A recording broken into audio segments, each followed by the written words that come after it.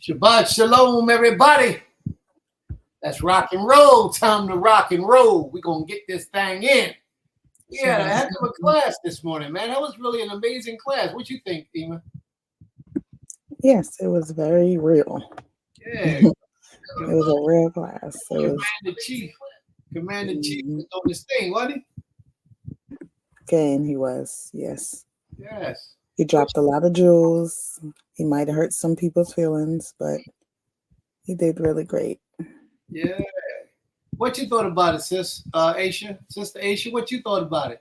I thought that was a pretty amazing class this morning. It's something to get away from the norm flow. You know what I mean? Sometimes you got to step away for a minute just to bring it back later and bring it back even stronger. And that's what today's class was about earlier today. You know what I mean? The brother, he dove into a lot of the issues of the nation of Israel. A lot of the issues he dove into. You know, and I thought it was good. You know, to hear it from somebody else's perspective is always a good thing. You know, you don't ever want to close your mind to the realities of what's out here. Because it's out here. All right. So, here we go, family. We're going to get started with start two. We're going to get started with part two. Part 4. She said it was insightful and his attitude was real. Yeah, it was real. Yeah. Brother Zante says, Shabbat Shalom family, great lesson earlier today. Hey, Bang, why you not up here with us, man? You should, okay. All right. No problem. I ain't going to argue with about it. It's cool. Sister Gabby says, Shabbat Shalom. Shabbat Shalom, Sister Gabby. Yeah, that was an exciting part earlier today, man. It was a lot of energy, high velocity, moving forward, you know, strong force. The brother had a lot to say, you know. You can't disagree with everything because a lot of the stuff he was talking about was some right on point stuff. The majority, I would say 99.9% of the things that brother was bringing out today was powerful, right on point. And if we would but listen sometimes, we will be educated in the realm of things. So I appreciate that, brother, for taking his time out of his schedule today to come and to share with us his emotions. You know, I talked to the brother earlier in the week, and I'm sitting here on the phone. He's one of those kind of brothers, when you talk to, you ain't got to say much. I got to say yes, oh yeah, okay. All right. And y'all could be on the phone for an hour. That's how he likes to blow. But his conversations will keep your attention because he's about it.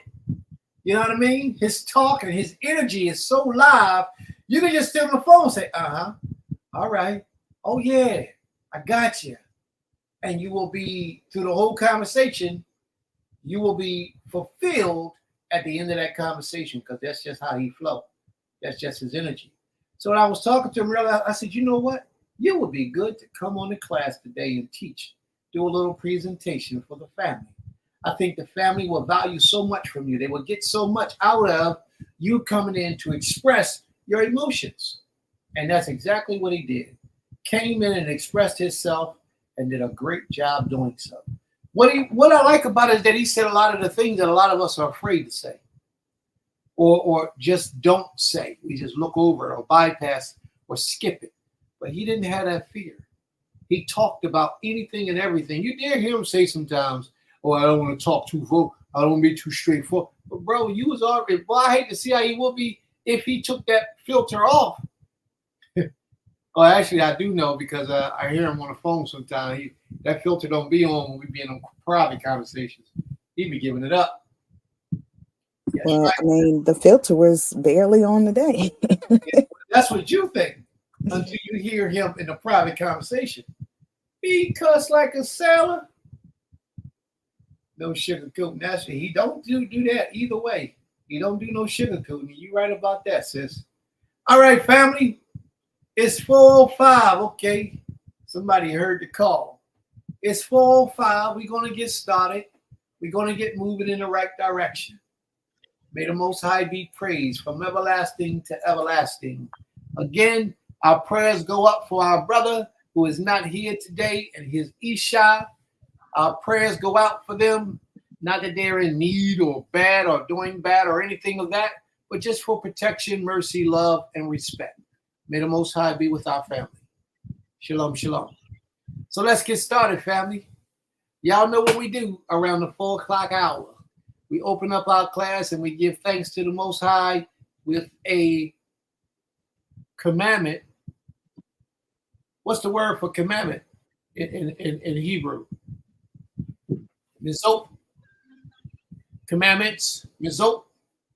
So we're going to give a word for commandments today. We're going to give some commandments today. And we're going to say a little commandment. We're going to speak a little bit about it. And then Prince is going to give his opinion on it. All right? Prince might ask you a couple questions to make sure you understand what you're doing. Or if you're a little bit sideways, he'll still speak on something. Or if he wants you to further elaborate, he'll say something to spark some fire up inside you to keep that thing going. Bang, what's up, man? What you want to say? I was gonna say I was gonna do my my law whenever when it's time. I was gonna go first. You volunteer. I'm volunteering. All right, family, listen. As Nasik would say, we gotta remember. As Nasik would say, email, is she coming in? As Nasik would say, like, share, subscribe, and ring the bell. So come on, y'all. We got 16. We should be having 16 likes, shares, and subscribes. Come on, y'all. Let's go. You got to like, share, subscribe, and ring the bell. Hit it. Let's see it go. Let's see it go. All right. Where we at? Where we at now? Come on, y'all. Like we running an auction or something. Come on. Where we at? We only got 6, y'all. We got like 10 more to go. Let's go. We got like 10 more to go. Don't make us beg. We don't like to beg. All right. We're looking at 8 now. We don't like to beg. We're proud about that. We got a little bit of pride to us. That Hebrew pride. All right. Like, share, subscribe, and ring the bell. Go to your Facebook, share it. Push that little share button. Share it to your Facebook. Share it to your Instagram. Share it in your messengers. Let's see if we can get 1,000 people in the house today. Let's see if we can do that. Let's see if we can get our numbers up to 1,000 people. Can we do that, y'all? Y'all think we can do that? We can invite 1,000 people in the house today. All right, I thought we could. I know we can, but everybody got to help. Let's see. Let's get them 1,000 people in here today, y'all. Let's get them 1,000 people. Let's see. Y'all ready? Let's rock and roll. All right, babe, what's up? Talk to me. What's your commandment for today?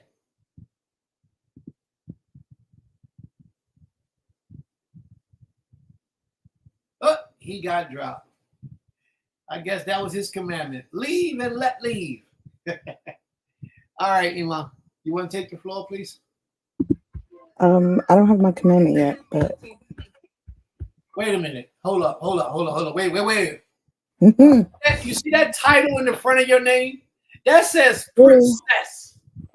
So a princess is supposed to be the epitome of a virtuous and righteous woman. So correct. Therefore, your commandments are not in a book.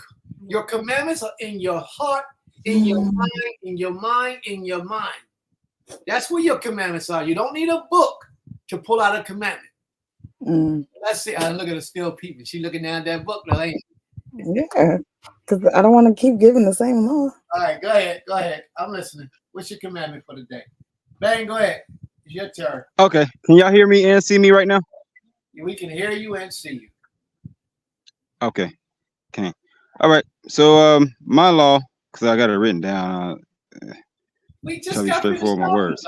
All right. So this is going to be. Go ahead, bro. So it's Numbers. It's going to be Numbers chapter 19, verse 13. Right. And it says, whosoever touches the dead body of any man that is dead and purifies not himself, defiles the tabernacle of the Most High, and that soul shall be cut off from Israel. Because the water of separation was not sprinkled upon him, he shall be clean. He shall be unclean. His uncleanness is yet upon him. Right. So I have here, I said, in the physical realm or sense. When we touch a dead body, we become physically unclean before the Creator, separated from Him, being that He is the Elohim of all living things. So we must. Oh, it only got one part, so I'm gonna have to just freestyle it. So, pretty much my breakdown of that law in the physical realm, we're separated from the Creator when we touch a dead body because He is, for one, the Elohim of all living things. So then we must therefore purify ourselves with water, which it specifies water of separation, which then once we do that, it separates us. It then separates us from the dead estate back into a living estate, where we can now go before the Creator. We're now made clean again. We're now made, clean before the sight of the Creator. But I had it written down, but if I go to it, it's going to cut off. It keep cutting me out every time I try to go to my notes. But That's why in a more your spirit. say what? That's why you shouldn't write it down. You should keep it in your spirit. Cain. Yes, sir. I got it in my spirit. So in a spiritual sense, now taking it a step deeper, we read the physical part of it. It's very, straightforward. But in a physical sense, the world we are a part of today, and the falsehood and the falsehood and the idolatry and the ideologies of this world today is the dead body that we have all touched in some way, shape, or form during our lives. And so therefore, what we must do then is take the water of separation, which is the spirit of truth, which is the commandments, the law of the Creator. We must wash ourselves and purge ourselves with His truth and His laws, so that we can then, which is the water of separation, us walking in the spirit of truth, us keeping the laws and the commands of the Creator, separates us then from that dead estate. It separates us from the dead, from the things of this world that brings us death. Hence, when He say you can choose life or you can choose death.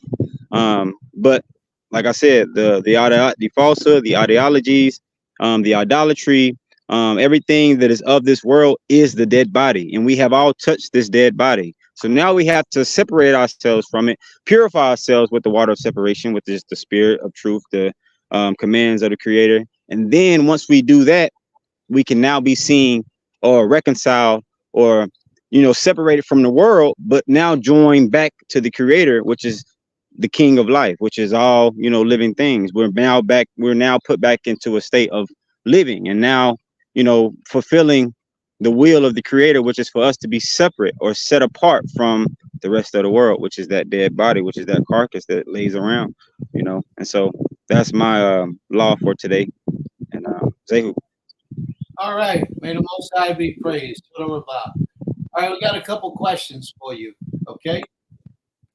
The sister asks us this question. Ima?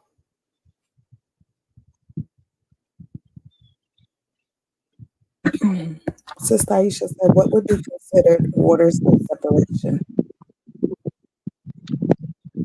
Waters of separation would be, simply put, the laws of the Creator. The law of the Creator is a lot of times symbolically water. His voice, His essence, His word, the things that He has commanded us to do. A lot of times, like I said, water represents purification. It represents a washing. It's in that sense, that's what water is. So when we apply water of separation to us in today's time, that water of separation is the law and commandments of the Creator, because it's that washes us. It's His law that purges us, that washes us, that cleanses us from the things of this world spiritually. So once we do that, once we take hold of the true water, the true spirit of the Creator, it then separates us from the things that are not of Him. It then separates us from the things that are dead, the things that don't bring us life. Everything the Creator has commanded us to do brings us life, right? So when we separate ourselves and we touch the dead body, and now we take hold of the dead body, we're now separated from the Creator and joined unto death. So when we separate from death and we wash ourselves with the water of the Most High, which is His word, which is His purification, which is His commands, we wash ourselves with these things. That is the water that is separating us now from death and joining us back to the Creator, which is life, if that makes sense. Yeah. All right. Sister Aisha, do you understand where he's coming from? He's coming from a different perspective. The waters of purification, according to the physical touching of a dead body, can be found in the book of Numbers, the first chapter. Numbers, the 19th chapter, verse 1. It talks about the making and the formation of the physical waters of separation. Okay? But he's going into another level of it, talking about how we take on and partake of the ways of the world, and we have become spiritually unclean. And the only way we can get cleansed from spiritual uncleanness is by doing the laws of the Creator. So he's touching on two different aspects in one method. Okay? So I pray that you all understand. May the Most High be praised. Total Rabbah. No. See, that's the danger. Shay, Naphtali. See, that's the dangers. Let's go to Numbers, the 19th chapter, everybody. Ima, could you pull that for me, please? Shay, what's happening is the brother is Numbers 19. Yeah, Numbers 19.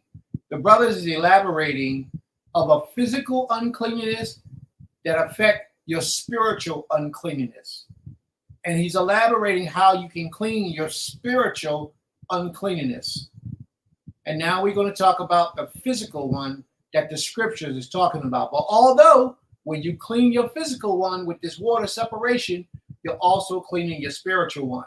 But what happens is we'll clean it up and then it becomes contaminated again. So he's taking a little bit deeper, saying how we can continue to keep it clean over a period of time. All right. So we're going to just read it a little bit and then we're going to elaborate a little bit into it. And Sister Born Crown, underneath the crown, watch this part right here. Read on, please. Am I starting at verse 1? Verse 1. Okay. Numbers chapter 19, verse 1. And the Most High spoke unto Moshe and unto Aharon, saying, This is the ordinance of the law which the Most High hath commanded, saying, Speak unto the children of Israel, that they bring thee a red heifer without spot, wherein is no blemish, and upon which never came yoke. 3. And ye shall give her unto Eleazar the priest, that he may bring her forth without the camp, and one shall slay her before his face. And Eleazar the priest shall take of her blood with his finger, and sprinkle of her blood directly before the tabernacle of the congregation 7 times. And one shall burn the heifer in his sight, her skin and her flesh and her blood, with her dung shall he burn. Now a heifer is a female cow. This female cow wasn't just a female cow, it was a red female cow. Read on, please. 6. And the priest shall take cedar wood and hyssop and scarlet, and cast it into the midst of the burning of the heifer. Then the priest shall wash his clothes, and he shall bathe his flesh in water, and afterward he shall come into the camp, and the priest shall be unclean until the even. Read on, please. And he that burneth her shall wash his clothes in water, and bathe his flesh in water, and shall be unclean until the even. 9. And a man that is clean shall gather up the ashes of the heifer, and lay them up without the camp in a clean place, and it shall be kept for the congregation of the children of Israel for a water of separation. It is a purification for sin. So do you see that now, Sister Shay? It's a purification. Now that was the process how you make the waters of purification. Now it is true that you did need a priest to make the waters of purification, because you had to have a priest to offer up the red heifer. But if you notice, it was a clean person that scraped up the ashes and completed the process of making the waters of purification. It's also a clean person that's needed to do the sprinkling on the person that's unclean to bring them purification. So this is what I would like to say. A lot of people go through this life today as Israelites believing that we cannot make any waters of purification to cleanse ourselves from the dead bodies. So therefore, we walk around, many of us, perpetually unclean, knowing that we have touched the dead body of a man. My perspective is, and this is just my perspective, is that anything pertaining to the law, you do the very best you can possibly do to keep this law, to show the Almighty that you want to do what is in accordance with his commands. So therefore, if you touch the dead body, if you go to a grave and walk on a grave, if you touch the bone of a dead man, the bone of a man, or if you go in a house where somebody has died and you know this, then you should have yourself some waters of purification. What we do is we take some water, we try to make it the best water we can, like spring water or distilled water. We boil it on the stove, we put some salt in it. People might laugh at us and people might say you crazy, but that's okay. I've been called crazy before. And I've been called going overboard before too. So none of that affects me. The only thing that's impressive to me is my relationship between me and the Creator. The Creator knows that I'm going to do what is best in my soul to please him, because I'm only here to do his will. That's the reason why I exist, to do the will of the Creator. So therefore, I try to keep this commandment the best I can. We'll boil some water on the stove. While the water is boiling, you make prayer. Now, before you put the water on the stove, you make prayer and you take a shower right before the sun goes down, take a bath, and then you start preparing that water as the sun goes down. So therefore, you're trying to be clean as possible. Although none of us are clean, you're going through the efforts of being as spiritually clean, ritually clean as possible when you're making that water. You make a prayer while you're making that water, and then afterwards you take that water, you put it up in a jar, put a top on it, put it away somewhere. And whenever you come into the presence of a dead body, or a house where somebody died, or the bone of a man, or the grave of a man, have somebody that's clean, like that person that will clean. This is the best time to do it, right before the sun go down. Have them take a bath right before the sun go down. Therefore, when the sun is down, they are now clean. They will be considered a clean person. That person can sprinkle you with the waters of purification. That's what we do. We don't ignore this commandment. Although a lot of people say, oh, you ain't got the waters, you can't do it. Well, we ain't in the land, but yet we're doing the laws of the Most High. You understand?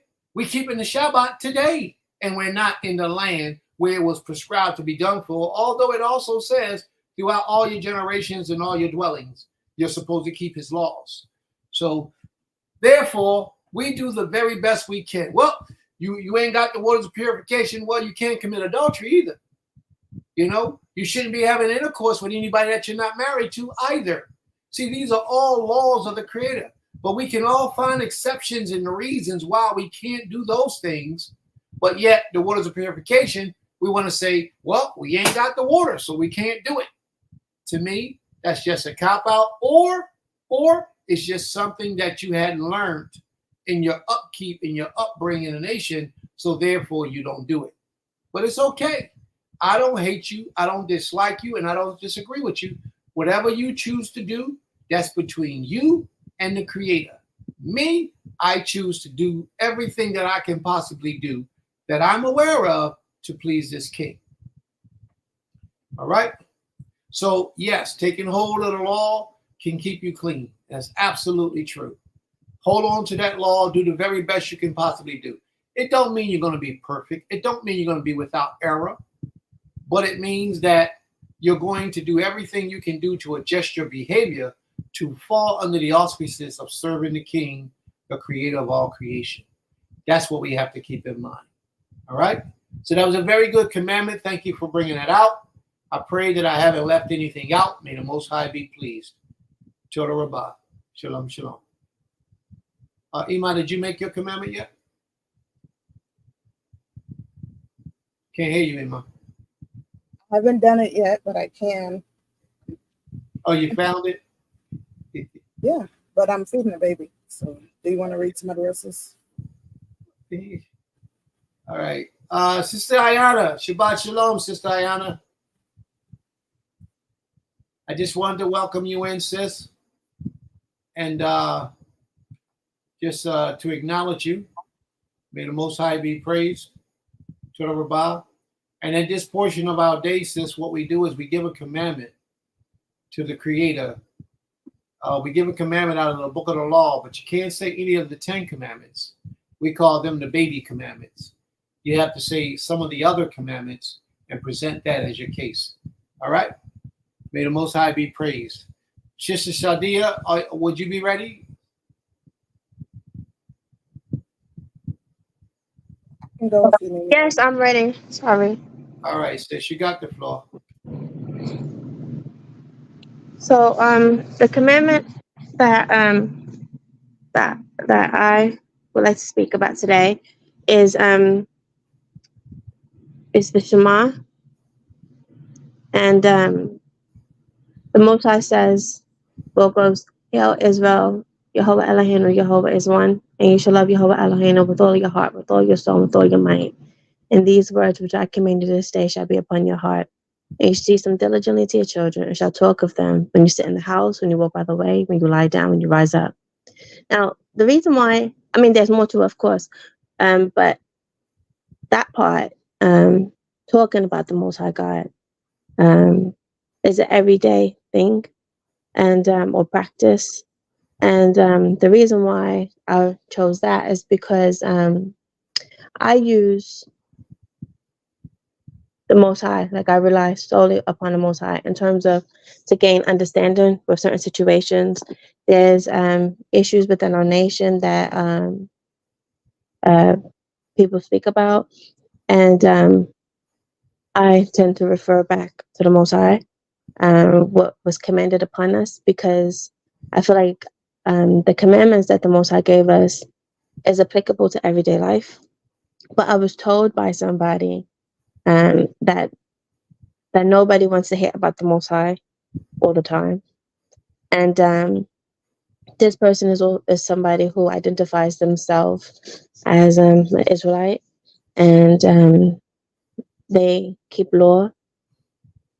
But I just thought that it seemed odd in terms of, if the Most High is our foundation and also the acceleration within the nation and our healing, how could you not want to talk about the Most High? So that is my interpretation, that with Deuteronomy, or the Shema 6:4. 6:4, it is its application. Like, you can't say that you do law without doing it. It's the action. Like, you're supposed to do it. You're supposed to talk about the Most High. The Most High, like you said earlier, you said that it should be in your spirit. So if it's in your spirit, you're always motivated to bring forth the truth, and the truth is always what the Most High said that what we're supposed to be doing. Ima, you got to send that young lady a plane ticket so she could move in the community, man. She ain't no joke. I like her. You got to send her a plane ticket. She got to move into the community. Whoever told you, sis, whoever told you that you don't nobody want to hear about the Creator all day, that's one of them Israelites that ain't really about the Most High's business. That's what that is. And we got a lot of them. We got a lot of Israelites that want to serve the Creator when it's convenient for them, when it's most conducive to the situation that they're in. A lot of times those type of people are the Shabbat only Israelites. Mm-hmm. Meaning that on the Shabbat, we remember the Creator and we shut down and we do what the Most High tells us to do. But the other 6 days a week, we out there doing what we want to do, living like, what's that word we say? Nigri? Living like the nations. Nigri. Yeah. So, sis, you talk to my wife. When you're ready, she'll get you a ticket so you can come on here to Philadelphia and come on and hang with us for about a year or 2 or 3 or 4 or 5. So everybody. That'd be a blessing. Huh? To Beulah? Yeah, to Beulah. Absolutely. Philadelphia. Beulah land. Beulah land. Absolutely. Let her be a part of the community for a little. She got that spirit, babe. That's their energy. She got that spirit, but I'm gonna leave it alone. That's enough for us. You did your thing. I ain't even got a compliment. That, sis. You did your thing. May the Most High be praised. Toda Rabbah. But it's gonna be more sisters like that we need to lift this veil off of this nation. Now, I don't know how you live in your life, but I have to assume that you're living your life like you just said, because what comes out is what's in. You know what I mean? And if you didn't have it in you, it wouldn't have came out like that. So may the Most High be praised. If you fool me, then may the Most High just knock me upside my head and tell me you fooled me. But I don't think you did. So talk to my Isha. She'll talk to you about what we're doing. And maybe you can fit in somewhere. You could be a part, even if you got to work from where you at to help out. That spirit, that energy would be good. May the Most High be praised. Total Rabbah. I like that. All right. Very good one. Sister Ayana, Shabbat Shalom, sis.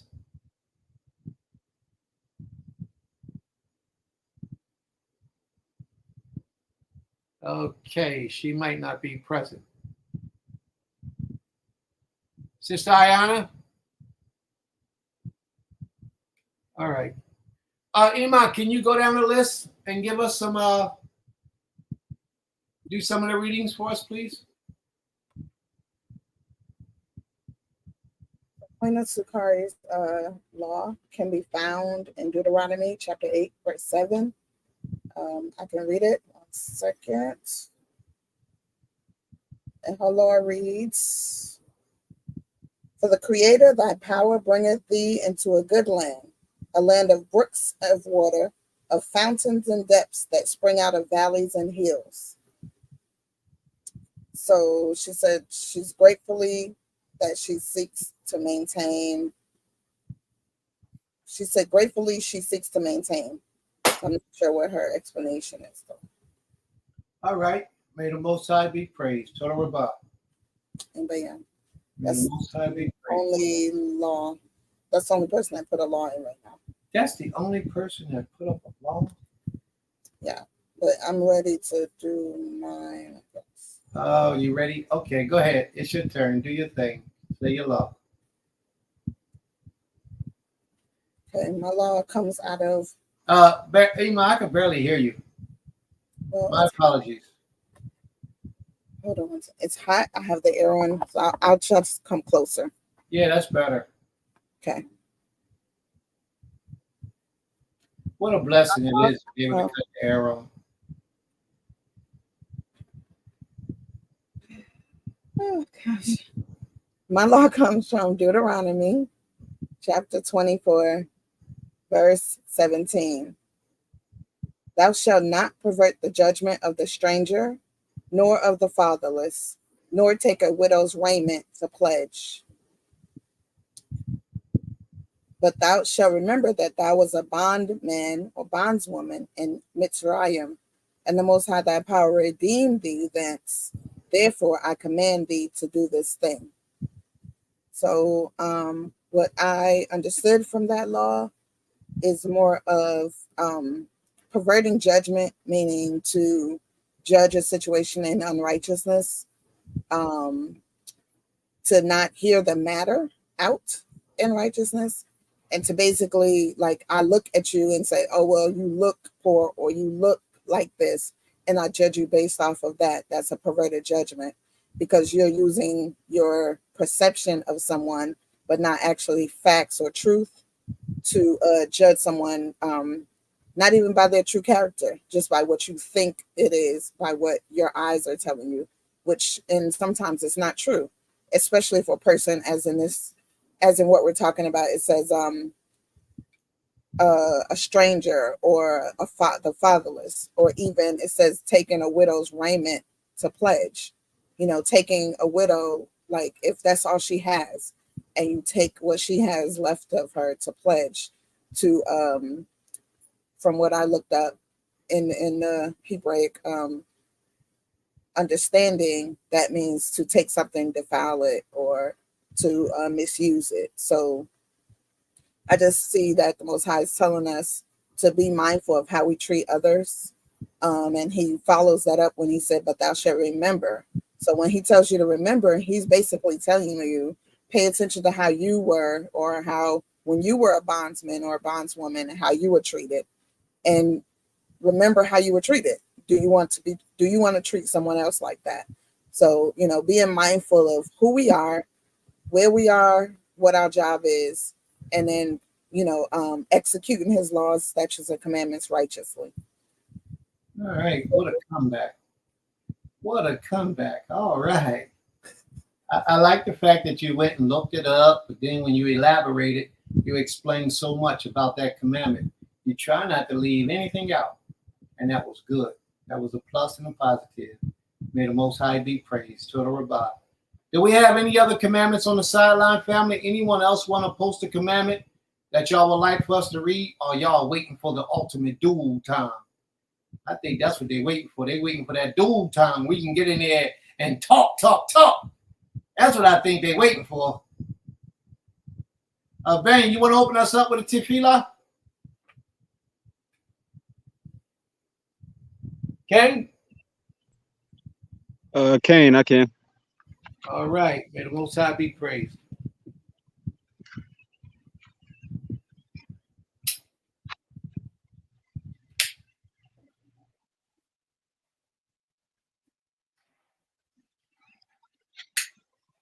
Whenever you're ready. All right. Hallelujah. Hallelujah. Hallelujah. Most High Yah, Great King, Almighty One. First and foremost, we ask for permission to approach your throne on this Shabbat day.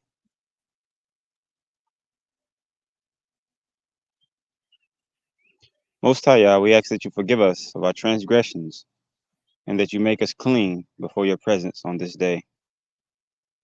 Forgive us for the things that we have done unknowingly. Forgive us for the things that we have done in our ignorance. Forgive us for the things that we have done in our struggles. Continue to make us whole. Continue to make us perfect in your sight. Continue to give us understanding of the wisdom and the knowledge that you have given us. Continue to build us up as a family here at Beulah and surrounding communities all across the Americas and all across the earth. Continue to place your name back into the earth. Continue to place your essence and your spirit back into the earth through your vessels. Abba, we ask that on today as we continue with this lesson. First and foremost, I would also like to say thank you for the lesson that we have had earlier today, for the many different understandings and the many different points that were brought out for the restoration of your people. We ask in all humility that you continue to draw us closer, continue to draw us together as a nation that is not desired. Continue to give us the hearts to love each other. Continue to give us the minds to think of each other, to be there for one another, to fulfill your will on this earth, which is simply just for us to love you, serve our brothers, serve our families, serve your earth, and take care of your people. Continue to keep us in our right minds as we continue to make this transition out of darkness back into the light. For this is one of the greatest transformations that has taken place in all humanity. So we ask that you continue to just guide us as we continue to make our way through this wilderness. Continue to help us as we seek you in all things. Continue to mend relationships that need to be mended, and continue to give us the courage and the boldness to let go of relationships that we need to let go of. Not in just a romantic sense, but anything that is holding us back from you, any relationship that we have with things that we need to let go of. Give us the strength to overcome it. Give us the strength as a nation of people to stand firm in all adversity. Continue to give us a peace. Continue to be our peace. Continue to be our strength. Continue to give us and cover us in plain sight. Continue to hide us in plain sight, Abaya, as we are bringing forth your will to fulfill the things that you have said, to fulfill the things that you have spoken. Continue to watch over our elders and those that paved the way for us. Continue to watch over them, cover them, and continue to give them the understanding that they need to lead us and the rest of the people. Continue to be a covering to the people. Continue to give us the minds and the hearts to stay in a consistent and constant place of humility. that we may be able to receive the things that you have for us, that we may be able to receive instruction. Continue to lead us, Abaya, by the still waters where things are calm, where we can see you clear as day, and keep us away from the things that bring us chaos. Keep us away from the things that overcrowd our minds. But just keep it simple for us, Father. For you've already paved the way. You've already shown us the way to go. And just continue to give us the strength to endure. Continue to give us the love for one another, that we may be able to rightfully carry out this word and your vision as we wait to go back home. So thank you again for this Shabbat day, for this day of rest, for this day to come together and worship and glorify your name. And we ask that you continue to give us many more Shabbat days, many more generations to come, that we may be able to continue to display your image before the rest of the world, and that we may be able to be the example for the rest of the world. We ask all these things in humility. Thank you again. Toda, Rabba, Toda, Abi, Selah. All right. May the Most High be praised. Toda Rabbah. Wonderful prayer. Greatly appreciated. All right, family. Let's get started. Zaquina Laurel sent in her law. Okay, you want to do that? Yes. Zaquina Laurel's law is found in the book of Leviticus, Vayikra, chapter 19, verse 15. And it reads, "Ye shall do no unrighteousness in judgment.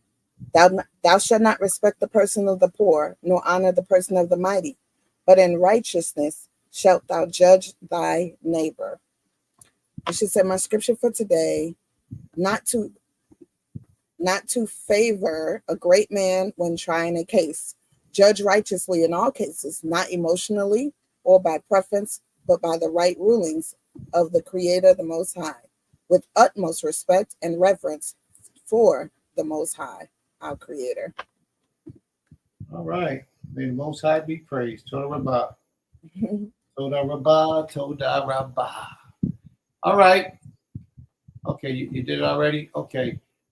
Sister Ayana, are you present? Sister Ayana?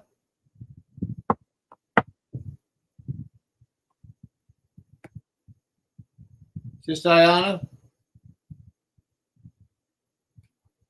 All right. Does anyone have Sister Ayana's phone number? Okay, can you text her and see what's going on if she's coming in? She's just watched. She just wants to listen in to the show. Oh, service. Okay. Ask her, can she hear? Okay. Okay, I thought she was going to participate, but okay. Where's Born Crown at? Underneath the crown. Sister Tyra, where's she at? She said she's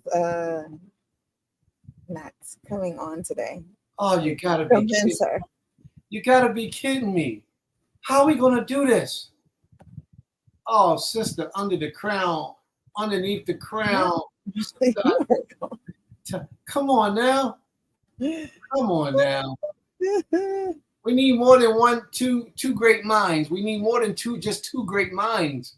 We need like a completion. We gotta complete that magic. At least 3. We got at least 3 people. All right, no problem. All right, no problem. We waiting for you, sis. All you gotta do is let Maisha know, and she'll send you the link so you can come in and do your thing. You know how you do. All right. I sent the link already. She has it.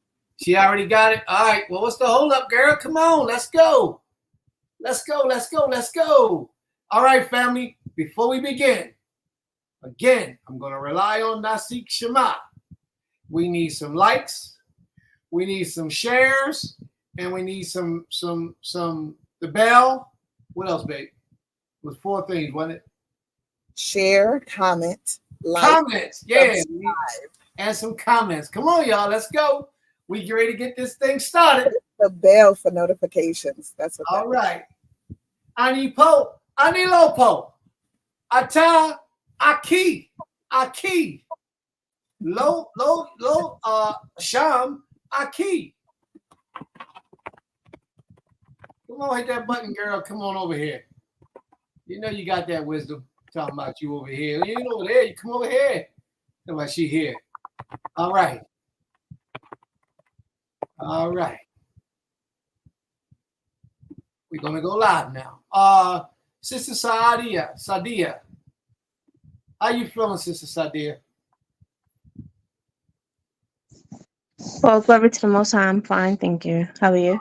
May the Most High be praised. Very good, very good. All right, we're gonna get this in. So, sister, you know how our program works during this week, this part of our show, our performance. This part Yes. of our class. Are you familiar with how it works? I've watched twice before.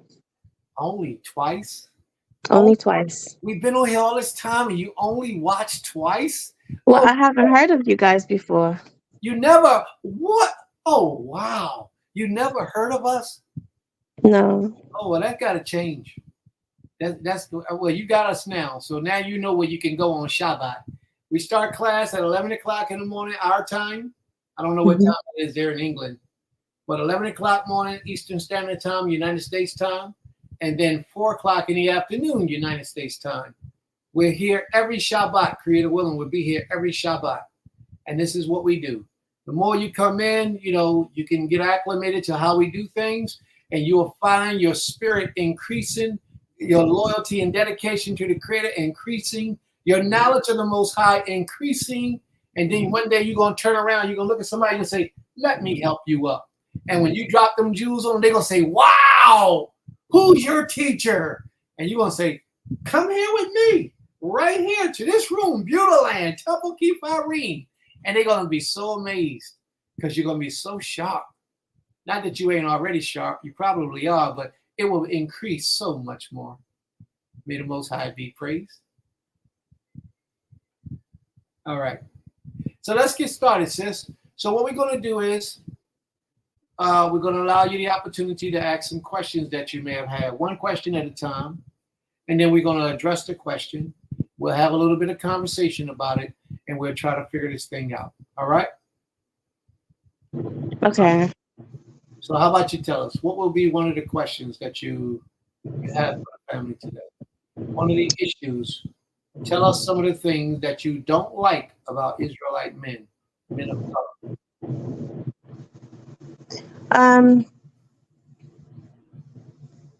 So I wrote notes, but one thing in particular is more to do with our nation and then the impact that it has on the men in our nation. And I would say initially it would be parenting, the lack of fatherhood within the lack of fatherhood or fathers or male figures in our community, and the negative impact that it has on the son in the household. I've seen some sons become their mother's emotional husband, and because of the lack of presence of their fathers, they take up the responsibility within their mother's household. So by the time they are of marrying age, they don't really desire, or they don't want to have that connection with their wife. And if they do, because of the emotional requirement towards their mom then kind of like competes with the wife. So there's like a position, a competition of the position of the first wife, and the mom is the first wife emotionally, but the brother already has a wife, or he wants to take on a wife, and there's issues that's caused with the mother-in-law. You said a whole lot. You said a whole lot right there, sis. That statement you made is a dynamic. It's multi-dynamical. It's a many different stages to that. Many different stages. Let's deal with one of the issues. One of the issues would be your first issue, as I understood it to be. Now, that first issue was the presence of the men in the home, meaning that the woman would have a child with a man, and then she'll end up being a single parent. Am I right? Do we have on the same page? Is that all right? Yes, sis? Yes, that's Okay. correct. All right. Um, Through your studies and through your learnings, mhm. how have you saw that to come into effect? Have you saw many instances where a man just gets up and leave? Leaves his mother's household. Yeah. Have you saw many instances where a man just gets up and leave the woman along with a child? Yes. Okay. Explain one of those situations that you have saw, that you have witnessed. There's been different situations or reasonings behind it. Some of the situations is just, I guess, the lack of maturity. Not wanting to take hold of the responsibility of taking care of a family. And then other situations, the woman could also be toxic and drive him out of the household as well. I've seen adulterous situations occur as well within a nation, and that breaks up the family dynamic as well. I've seen different situations, or sometimes death. The father dies. Mm-hmm. Okay, death. Okay, very good. See, all these things brings up different points of view and different reasons why we can have different conversations and bring up different ideals. Well, let's deal with this one thing, for instance. The one thing that you mentioned is either the father just leaves or the father or the mother's toxic. Mm-hmm. It's very rare that a father will leave his home with his woman and his child behind. It's very rare. Contrary to what the general public says, that's rare. Something would have to happen in this man's life, to his mental, to cause him to do that. Now, I know a lot of men that will leave a toxic relationship behind, but I don't know too many men that will leave a relationship with a child and a woman behind just for the sake of doing so. Usually there's a reason behind it. But we gotta look at it this way. What brought them two together in the first place? Did they properly go through the relationship process to become a couple, or did they just rush into a situation? Because that's what happens with a lot of our people. They rush into the situation, and there's a whole vast of different reasons and possibilities while all these things could be taking place, and there's no way that we can name every situation in this short period of time. So let's just deal with the ones that we are aware of. I know one, for example, myself. We have to keep in mind that the courts in this system is specifically designed and geared toward women. Specifically, they claim to be geared toward what's best for the child, but in reality, they're not. In reality, they're geared toward what's best for that woman and her situation. They really don't care too much about a man having access to his child. And I'm speaking from firsthand experiences because I know people that I counsel and people, and even myself in the situation, dealing with the realities of the courts. A lot of men, if you look at statistics today, there are more men of color taking care of their families in the household than almost since the 1960s. today it is actually happening.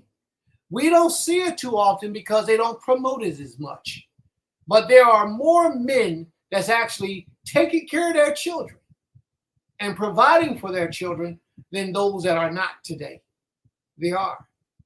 Another thing is we got to look at this point as well. A lot of times we're not privy to the inside information. And a lot of times that man could have found out that that child ain't his.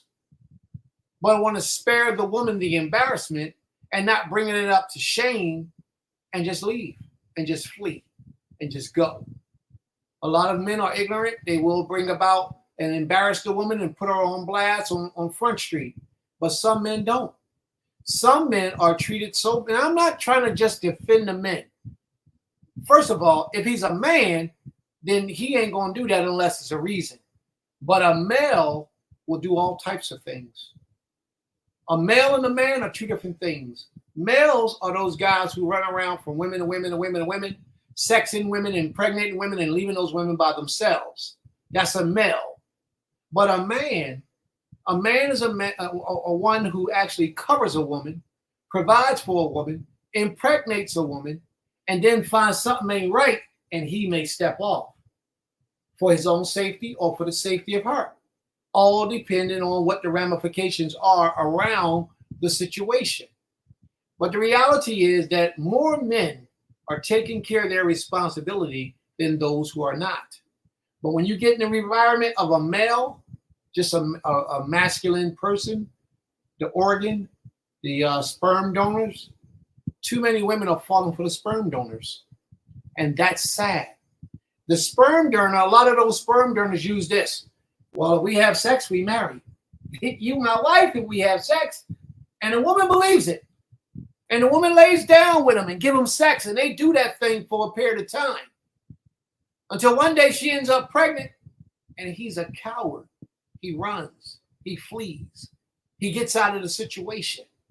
But now, when you really look at it, who's to blame for that situation? Let me ask you this question, my sister. Are you married? No. Okay. Say if a man wanted to meet you today. Say you walking down the street and you're in Whole Foods. Y'all got a Whole Foods in where y'all at in England? I'm in America at the moment. Oh, okay. Mm-hmm. Okay, great. So you know where Whole Foods is, right? Mm-hmm. So say you're in Whole Foods and you shopping, you got your fringes on, you got your maganda weed in your head, and you're looking like a real Hebrew cultural woman. And this little slick dude pulls up on you. This slick dude with his fringes on, his little, he said, "Shalom, sis." Matter of fact, he might even talk a little Hebrew to you. Ma shalomet. He might talk a little slick Hebrew. Ma shalomet. And you say, "Ma shalom ka." He said, "How you doing, sister?" You said, "How you doing, brother?" And y'all get to talking and y'all spit it. Y'all exchange numbers, right? Mm-hmm. From that moment forward, what is the proper way that you should involve yourself in a relationship with that man if you would like to? What's the proper method? What should take place after that? Because so many sisters don't know. So I'm asking, because I think you know. So I'm asking to avoid the situations like what you're bringing out today. What would be the proper method to take or the proper procedure to take after that phone number exchange? Well, a sister can, if she has her father in her life, she can inform her father. Her father can then reach out to the brother and see to establish what's going on. Absolutely. And that's exactly what should take place. And if she doesn't have a father, she should find an elder or a spiritual leader. Give him that phone number and let him make that phone call. Hey, how you doing? Is Brother Ishmael there? Hey, shalom, brother. How you doing? You ran into my daughter, Saadiya. Is that the proper spelling, pronunciation? Saadia. You ran into my daughter, Saadia, the other day in Whole Foods. You know, the one with the fringes on? Yes. She told me you wanted to get to know her a little bit. Yes, I wanted to know her. Yes, okay. Well, then we need to have a conversation. Can you meet me at 4:00 at such? And that's how that's done. And from there, your father or your elder or your spiritual leader would assess if this man is worthy of you. And I'm not saying that this is foul proof, because sometimes if he's real good, he'll get it past them. But the majority of the time, your father, your spiritual leader, a brother, an uncle, some male figure will detect the evil, the wickedness, or his true intentions. And that male, he'll be dismissed. Or they'll see the upstandingness of him, the righteousness of him, the good intentions of him towards you. And they'll say, okay, we can start the process of courtship. These are the rules and regulations that you have to follow. That courtship is to last for a period of time. And you have to show me that these things qualify in your life before you're able to even have a phone call in private, not say a phone call, but a physical meeting with her on your own. Every other meeting should be supervised. It's just the way it should be. And that's because nature kicks in. Part of the problem, sis, is not a lot of our people don't follow those rules because they say I'm grown. Be it the women or the men, they say I'm grown.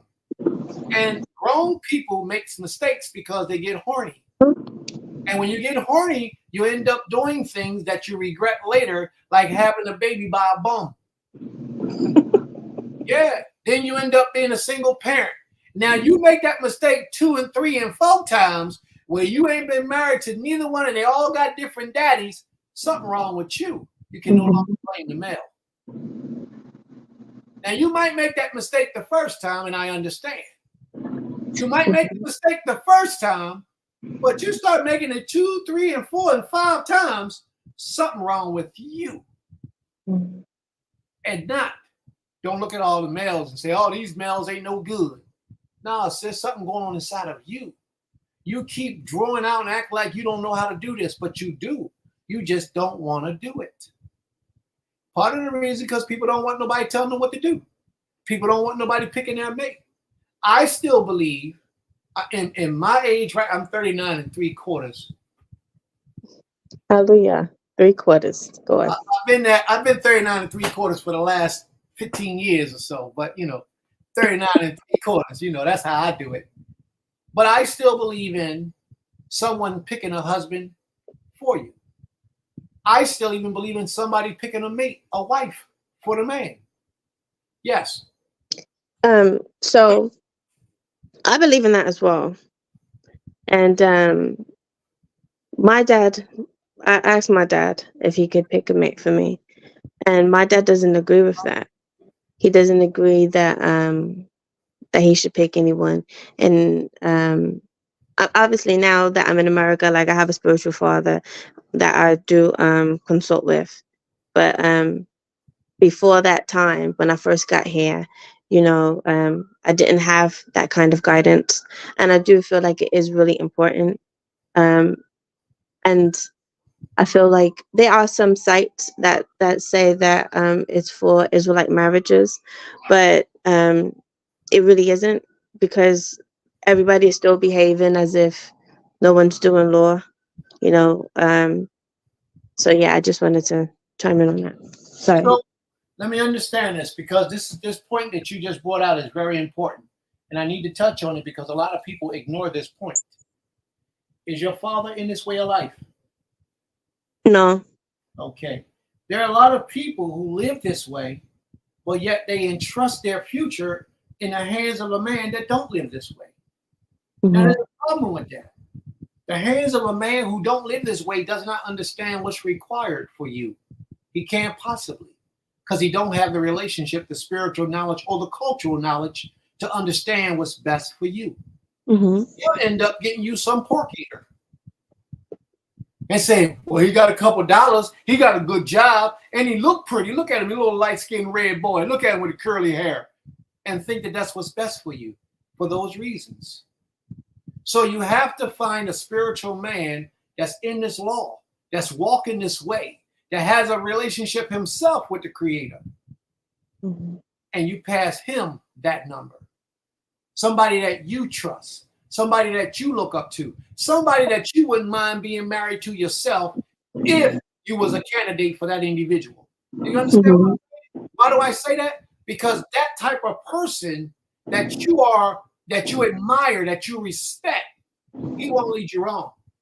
He'll get you the kind of person that you're interested, more than likely will be compatible with. So yeah, that will be the best method and the best procedure to take it on. So back to your question. What happens is a lot of women, I would say most women, don't follow those procedures. Therefore, they get caught up with a male, have a baby who got two, and she already knew he had another baby somewhere else that he wasn't taking care of, another baby that he wasn't taking care of, but then she opened her legs because she was really horny. She really wanted it, but tried to play like it was him, and then threw all the blame on him. And that's not good because she's been in this way long enough to understand. And then a lot of Israelites are half in and half out, half in, half out, and you can't mess with those types of people. You gotta really take your time, be patient, trust in the Most High. Well, let the Most High show you somebody that's really about the Almighty. Right. Something you like to say? No, I definitely agree. I think it does take time. I think a lot of our people either fall into situations, undesirable situations, because they were rushing or they lack understanding and proper guidance. Because a lot of us are still coming from the dysfunction within our families or the dysfunction within the environment. And again, even when we dwell amongst one another, there's still some dysfunction that presents itself. And a lot of people don't necessarily, I don't want to say chin check them, but like let them know that that's not correct, or that's not the way in which we're supposed to conduct ourselves. But also one thing that's also come out is people who say that they do law, but they're also into witchcraft and sorcery. I've experienced that too. You found males that's practicing witchcraft? Tell me about it. Well, usually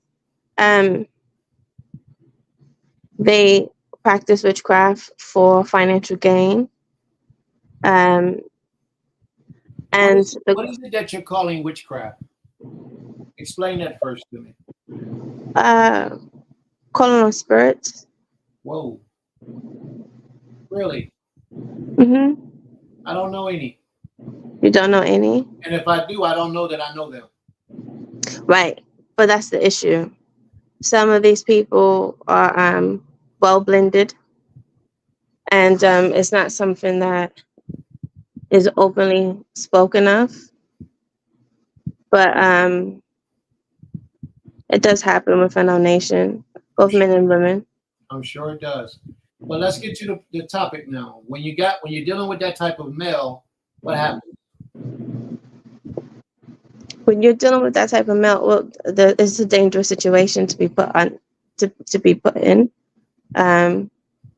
because not only can these things, like the Most High said that we should protect, that we should pray for protection for the things that we see and the things that we cannot see, and sometimes things, when these people are into witchcraft, certain things can manifest on the person that they're with. Physically, it could be health reasons, a lot of different things that can happen. Okay. All right. So what's your scenario number 2? Scenario number 2. 1 second. While you're looking, I'll speak a little bit while you're looking. Okay. You also brought up the fact that sometimes the women is a little crazy, and that's why the man flees. And you're absolutely right. But a real man wouldn't leave his child. A real man would go to the courts and try to get some type of custody for that child. But the courts won't always give it to him, because the courts, most of the time, he'll lose. Like I went to court one time, I took a lady to court. I have a daughter. She's about 6, 7 years old now. And I haven't seen my daughter in years. for the mother's sake. I go to her school and see her through the gate. I got to stand out in the yard and look through the gate to see my daughter because her mother has full custody of her. I took her mother to court to try to get partial custody so we can joint custody. Know what they gave me? Visitation. They let me visit my child every Sunday at 11 o'clock, at 10 o'clock in the morning to 11 o'clock in the morning, 1 hour a day, 1 hour a week. And you know how that visitation was? On FaceTime. I couldn't believe it. I used to have to call my daughter on FaceTime to see my daughter, and there is no cases against me. There is no charges against me. There's no accusations against me. You know, sometimes you have to do that when you got issues with the father. None of that stuff is against me. None of that stuff was even brought up, mentioned, or anything. But that's what the judge decided to do. Give me visitations with my daughter on FaceTime once a week. So you know what would happen? I'll be on the computer because I did it for a while. Talk to my daughter. I call her up, whatever I'm doing. I'm talking to my daughter on the phone. Her mother's in the background. She ain't no Hebrew. Don't be teaching her that stuff. Say daddy, say daddy. I'm saying Abba, daddy, saying that. Oh man, so I let it ride. Next thing I know, another week I call, the mom walking all in front of the camera. While I'm talking to my daughter's sitting there on the screen. Her mom walking around the background with mini shorts all the way up here, titties with bras, shirts with no titties on, and she's up in the camera, you know, teasing. I couldn't do it no more. I haven't spoken to my daughter in over a year. It's just been that way. So what I would have to do is go back to court with a lawyer this time, and maybe I'll be a little bit more successful. But these courts are not designed for the men. It's not. You would think that a man trying to get custody of his child, even if he doesn't get full custody, they should at least joint split it, and it should be partial custody. But they don't do that. Well, they didn't do that in my instance, and I don't know why. I truly don't understand, except that this is the way that the courts operate. They had no reason to do this, but yet that's what they do. So anyway, that's how men move. Men, they may leave the home, but they don't want to leave the child. You know, they may get away from that woman because whatever issues they may have with that woman, but they want that child to go with them. As Hebrew men, that child belongs to you. So even if you put the woman away, as the Creator says in the law, put that woman out of your house, the Creator didn't say send them children with her. Once you divorce that woman, she leaves your home, and those children are supposed to stay there for you to take care of. I raised 5 children by myself for 3 or 4 years, by myself, without the help of a woman. Their mother. That's what real men do. So I'm not just talking to talk, sis. I live it. This is who I am. This is what I do. When you divorce a woman, you put her out of your house, but those children belong to you. I got full custody of all of my children. All of them. Full custody of them. But situations is that the women, courts just give the women whatever they want. Whatever they want, they give it to them. So go ahead, sis. I hope I gave you enough time to get your second portion together. No, you did. Toda Rabah, and all praise to the Most High.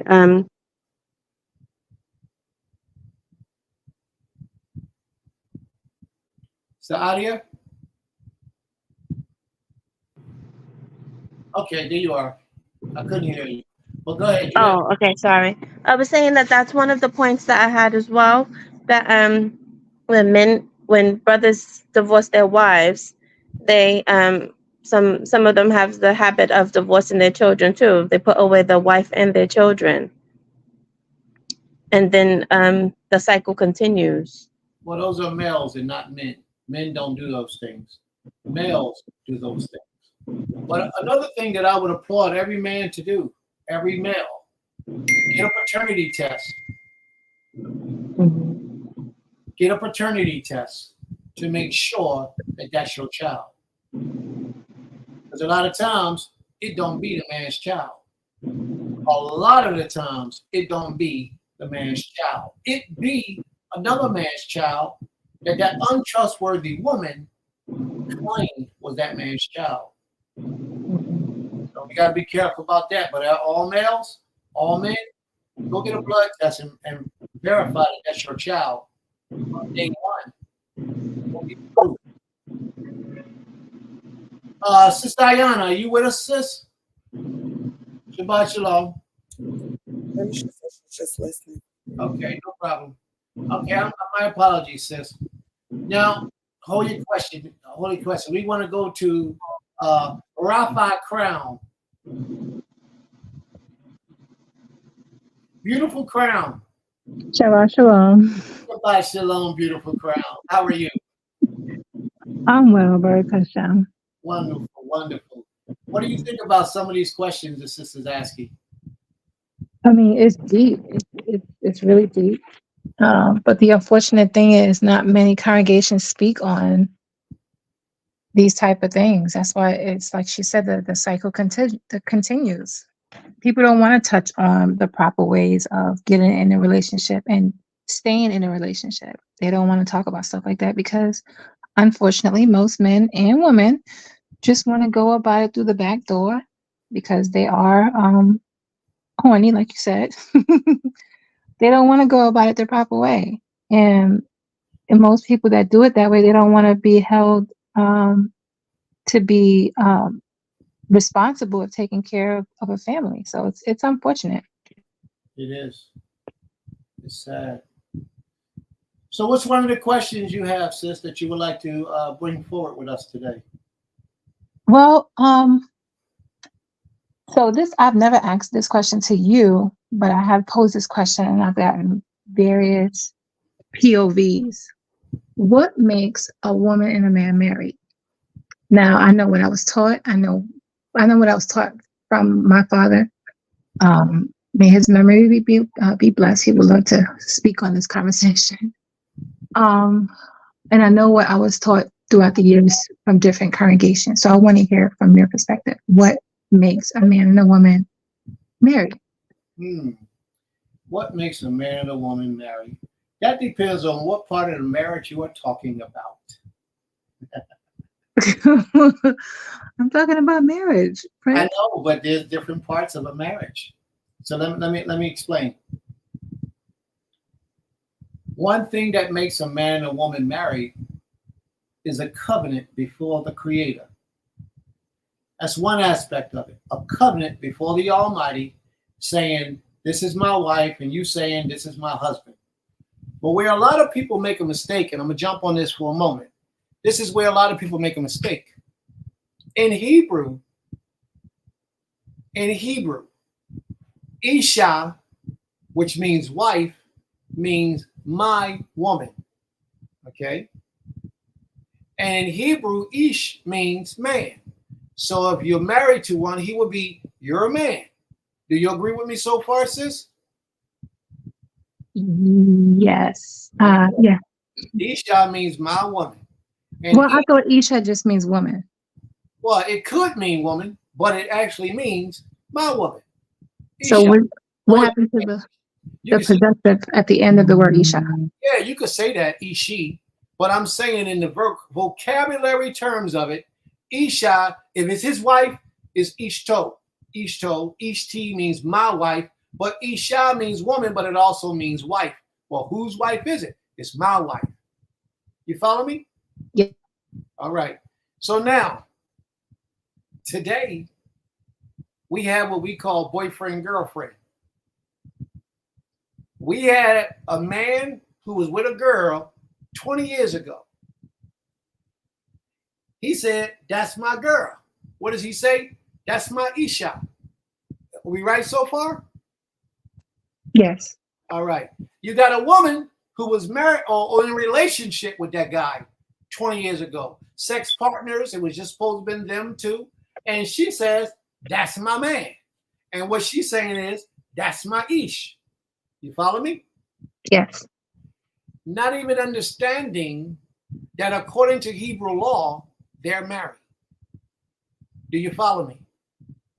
So all this stuff that we talk about, boyfriend, girlfriend, you're in a relationship and you're joined together as two, because that's what a marriage is, joined together as one.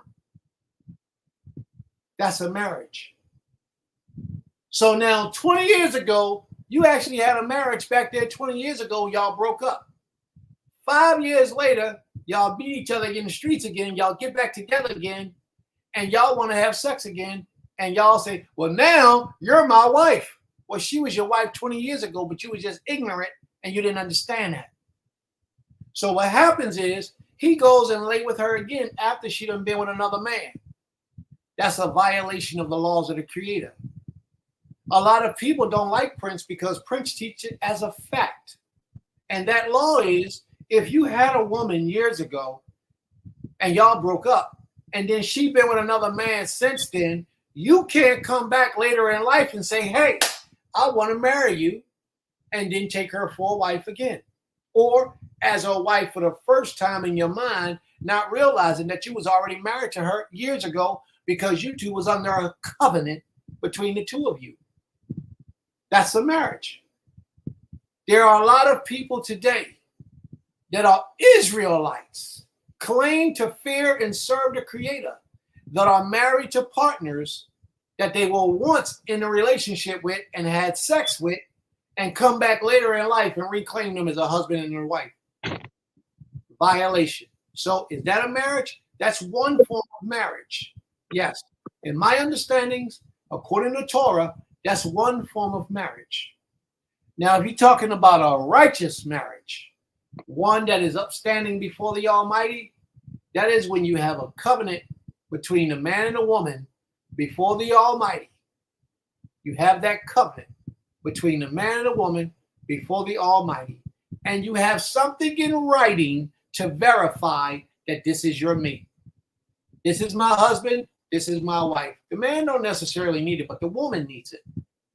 Because the woman has to show that she's married to this man. If anything is to happen to him, she has to have some type of documentation to show that I'm married to him. That don't mean that you got to go to this government to get that document. It's not what it means. You can get a marriage certificate from your spiritual leader, your congregational leader, or anyone that's in charge of your community. You take that document and you get it recorded in the township where you live on record with the government that you are this man's wife, and they will honor it. They will honor it.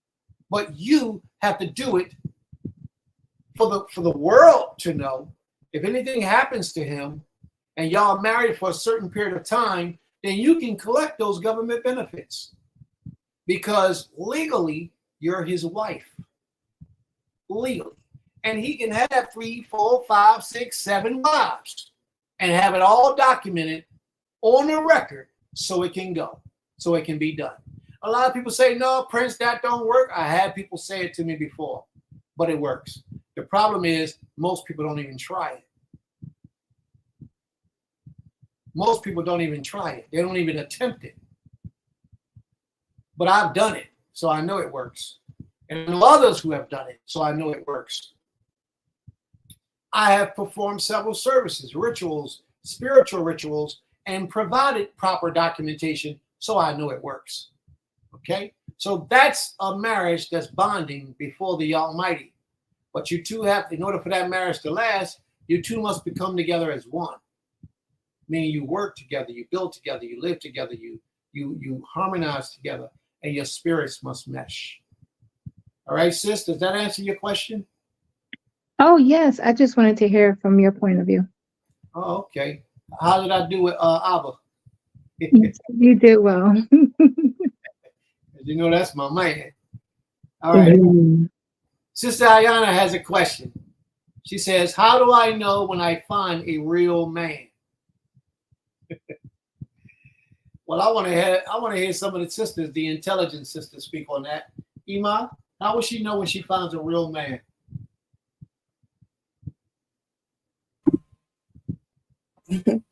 Shalom. I think one of the keys to look for is what the values of that man. Look at his relationship, not just with his mom or I would look at his relationship with others around him, his character. But what are you looking for? Like how he communicates with people, with his mother, with his sisters, with if he has children, with them, with their mom, with their mother. He's a quiet guy. He doesn't communicate much verbally. That makes him a bad candidate. No, but he has to communicate. Not being quiet doesn't mean you don't communicate. You So still communicate. So for it's how you communicate. I'm looking for something that you can teach people how they can tell if this man is a man worthy of a wife. So you say, look how he communicates with people, but you're not saying what to look for. Well, I mean, when I say how he communicates, I'm saying like how he talks to people, how he listens to communicate. Because you could just be like being quiet or being a talkative person doesn't mean that you communicate well on either spectrum. But how you reply to people, if you listen to what's being said, and if you actually reply to what the question is, or what may be the concern, like I said, his values, I believe, you can see it in certain ways of how a man takes care of the things that he has, on a possessive type thing, on a material thing. And I would say, and one of the things that I looked for later in life when I learned, the things to look for in a man was I looked at, and this is for me personally, because I have my father in my life all my life. So I looked at certain characteristics that my father possessed, which for me was my father's a great provider, a great leader. My father was always present. Even if we didn't think he was present, he was there. And so like when I think about that, or, later in life, when I made, well, just be transparent, when I married my husband, that's my husband here, those are the things that I looked for in a man to help me to make a better choice. And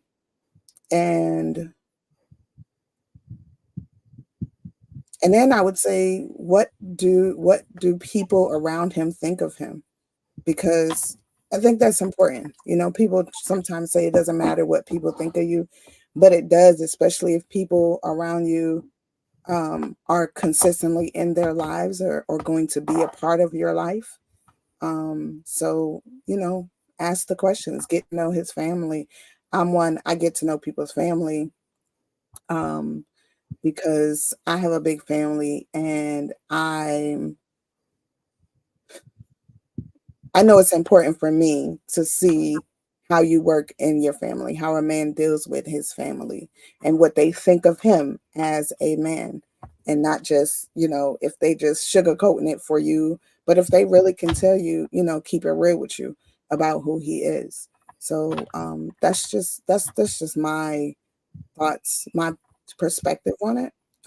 Born Crown, she's back on. She may have something to add to this conversation as well.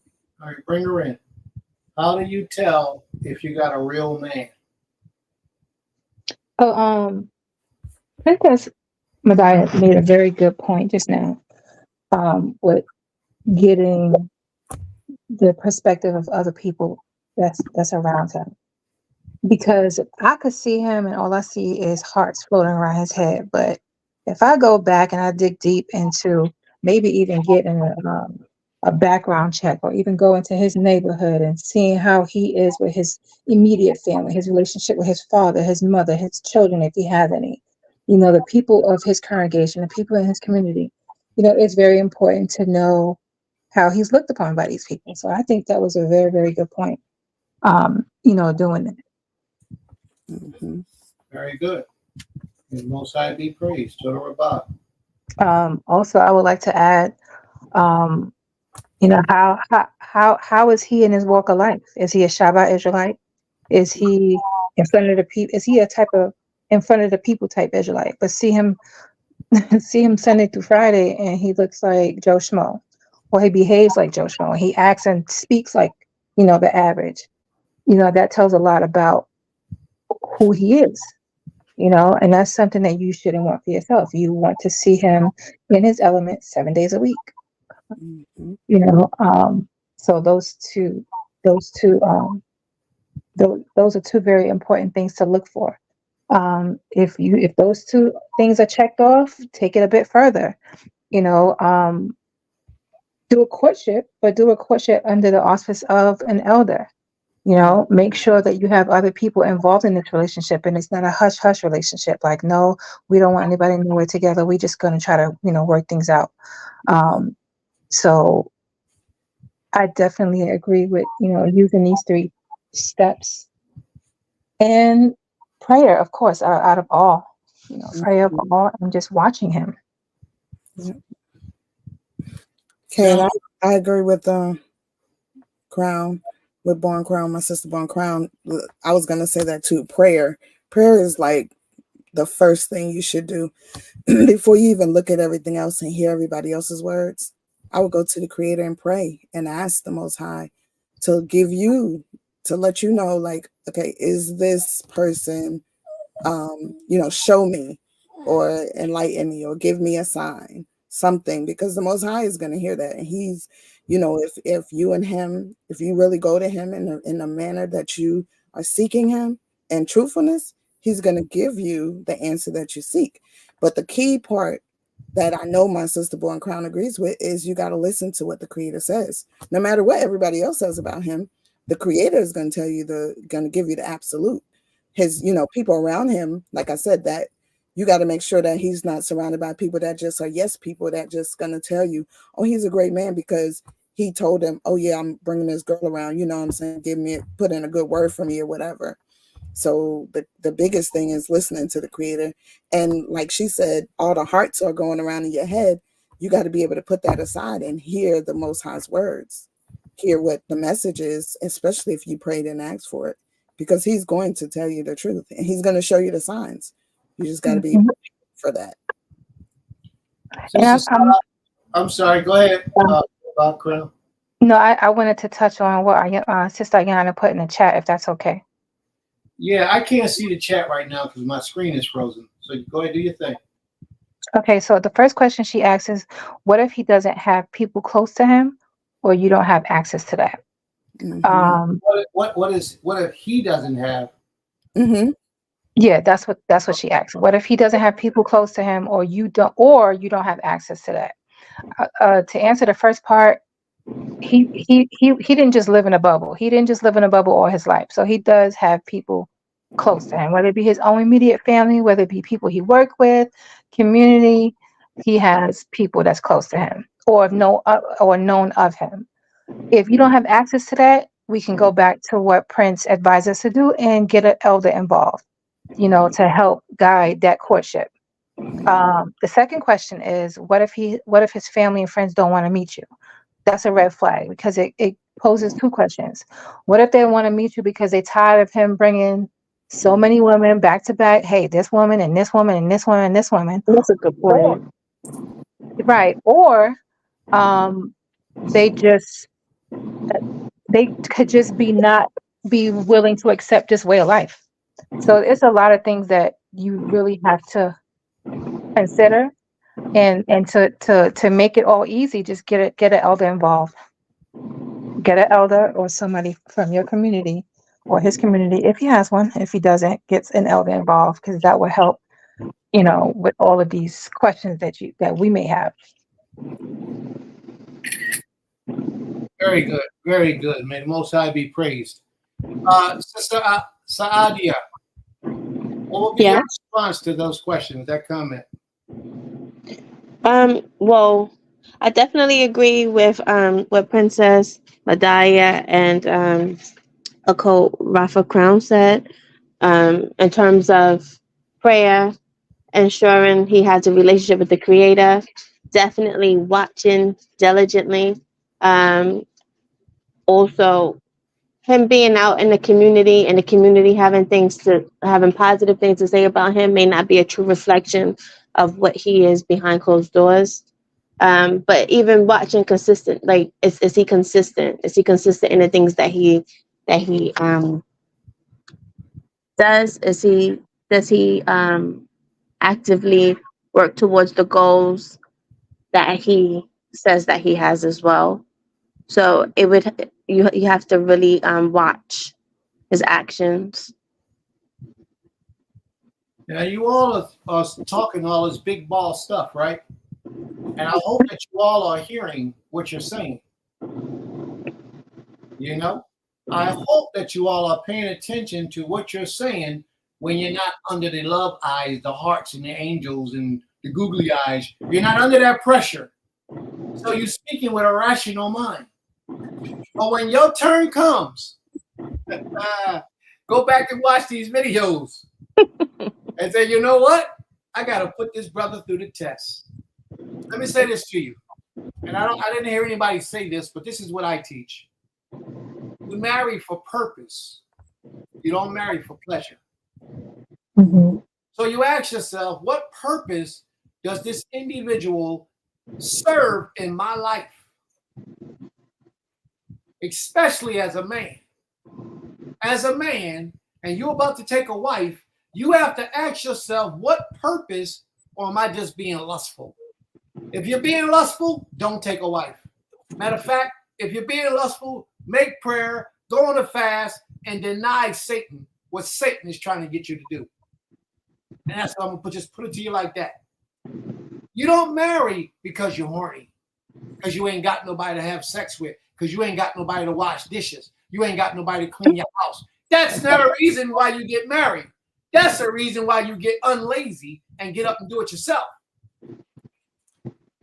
You get married for purpose. What purpose does this individual serve for me in my life? And if you got one or two, Nasheen, and you thinking about taking another Isha, what purpose would she serve for you in your life? So you have to ask yourself these questions. And a lot of this is the reason why we having so many problems today in our communities, because people are not taking the time to first question themselves of their own motives while they're interested in another person in their life. And anybody you marry, you have to be honest enough with yourself to say, can I spend the rest of my life with this individual? Because a marriage is not made to be temporary. That's not what it's about. A lot of people, they get into a relationship with a husband or a wife, and the first sign of trouble, they bailing. I'm out. I'm gone. Or they shutting down where you can't get nothing out of them. And that's wicked. That's a waste. That's not what this is supposed to be about. That's not what a marriage is about.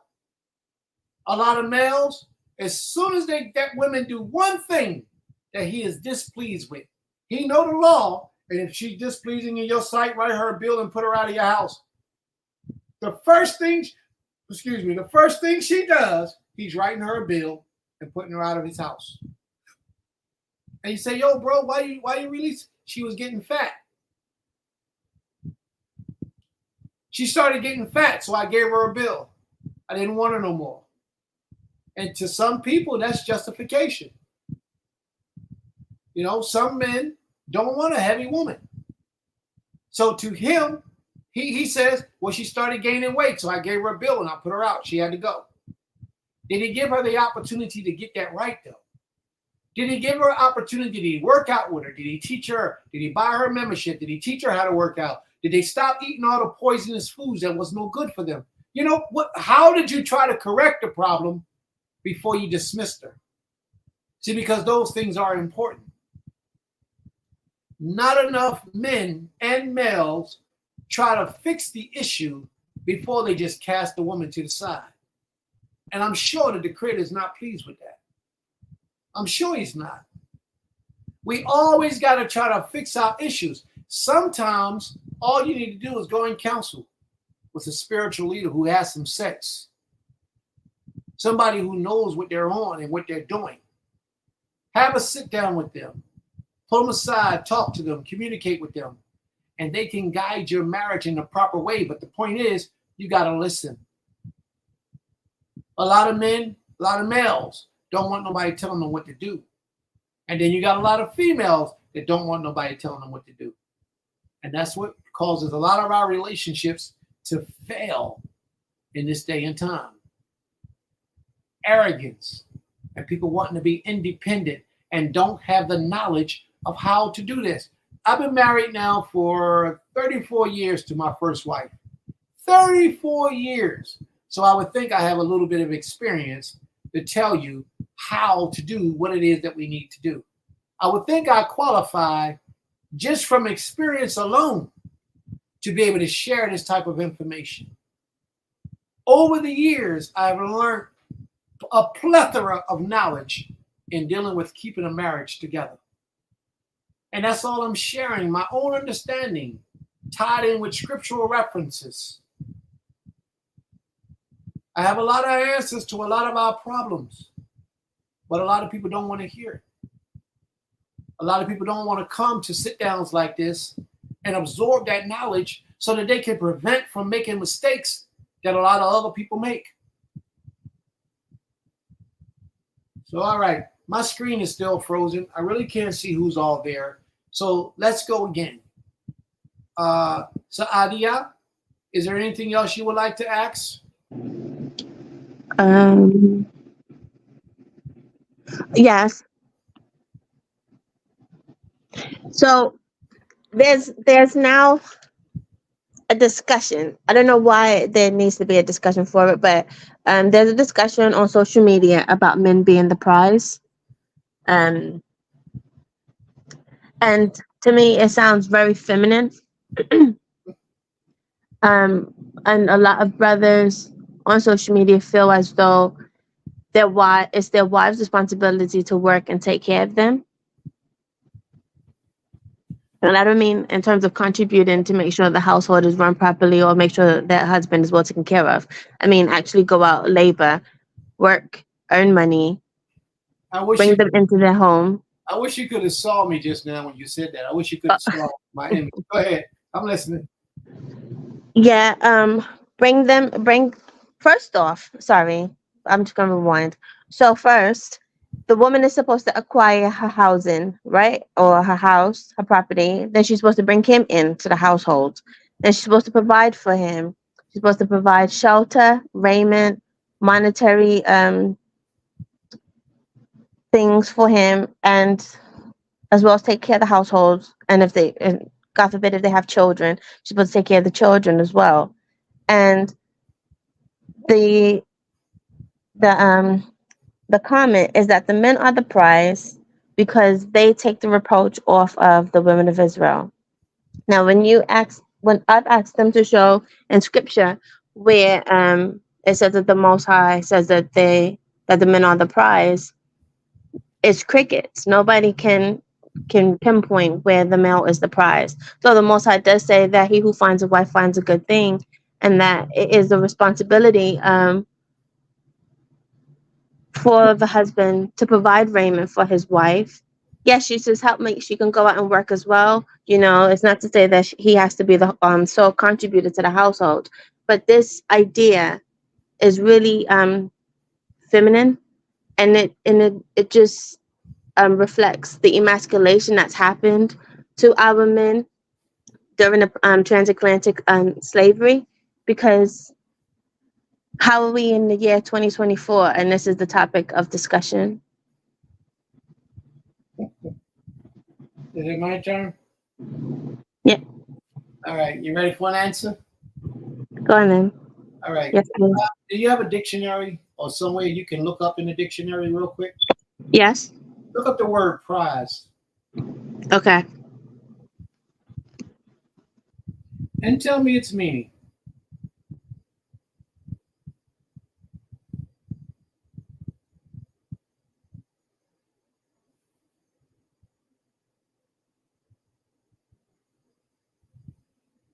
Tell me the meaning of the word prize.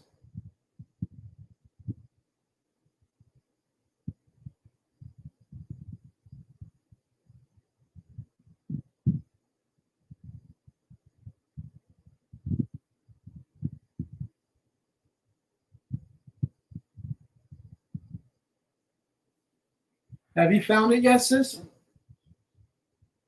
Oh, are you not hearing me? Sorry. No, I can hear you. Oh, I read it twice. It says that it's a reward of the winner and recognition of doing something outstanding. A reward of the winner and recognition of doing something outstanding. Okay. When you walking down the street and you find a prize, or somebody buy you a present, or you go out and you struggle and you struggle, you run a race. At the end of the race, you win a prize. How does that prize affect you? You feel confident. You feel accomplished. You feel satisfied? Well, yeah, if you win first place. If you're in first place. Well, sometimes second and third place get you a good prize too. All depending on what the reward is. But True. basically, that's what a prize is. A reward. A reward for what? For what it is that you're doing. So if the woman is working, the woman is cleaning, the woman is taking care of the children, and the woman paying the bills, what is the man left to do? Nothing. So what's his purpose? He doesn't have a purpose. Now, if a woman is working and a woman is paying the bills, not paying the bills, if a woman is working and a woman is cleaning and a woman is raising the children, then what's left for the man to do?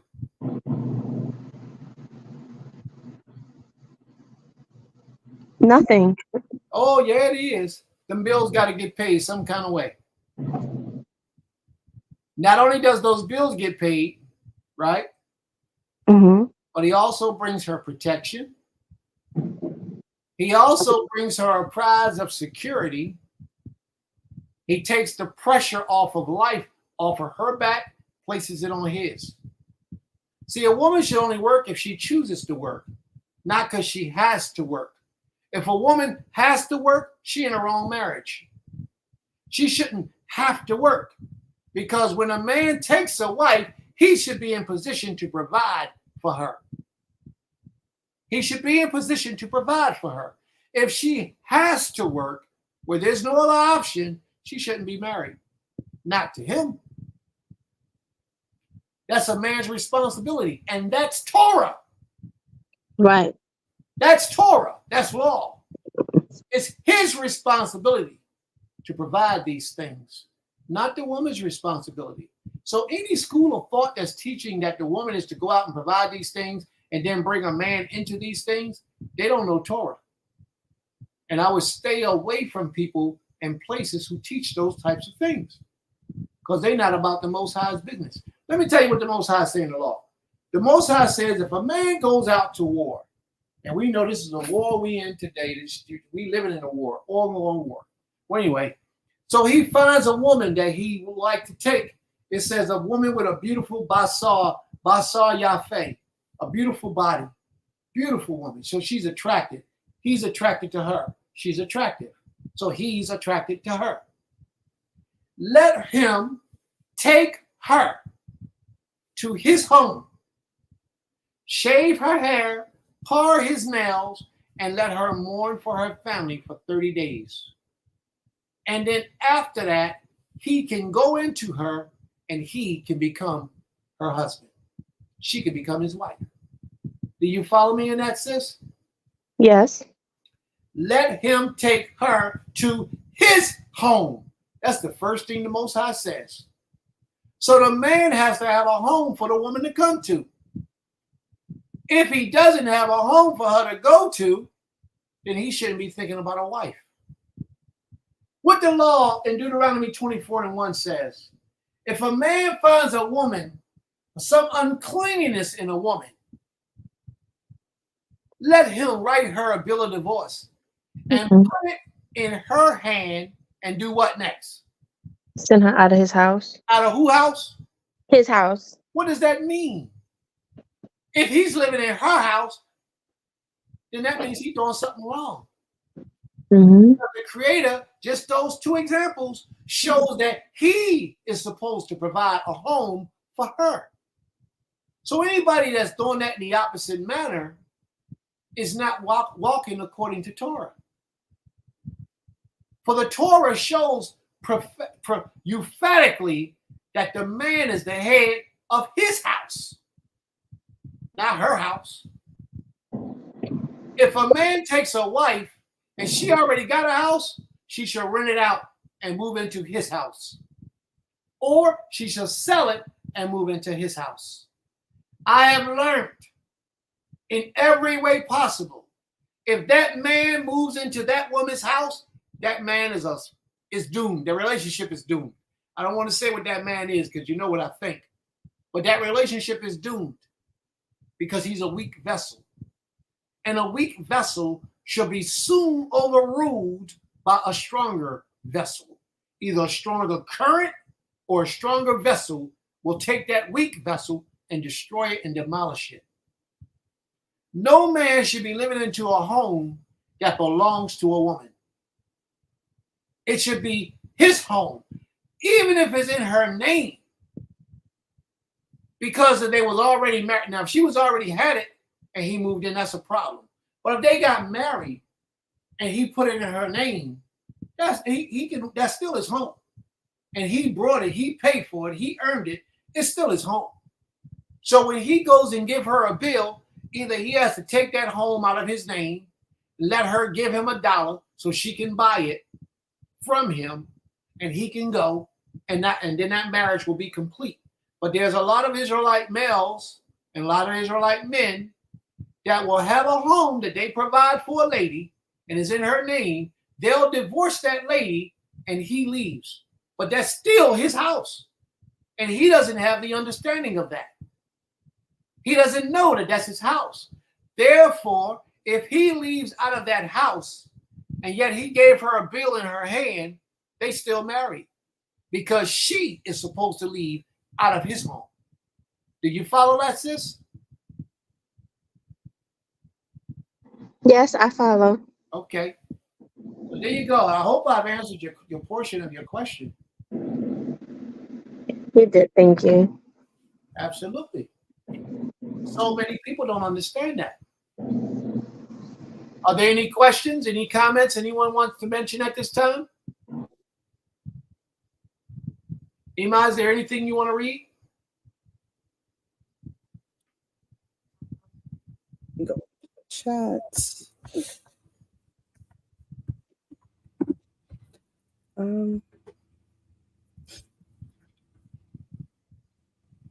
Sister Zakona Sukari says, the close proximity of his family and friends has been very important for her.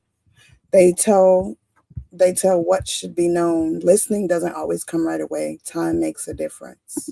Absolutely. Absolutely. May the Most High be praised. So, sis, I pray that I've answered your question in completeness, because you touched on some very important things, and how a lot of males today want to move into the woman, have the woman providing for them and taking care of them. You should hear some of our lessons from the past, like the last week or the week before, because we talked about those type of people and those types of situations, and they're not good. I did tune into last week's. Okay. And I think the week before. All right. Yeah. But thank you. And no problem. May the Most High be praised. Iman, is there anything else you want to touch on? Anything else you want to read, or you have any comments? No, I really didn't. All right. Real fast, Brown. Go ahead, Iman. She's coming back soon. She had to take an important call. Oh, she's not here? No, she had to take a call. Okay, wonderful. Then we're gonna have to stick with you, sis. You have any other questions you want to mention, sis? And by the way, these are some very important points that you're bringing out. Things that I hadn't even considered. A lot of these things I haven't even considered, but you're right on point. Hallelujah. All praises to the Most High. Absolutely.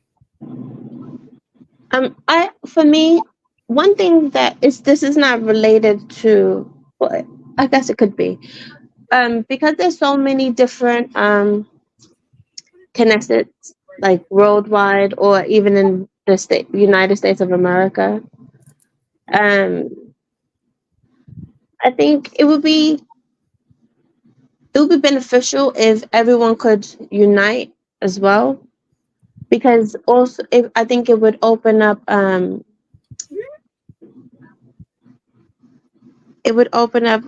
options for everybody, like single people.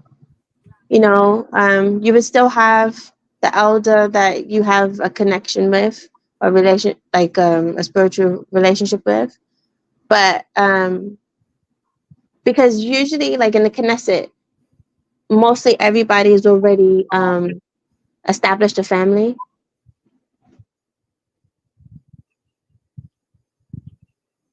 So how then would the men of the nation, the righteous men of the nation, help single people come together and establish more families?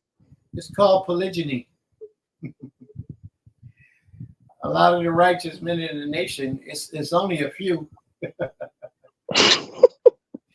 And I'm just being real, sis. Everybody ain't righteous just because they say they Israel and just because they got fringes on. A lot of people are part-time Hebrew Israelites, part-time law keepers, part-time servants of the Most High. And the problem is too many of those people are getting all the girls and impregnating all the girls and then stepping off and leaving them, and you got all these single mothers. There's not a lot of real righteous men in Israel that I know of. I'm not going to say they're not there. I just don't know of them. There are a lot of them there. I'm going to say a lot of them. There are some of them there, but there's not a lot of them. And then the ones that are there usually has a wife or two. So those who have a wife or two need to take 2 or 3 more. And then if that's working, then you'll have the relief that we need for our nation to rise. You got a father in the household. See, a lot of people make the mistake, and I see this all the time. A polygynous relationship is not so a man will have multiple wives. It's so that every woman can have a husband. You see, because that fixed a lot of our problem. If more women had husbands in the household, whether the child is biologically his or not, that child would submit to that man's authority as long as that woman understands that that man is the head of this house. Mm-hmm. And if that child submits, because when you got a child that don't submit, they got to go. It's just that simple. They got to go. As long as that child submits to the authority of that man as the head of this household, the head of this family, everything will work out. The woman has to submit. The child has to submit. And usually the child submit by seeing the mother submit. Usually. Sometimes if the child too old, you're going to get some rebellion in there. But if the child is young enough and the mother is on point with the relationship with the father, then it can work. And the other father doesn't have a relationship with that child, it can definitely work. But if that other father has a relationship with that child, it's like a 50-50 thing. It's hard to say. Somebody needs to put their phone on mute. But usually in our nation today, the other father is an absentee father with very limited access to his child. Very limited access. But this relationship between the stepfather, the mother, and the child is going to have some righteous balance within the mix in order for it to work. Because if the righteousness is not there, you can't trust the woman. The child is going to grow up disrespectful. The righteousness has to be there, and it has to be maintained. And if it's maintained, then we'll be fine. Chances are you will be fine. Can't promise you anything on anything because nothing is almost never an absolute. But chances are you will be fine. All right? Are there any other comments?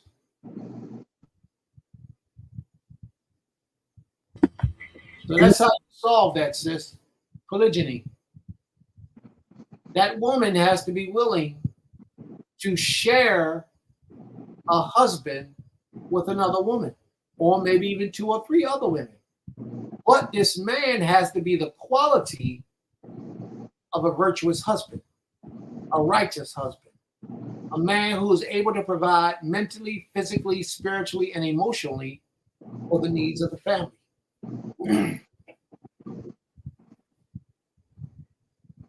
And you spoke earlier about the coming together of a nation. Part of the reason why our people don't come together as we should is because everybody wants to be the boss. Everybody wants to be in control and have the last say. And that's not the way it has to be. It doesn't have to be that way. In my opinion, and this is how I truly understand the need of things, the person who is most qualified to do this particular job is the one who should be in charge of that particular job. Just that simple. Whoever is most qualified. And how do you know who is most qualified? Look at their works. Look at their production. Look how they're living. And that'll show you what they're most qualified in doing. You can't have a man walking around with a title of prince and he's a slave to somebody else. It don't work that way. If you're a prince, you should have your freedom. You follow what I'm saying, sis? Do you hear me? I do. I hear you. You got a spiritual leader. He talking about he's your spiritual leader. He's your prince. And then you call him with an emergency, 12 o'clock in the afternoon, and he tells you, I can't talk right now since I'm at work. Then you need to drop that zero and get with a hero because that's not working out. Your spiritual leader has to be available for you 24 hours a day, or else he doesn't deserve the right to be your spiritual leader. Now, it don't mean that every time you call, he's going to answer your call.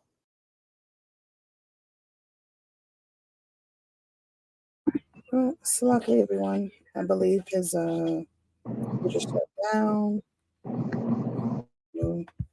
I don't see any more questions though, but we can give him a moment to come back. Is there any other questions or concerns that you wanted to bring up, Sister Saadia?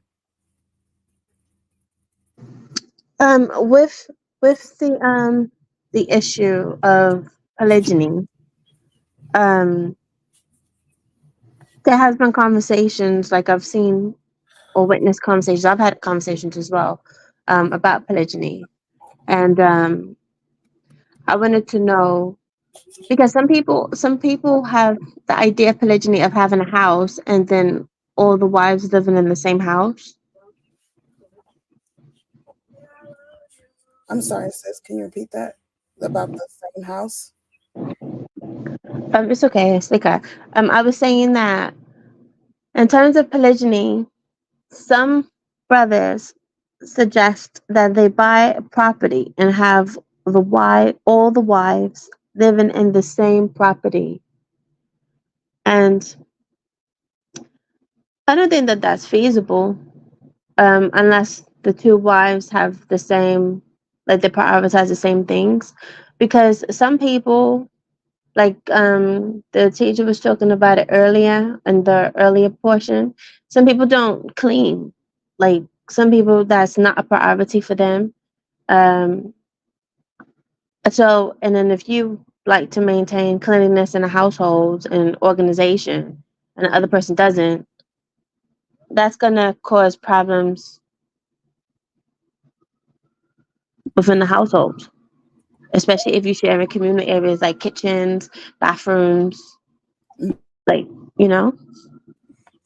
Okay. I definitely understand your question. And honestly, that is some men's beliefs and understandings. And in some cases it works. Honestly, I've seen different households that's run like that. Some cases I've seen it work, some I haven't. I know, just, being transparent in our household, like we have separate housing, so we don't live together like consistently. Like if we're visiting one another because we live in two different states, then it may happen. Then we'll be, amongst each other for that week or so. But for the most part, I know it's better from just my own experience. And I think it just depends on the women too, and that whole dynamic of how you all do it, and discussing it with the man. But the biggest thing in polygyny is the man has to be able to afford to be able to get separate houses for everyone. Absolutely. You know, men want polygyny. They say they can do it. But a lot of times, what I've seen too is when the women do live together, it's because the man can't afford to have separate houses for them. So the women figure out, because if they want to be with that man, they figure out a way to make it work um, with one another. But I think, and again, being transparent, just talking to some of those sisters in those relationships, they would rather have their own dwelling, because you also lose part of yourself when you're sharing space with someone else, because you can't kind of be expressive and decorate and just be free like you want to be in your own home. And like you said, you two may have different cleaning patterns, different cooking patterns. All those different things can be very taxing on a person. Mm-hmm. But, if it has to be that, like if it's an emergency type of situation, I think, you learn to deal with it and you work with it. But I think a man, if he can't really afford it and the women truly want that, then he shouldn't do it. Especially if he can't give each one what they deserve and what they require as individual women, especially if there's a lot of children involved or children, period. So Mm-hmm. it has to just be a process of wanting to work together to get it done together. So, but yeah, that's my opinion on it. I'm not sure if see Brother Azante is on here, or if anybody has any comments in the chat about this particular topic. But I know we're still waiting for him to come back on. So once he comes back on. Oh, Sister Shavanya in the chat said, if the man is not righteous, it will become abused. Once the man is under pressure by the females, especially if they're jealous of one another. Mm-hmm. And I agree with her. I've seen that too, where, in these particular situations where, the man, he's not righteous. And then because he's not strong enough too, he becomes weaker. The house becomes a lot of problems in the house because the women are arguing. They're jealous of how he may do with one another. And then that goes into play too of the sisterhood that they may have, and how their family dynamic is made up. So a lot plays into it. But I could say that if the sisters truly are sisters and they have to do it, they'll make it work. And it could be a pleasant situation. But if they're not sisters and the man isn't upholding his responsibility, then it won't work. And it'll be more damaging to each individual to do it that way. And it'll cause more, like she said, abuse, not just to the women, to the children.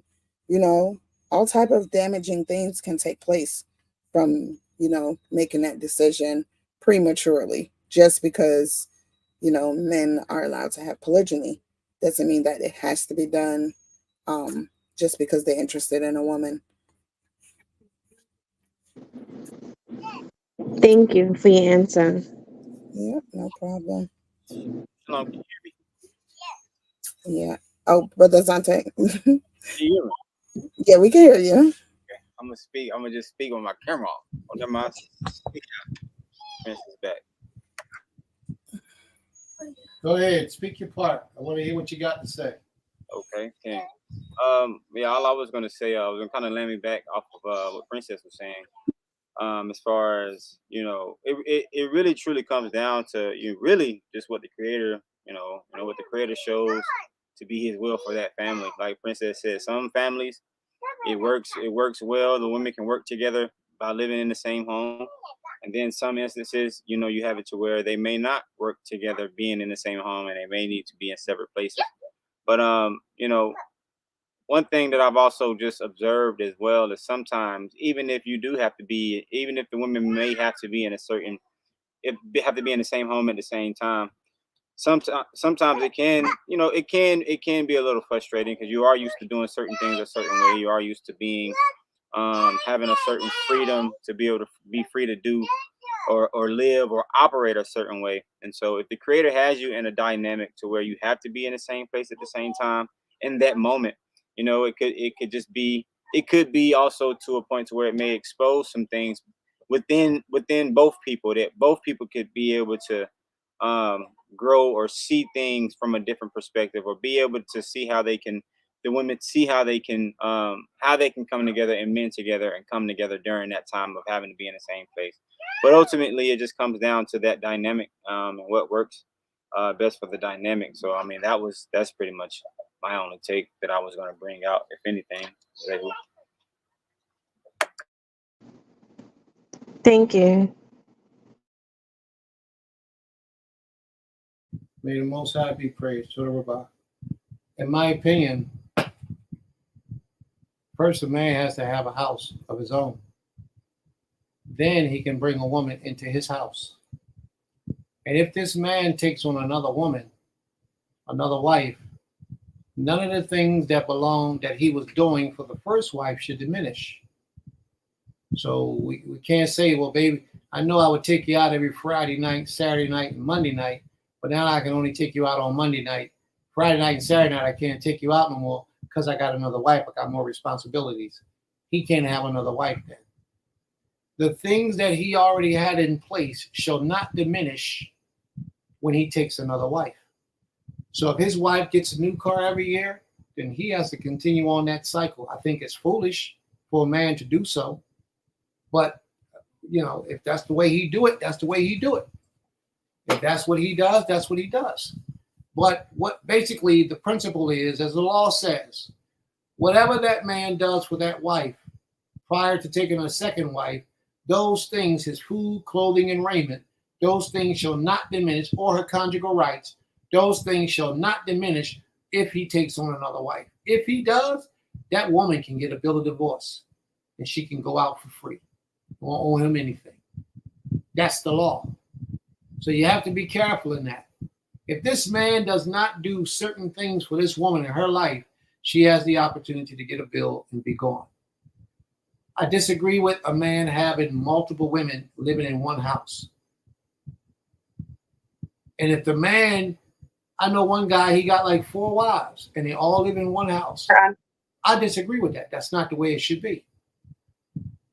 He has 4 nashim and they all live in one house. And he's proud about that. I don't know if he works or not, but I know they got them checks coming in. And he's proud about that. That's not plural marriage. That's not something that a man should be proud of. That's not something that a man should be proud of. To me, it's a bad thing. It's a bad thing. And that's not the way we should do things. All right? Saadia, is there something you want to say?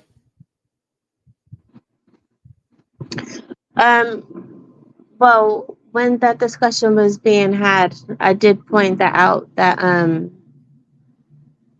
that it doesn't work. That I don't agree that it will work in that way, and to diminish anything from the first wife or the second wife if a third wife was coming in. But the stance that some brothers take is because like Avinu Avraham had 2 wives. Avinu Yaakov again had 2 wives. Like, because people have multiple wives, our forefathers have multiple wives, they feel that they as well can have the same. But like what you said, you have to have your own housing, and if the women are in their separate homes, you also have to provide for the children. You still have to spend time with the children. You still have to pour into your family. You still have to be able to lead the household, and you have to be an active member of the family. You can't just ghost around and just pass through. Like, that's not a part of the marriage that the Most High set forth. So I don't know. I think polygyny will work in righteousness. I do agree with that aspect, but I just said there's not many righteous men in the nation, and then identifying, or what the other sister said in the group, in the chat, about wives being jealous and stuff. It's just, we don't have a lot of times we don't have a sisterhood, and we don't really have a true brotherhood either. So it's just difficult and messy, I think, within the nation. It is, sis, but that's why we're having these talks, so we can fix the problem. It's one thing to talk about it, but it's another thing to bring a solution to this. Part of the solution to the issues that we're having is come to Beulah Land, Temple Kifarim. If you can't physically come, then join us on the live and talk to us on the live. If you can physically come, then physically come. But join our community. Be a part of what we do. Help to participate. Contribute in every way possible. We have our own school. We grow our own food. We do got a place where we grow food at. We ain't been able to eat from it this year, but we do have a place where we grow our own food at. And we have our own land where we live, where we will be getting wells dug, and all those type of things, so that we can be self-sufficient on our own land. We've already done it. We're already doing it, and we're moving in that direction. The brotherhood is impeccable. The sisterhood is impeccable. And all people that's a part of the brotherhood and the sisterhood, they don't live on Beulah Land, but yet they are a part of the Beulah Land community. So that's how we move. So all these things you're talking about, we've already started the process. All you got to do is add on. You don't have to go start something else somewhere else. You can just be a part of whatever it is that we're doing. And I'm not just saying this to you, Sister Saadia. I'm talking this to everybody who hears this conversation. Imam?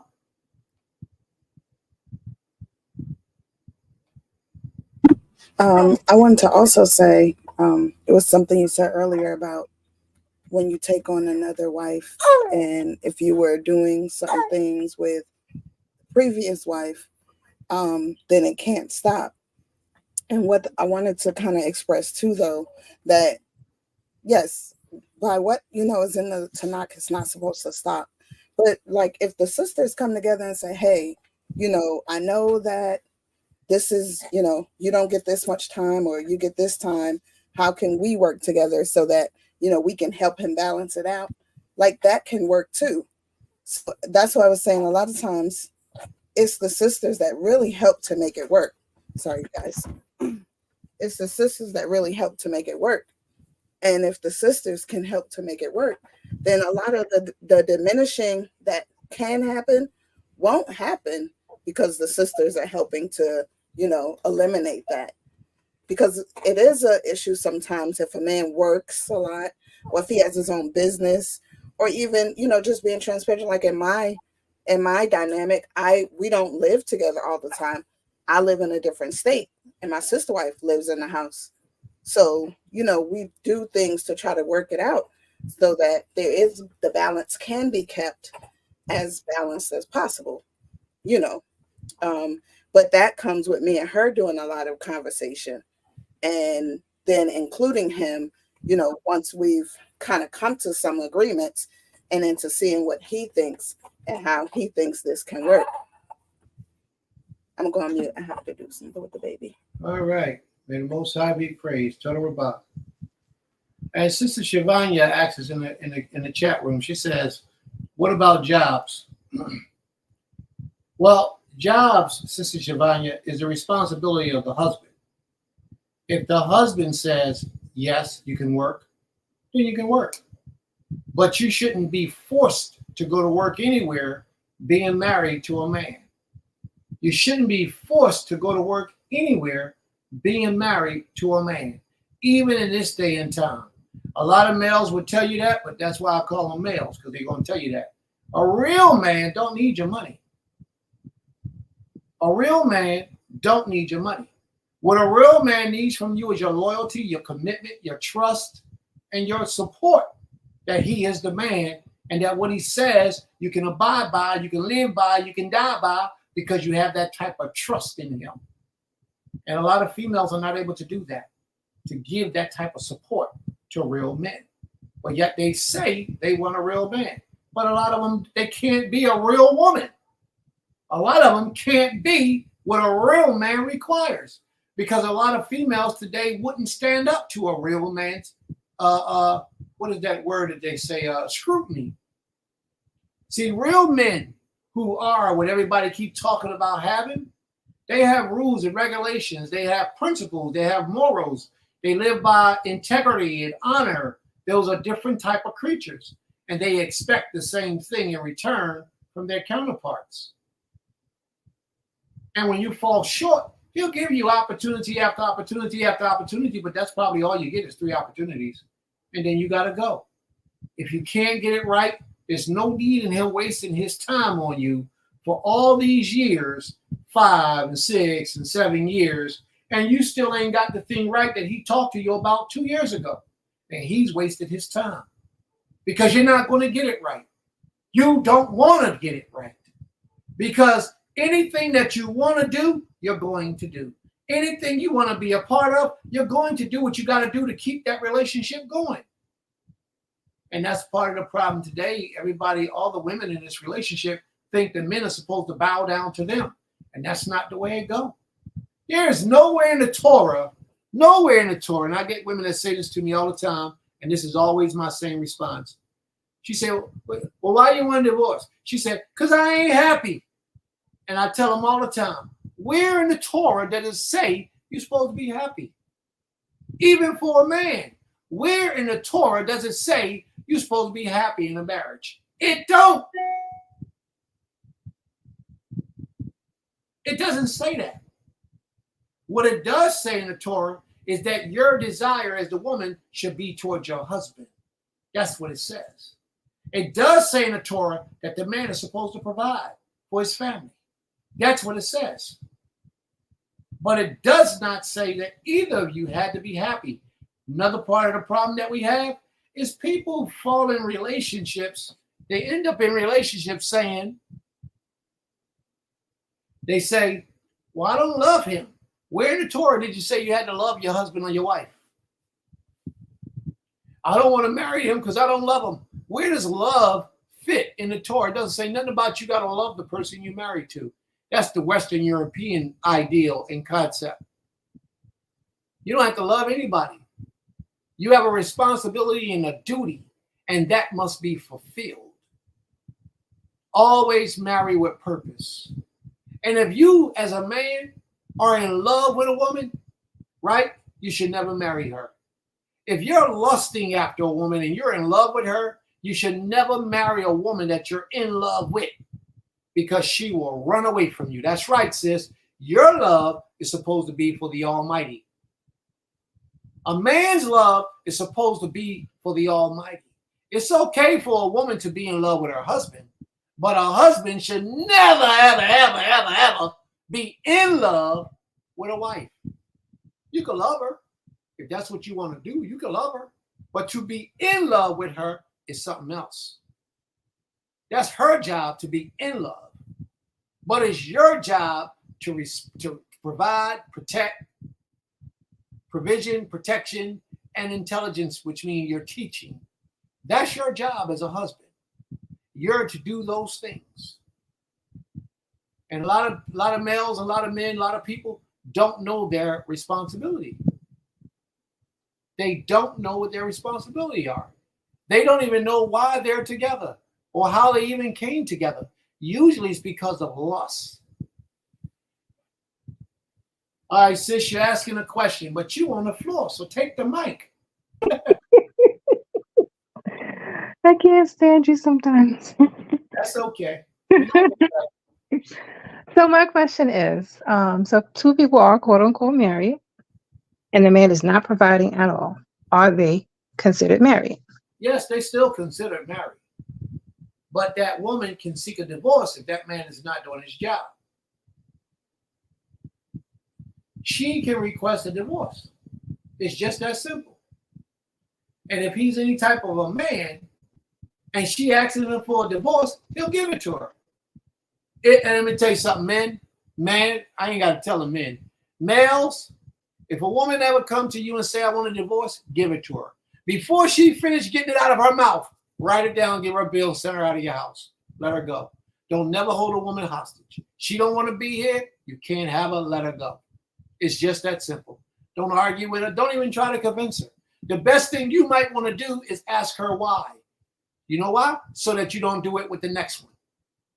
Well, why would you want a divorce from me? What is it that I'm not doing that I'm supposed to be doing? And she'll tell you. And she say that she still want that bill, give it to her. Don't hesitate. Don't pause. Don't even think twice. If she ever raises her hand at you, give her a bill. Let her go. If she keep getting smart coming out of her mouth with some stuff in the back talk, you might want to have a conversation with her a couple times. You might let it slide once or twice. But after that, bro, you can't let it keep sliding. You got to give her a bill and you got to let her go because she's meant to be with somebody else. She's not meant to be with you. She's not happy with you. And when I say she's not happy with you, she hasn't learned her place in your life as your wife. So sometimes you got to let her go find her life with somebody else so that you can go ahead and live your life and be the best that you could possibly be. You cannot be the best that you could possibly be when you tied in with a woman that don't want to be in your life. How do you know if a woman wants to be in your life? Because she's going to do the things that she needs to do to maintain in your life. She's going to be the woman that she needs to be to maintain in your life. And if she's not doing those things and you give her opportunity to get it right, and she's still not doing those things, believe me, bro, you're wasting your time. Let her go. Don't argue with her. Don't fight with her. Give her opportunity after opportunity, maybe 2 or 3 times. Give her an opportunity.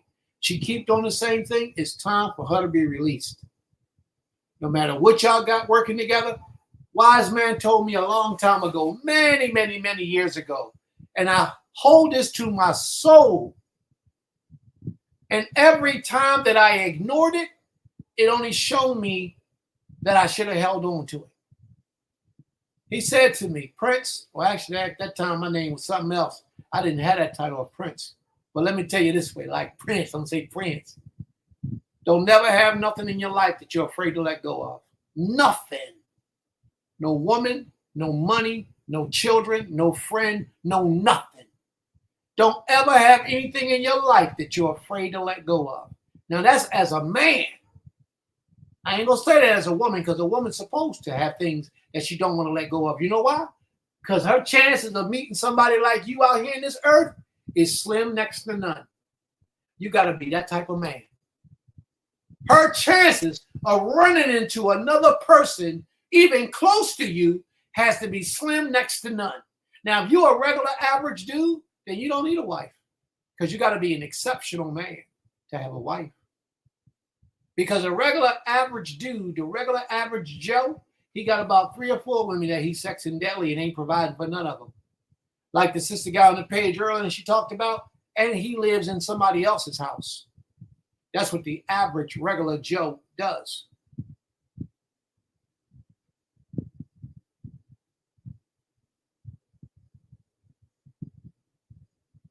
All right. So don't never have anything in your life that you can't let go of. If you have to let it go, let it go. It might hurt a little bit, but it's better for you to hurt now than to suffer the rest of your life with a headache and something you shouldn't have because that'll kill you.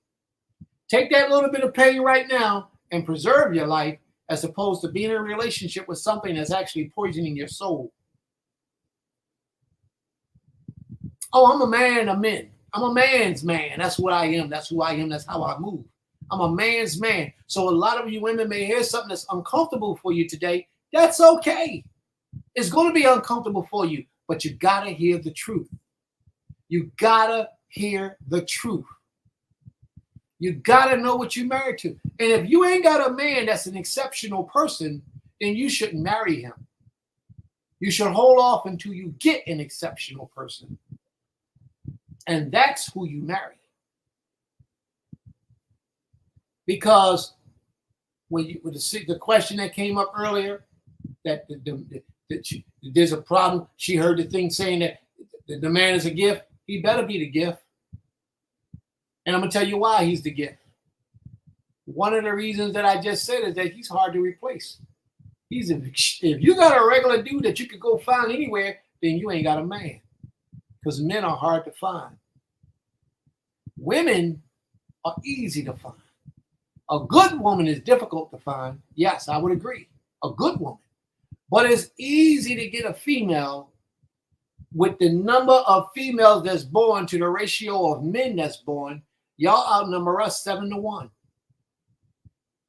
So if this is a fact, and what I'm saying, and it is a fact, that y'all outnumber us 7-1, the chances of a man having a wife is a whole lot greater than the chances of a wife having a husband.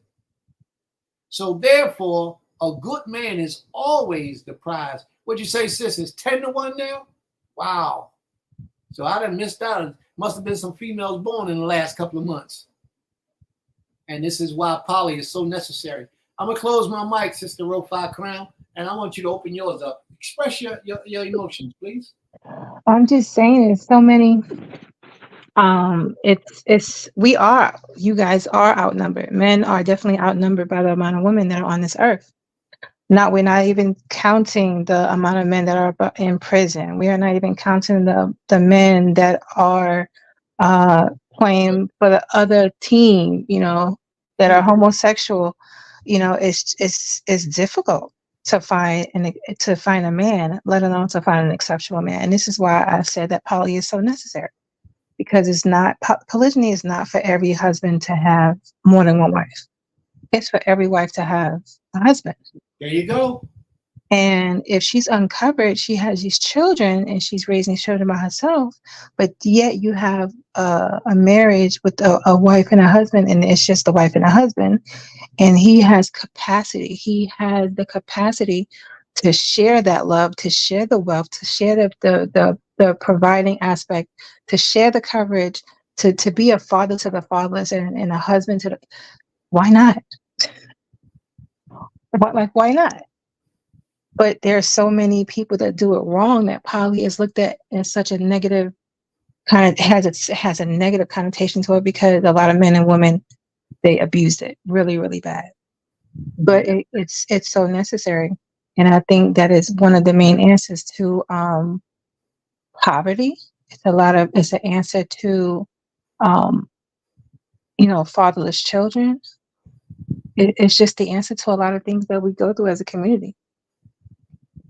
She's absolutely right. She's absolutely right. And we have to begin to look at the values of life a whole lot differently than what we've been doing. We have to. Sister Sadia, would you like to comment? I don't really have any knowledge about polygyny, to be honest. I just know that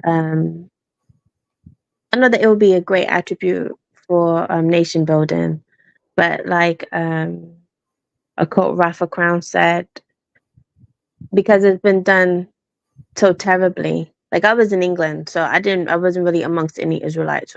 I mean, we're everywhere, but I mean, Israelites actually doing law. So at that time, I was open to polygyny, but yeah, like certain things, I've heard like really bad stuff about it. So I don't know. And all right, let me give you some advice, sis. And I'm going to give you some advice and every other individual that's on this page. And I say individual, not just female, but every other individual that's on this, that gets the opportunity to hear my words. If you're not married, you should be celibate. If you're not married, you should be celibate. No excuse, no exceptions to it at all. If you're not married, you should be celibate. You should not be having sexual intercourse with anyone. You are defiling your temple. Your temple is sacred, and you have to understand that. And you have to protect your temple from evildoers and sin and demons. And the more you put yourself out there, the worse it'll be. Protect yourself until the time that you are married. And when you become married, you get buck wild. Do it as much as you want. But until that time, refrain from it. Refrain from watching pornos. Refrain from wearing elusive clothing, because you're going to attract the wrong type of individuals to you. When you're not married, you have to conduct yourself as if you are married, so that the one to marry you will find you. Because if you're conducting yourself as a single individual, you're going to do what single individuals in this world today do. And a good man is not going to want to look at you. A lot of males today will just want to sex you and not marry you because you're putting yourself out there for that purpose. But if you walk around as a wife and you're not a wife, a husband will find you. And a lot of other people will think that you are a wife just because of the way you handle yourself, how you conduct yourself. All right. So I pray that you all hear my words and understand what I'm saying. And a woman should never have to go search for a man. What a woman should search for, what a female should search for if she's not married, what she should search for is a way to be the best version of herself. So that when she does find her husband, she will compliment him. She will add to his life and bring value to his life. That's what a woman should search for. She shouldn't search for a man. Don't search for him. Because if you are what you're supposed to be, you will find. Your energy will attract him to you. Your energy. But what happens right now, we use these eyes that we got and we get lustful and we say, oh, I like the way that look. Oh, I like that right there. You understand? I like that right there. Oh, let me have that. So Sister Saadia says that brothers, that's why I'm not married. Brothers assume I'm married. They should assume that you're married. And that shows that you conduct yourself a certain way. Stay in that way. But the brother that's meant for you will find you. His spirit will speak with your spirit. And y'all will connect. And you will be married. So just be patient. Don't rush it. And don't let nobody enter into you that's not worthy of you. That's another mistake that a lot of people make. And then they go back later and say, he was a bum. He was trash. He was deadbeat. But yet you laid down with him. You opened your womb up to him. And you allowed him to come all up in you. That's how the scriptures say. And that's why I'm saying it. Because that's how the scriptures say. Let me come up into you. That's what it says. Go back and read it. It'll tell you. And you let him come all up in you. And now you got a baby. And you tell anybody he trash and he ain't no good. And you don't really want him. And you don't care for him.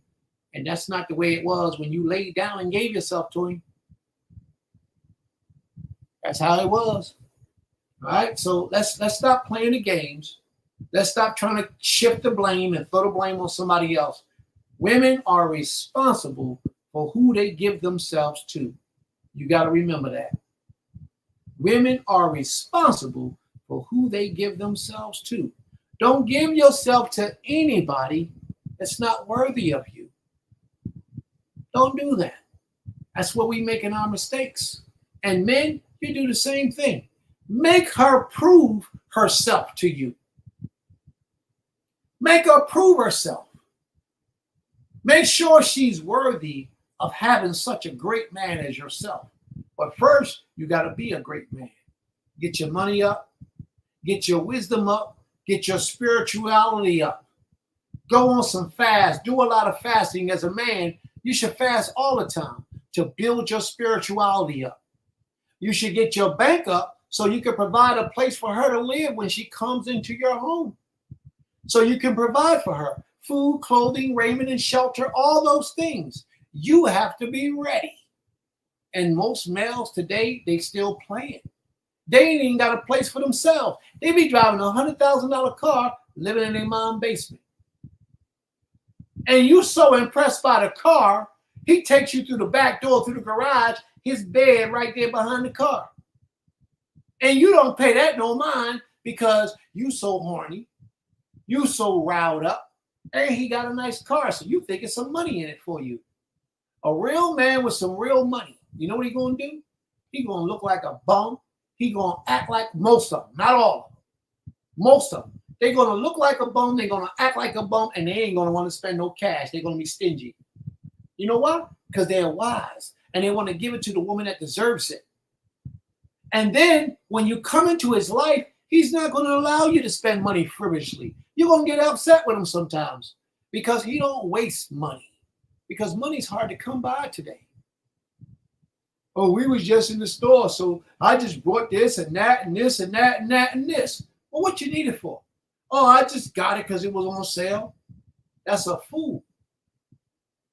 And a man with some money, a wise man, he's not going to fall for that fool too long. He's going to let her go because she doesn't fit with his agenda. So women, learn how to be, learn how to be the best version of yourself. So that when that man finds you being the best version of yourself, he ain't got to worry about you telling him how when y'all lay down together, you still comparing him to the last man that you've been with. And that happens. That's why a woman has to be careful how many sex partners she has. Because that happens. She laying down with her new husband, but yet she can't get two men out of her life, out of her mind. Because they laid it down. I mean, they laid it down. And she can't get them out of her spirit, but yet she married to you. Something needs to be done there. And since I wouldn't necessarily call it foolish, what I would call foolish is the fact that she gave herself to so many men. That's foolish. When you become a part of this society teaches you just like they teach us the men. Have sex with as many people as you can. Make yourself happy. Bring yourself pleasure. But Prince is not going to teach you that. Neither man nor woman am I going to teach that to. My teaching is to teach yourself self-control, self-discipline, restrain yourself. Sister Shavana said we need land. We got land, sis. We got some land. And we're going to move on it and keep building. You can come be a part of it if you want. But learn some self-discipline, some self-control. Stop giving yourself to anyone and everyone that you see. Stop giving it up to everybody that you see. Yes, there should be no whores or whoremongers in the nation. And when you meet a man, he has to earn the right to have you as a woman. He has to earn that right. He has to show you that he's able to provide for you. And if he gives you children, he has to be able to provide for you and your children alike. See, these are the things you got to remember. So a lot of the problems we have, these things could be resolved if we stop chasing with our emotions and what we think might be good and deal with the facts that we see. This is advice that I have for a man that's looking for a wife. Find a woman that takes care of older people, or at least has a great relationship with the older people in her life. That's a very special type of relationship with a woman right there.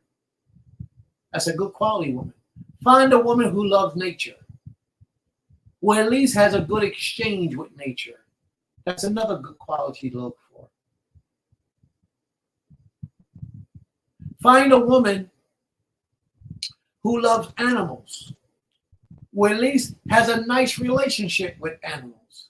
Find a woman like that. All these things mean something. They might not mean much to you right now, but they mean a lot. Usually this woman, when you grow old together, she'll take care of you. You get sick, you get hurt, she'll provide for you. She'll take care of you. She'll help you along the way.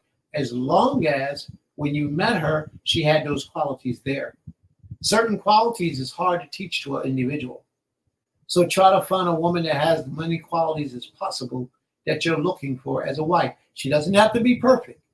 But sisters, you got to get your game up. You got a lot of work, a lot of study, a lot of practice to do. Get your game up. Make yourself valuable. How many sisters on this page can cook? How many sisters on this page can clean? How many sisters hearing this can cook, can clean? Now, I want y'all to know that that's not your full value. These are just simple things that I'm mentioning. How many sisters on this page can sew? If something breaks, can you fix it? Little things. Can you sew? If my button come off my shirt, do I have to take it to the cleaners to get it sewn back on? Or can you do it? If I get a hole in the middle of my pants from bending down, picking up that money while I was picking up off the floor to bring home to you so you could go pay the bills, and my pants split, can you sew them up? Now, these are all small things. The more important things I'll get to in a minute. But these are all small qualifications that a female should have when she talk about she's ready to be a wife. These are just small things. Can you manage a house? Can you run a house? Can you bring your man comfort when my wife said to me the other day, she said, 2 weeks ago, I saw where you had a lot of pressure on your mind and you was talking a little nasty to me and Medaya. And me and Medaya sat back and we talked about it and we fixed it up. I heard we realized that this was what was going on, and we just, brushed you off and gave you your space and let you figure it out.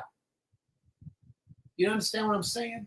Whereas a lot of females, what they would do is they want to go toe to toe with you and get strong and get masculine and get physical and start arguments and fight with you over things that they don't understand.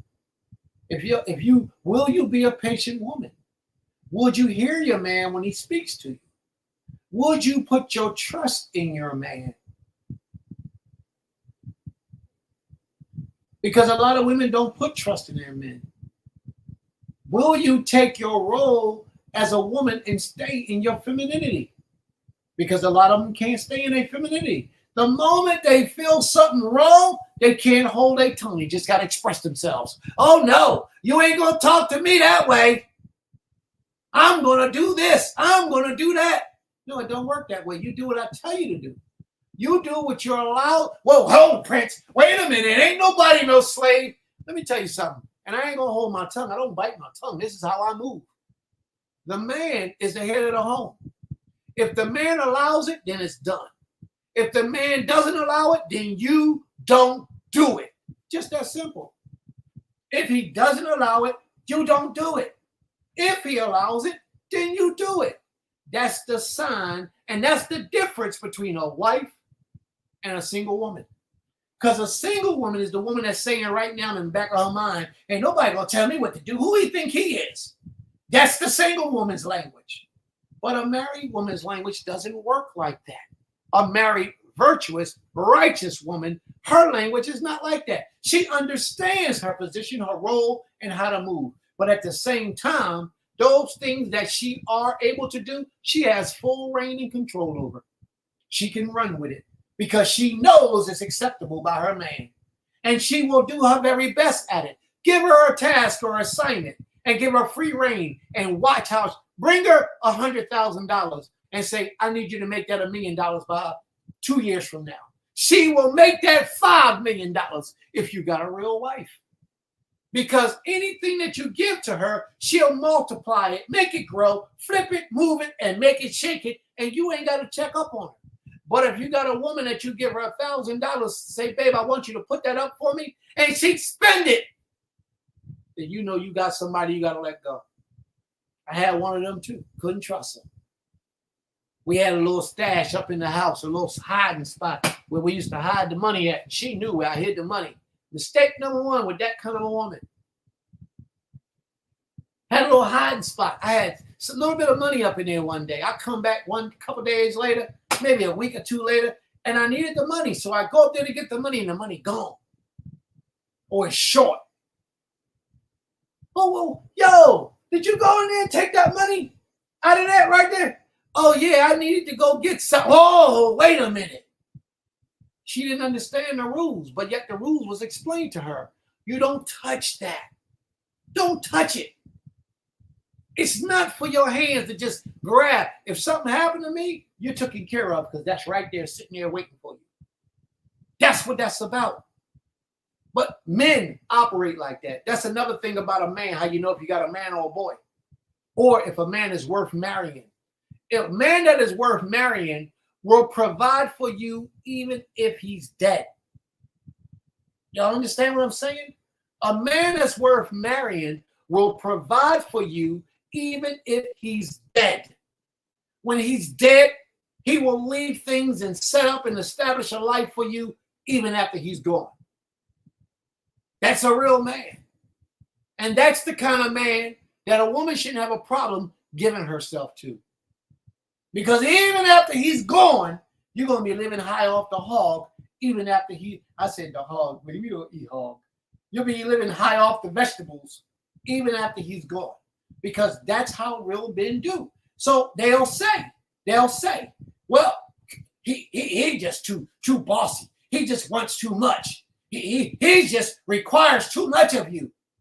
And then when he's dead and he's no longer around, all that work that you put in, all that you learned, all that discipline, all that patience, all of that is your challenge now. Will you maintain it? Will you continue on the path that you have been taught? Because if you do, you will increase that even further. And your children's children will be provided for because of your discipline, your loyalty, your commitment to a real man. That's the difference. And that's where a lot of people make mistakes. They give themselves to people who are not worthy of them. You got a lot of good women that are wrapped up in relationships with guys that are no good. They're no good. They're trash. But I just love him so much. Yes, but he makes you walk to work. And he sits home and don't do nothing but play video games all day with his friends. And you go out and clean, come back and clean and cook and take care of the household and take care of the 5 children while he does what? Sit on the porch and play chess. A lot of males are saying, Princeton, don't you step in my gym. Yo, let me tell you something. That's not how men run their world. Men don't operate like that. Men provide for their families even after they're gone. That's how they have it established. That's how you know if you got a good man. And if he's worthy of your trust. If he's worthy of your loyalty and your commitment, because that's how he moves. You know, you got to understand that. Everybody might be looking at you right now talking about, why are you always doing what he tell you to do? And I guarantee you the people who say that are the single people. The people who ain't got no man. And if they do got a man, he ain't a man. He's a male. And they run the house. I bet you. Long time ago, I heard this saying. Many, many years ago.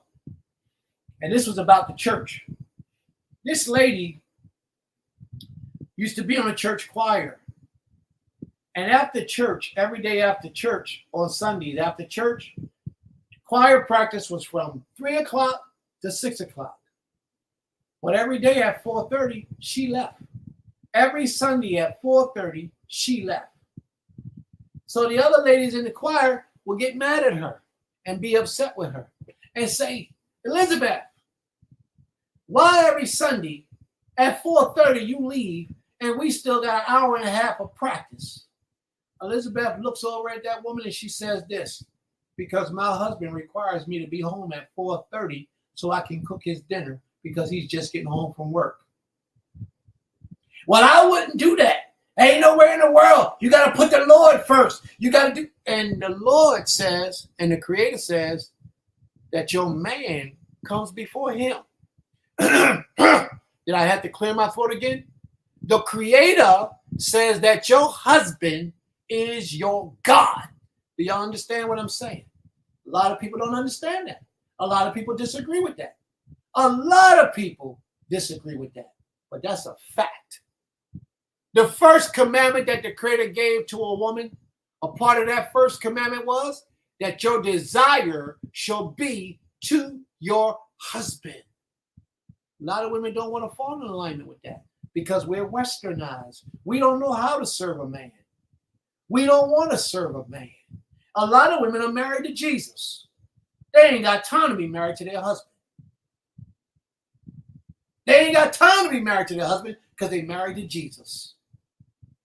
The Creator said to us, to our women, that your desire should be to your husband. And a lot of women who are righteous and they understand that their husband is their God. When I say their God, that's the one that they're supposed to worship, the ground he walks on.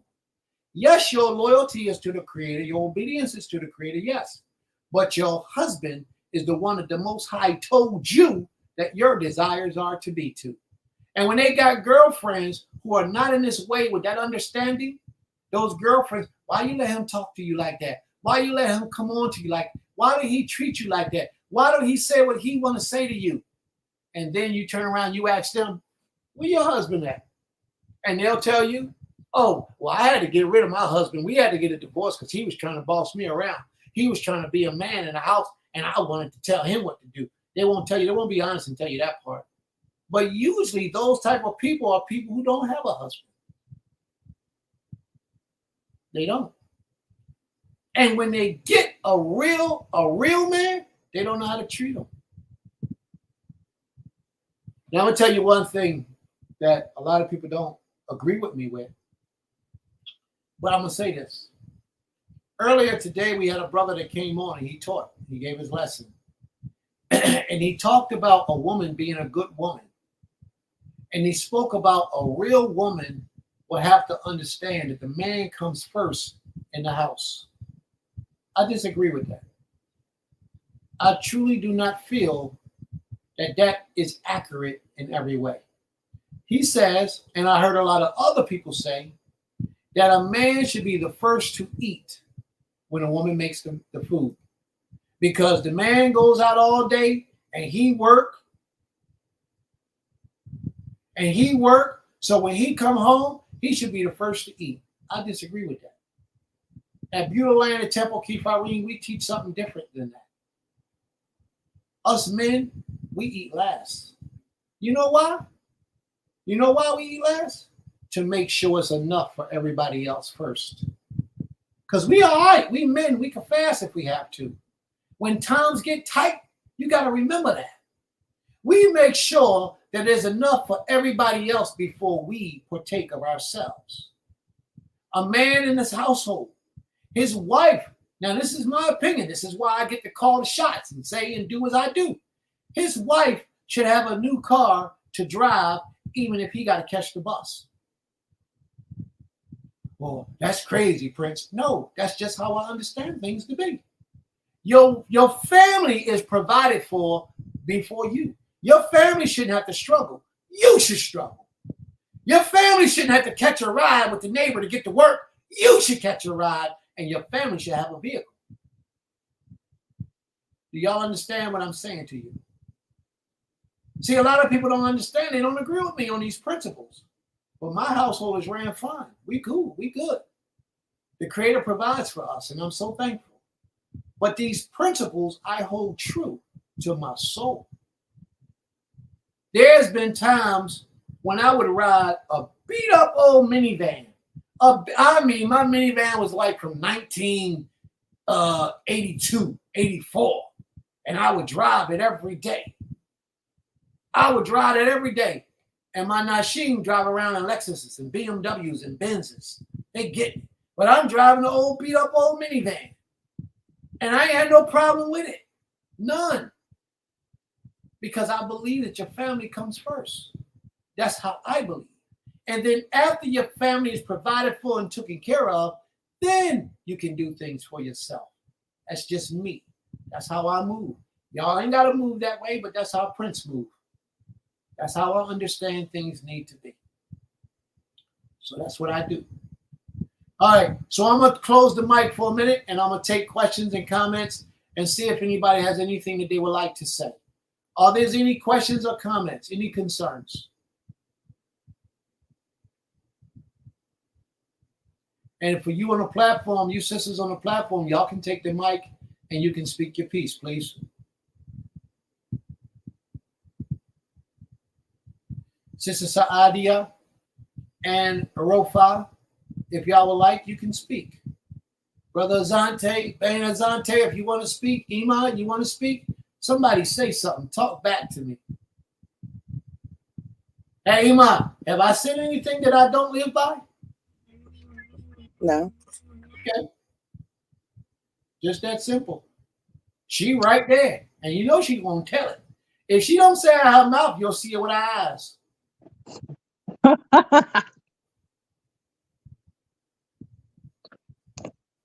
Well, I would say that in today's society, like you said about the women being, you didn't use the word contentious, but the women are contentious. And it's usually because a lot of women, they want men that are henpecks. They don't want real men.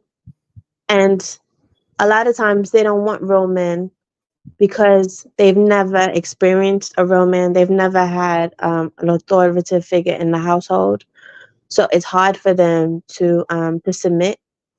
Although the Most High does say that a woman is to submit unto her husband. That's right.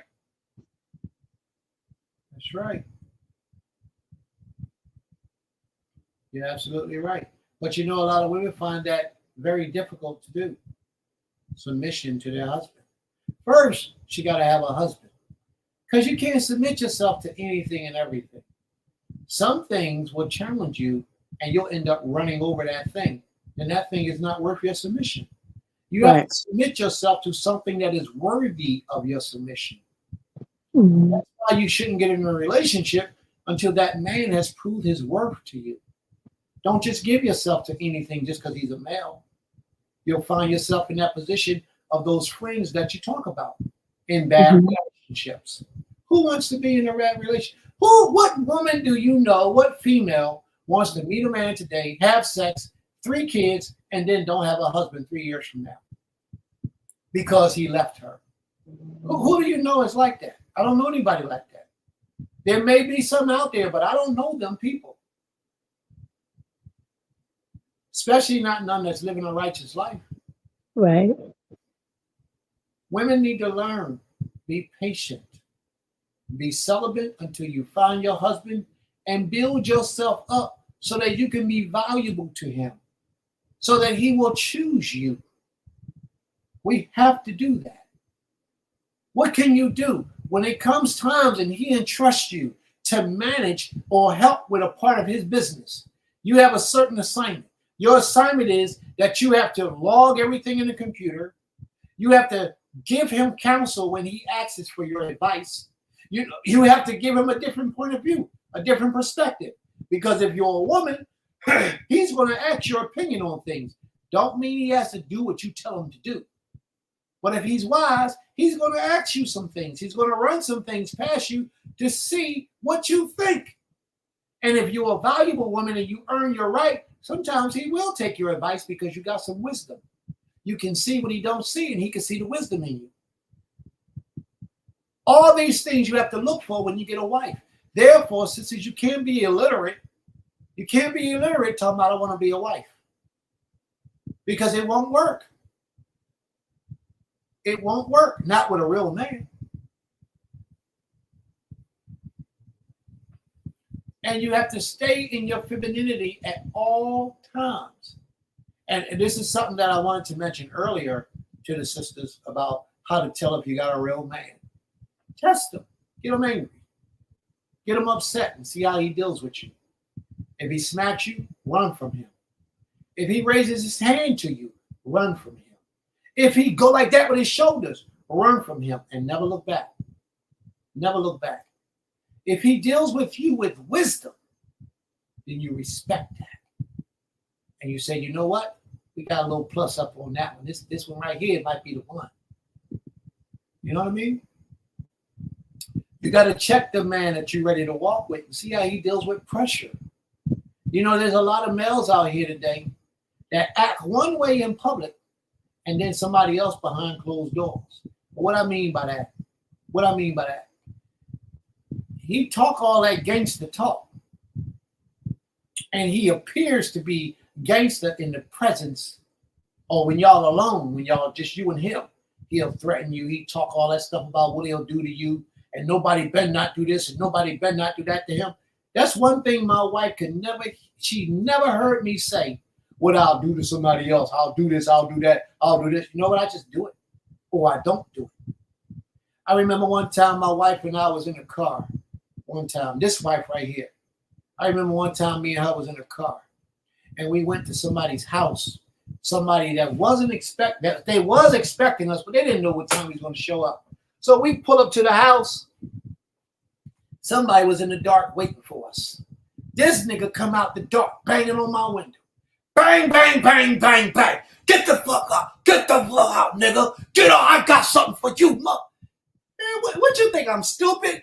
Why would I get out the car? Now let's think, family. Why would I get out my car? I sat there and I looked at this guy like this here. And I said to myself, this dude must be crazy. He don't know what a lot of people don't know because you humble, you passive, and you don't raise your voice and you don't fight with people. So I look at this guy, I said, what's wrong with you, man? He's still banging on my window. I said, don't bang on my window again. He stopped banging on my window, but he didn't go nowhere. You remember this, Ima? He kept running off with his mouth And I don't care if you run off with your mouth. You could talk all the talk you want to talk. I don't care about that. But if you do something, then we got to move. So I said, don't bang on my window no more. And I meant it. But I'm not a fool where this guy had time to prepare for my comings. He could have had a gun. He could have had weapons. He could have had 5 dudes around the corner waiting for me to get out my truck so they could do whatever they wanted to do. So I just sat there and I looked at this dude. You know, I said what I had to say. And then we dealt with the issues and we left. That's just how I do. I'm not one of those guys that have to prove, oh, I got my woman in my car. I got to show my woman that I can handle my business. And I ain't got to do that. I don't have anything to prove to anybody. Not to him, not to her. I use wisdom when I move. I use wisdom. And if he's dealt with on my time where I know things are compatible the way that they're supposed to be. Not when you set something up. It don't work that way. Only a fool is trying to pretend to be something and do something because somebody else demands it of it. When there's an option, an opportunity for him to lose his life, he's a fool. I don't move like that. That's not me. My life is sacred, is valuable. And I would never jeopardize it in the hands of a fool. And that person who came knocking on my window was a fool. That was a fool. That was a foolish move. I remember one guy not too long ago, the brother of that same guy. We're in a funeral, sitting up in a funeral. This brother comes up to me. Hey, listen, I want to talk to you around the corner. Now, I know I had problems with this brother before. I'm just trying to tell y'all this because y'all know the man y'all dealing with. So y'all know who he is. I don't just talk. I'm about it. I know I had issues with this brother before. You know, words. It was all words. And he used to be down the block. Doing all this. What are you going to do to me? And all that stuff. And I would just be sitting there and calm and collective and just watch it. And I guess he thought that that was a weakness in me because I didn't get emotionally aroused and I wasn't out in the middle of the street howling and screaming with him. I'm telling y'all how real men move. So y'all take note, take heed. I'm telling you, the ones that be calm and quiet and collective, don't think they slow and sleep and punkish because they not. So this brother comes to me at a funeral and says, yo, bro, I need to talk to you outside about this. We need to have a talk outside. I said, okay, let's go outside. Let's talk. So we start walking, and he's in front of me, and I'm behind him. I said, well, wait a minute. Where we going? I look around. We getting far away from the place. I'm like, where we going? You just wanted to talk, right? I didn't think this guy had no stupidity in his mind. I thought he wanted to talk about whatever some of the issues were that we might have had in the past. I really genuinely thought this brother wanted to talk. This nigga said, you a punk, you a P-U-S-S-Y, you a coward. I said, man, I'm not no coward. I said, but I don't want to fight you. That's not what I do. I said, we had a funeral. Let's go back to the funeral and let's put our elder away the way it was supposed to be. We're not supposed to be out here fighting at a funeral, man. Oh, no, nigga, you gonna rumble me. What? I don't want to rumble you. I turned around to walk away and he stepped up on me. Why did you do that? I turned around again. I said, listen, man, we're not going to do this today. Let me know another time and we can hook up and we can do this another time. And he called me a coward. He said, you don't want it because you're a coward. And stepped up to me when he called me a coward. And when he moved toward me, he motioned toward me while I was standing in his face. I took my hand and I mugged him in his face real hard. And he came back swinging like he thought he could fight. And he couldn't fight. And that's a shame. You don't go and pick a fight with somebody and you can't fight.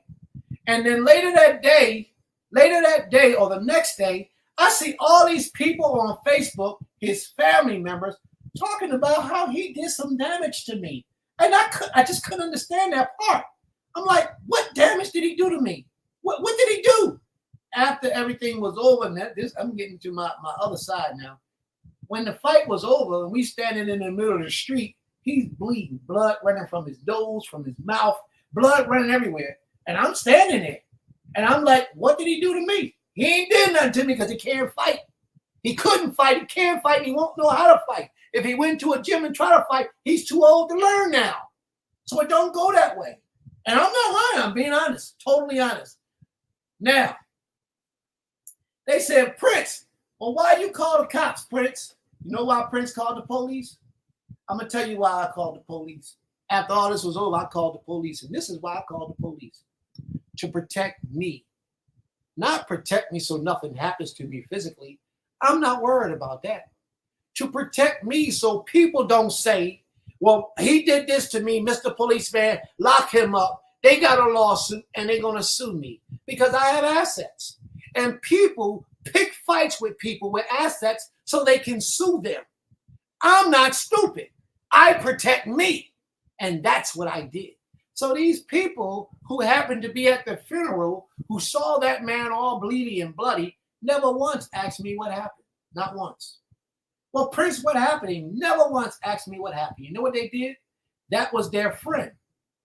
So what they did was they wrote up a declaration and said, well, we don't welcome Prince at none of our events anymore. Keep Prince away from our events. Why? Because I beat him up? What was I supposed to do? I tried to ignore the situation and I tried to move forward as a man because that's what men are supposed to do. I'm not about the foolishness. Why am I talking about all this? I'm talking about all this because real men don't have to prove themselves to anybody. But when they're tested, they withstand the test of time. They come through. They handle their business and they keep it moving. That's what real men do. I don't go look out for trouble. I don't go start trouble. I would rather, if a man walked up on me right now and wanted to fight or pay him $200, I will pay him $300 just to get away from him. And it's not that I'm scared, not that I'm afraid. It's just that I know me.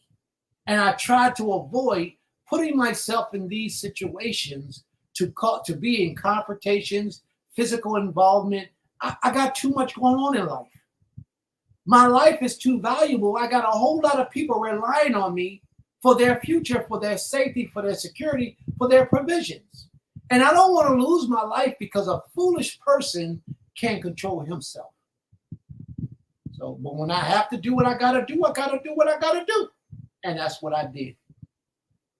But I got the bad end like I was the bad guy. And that's what some people do. But real men, we don't move like that. Real men, we're real careful with what we do and how we do what we do. Sometimes we move in the dark. Real dark. No light outside. With nobody watching. So I'm talking too much now. Let me leave it alone. Anyway, like I was saying before. Can I add to something to that? Yes, you can.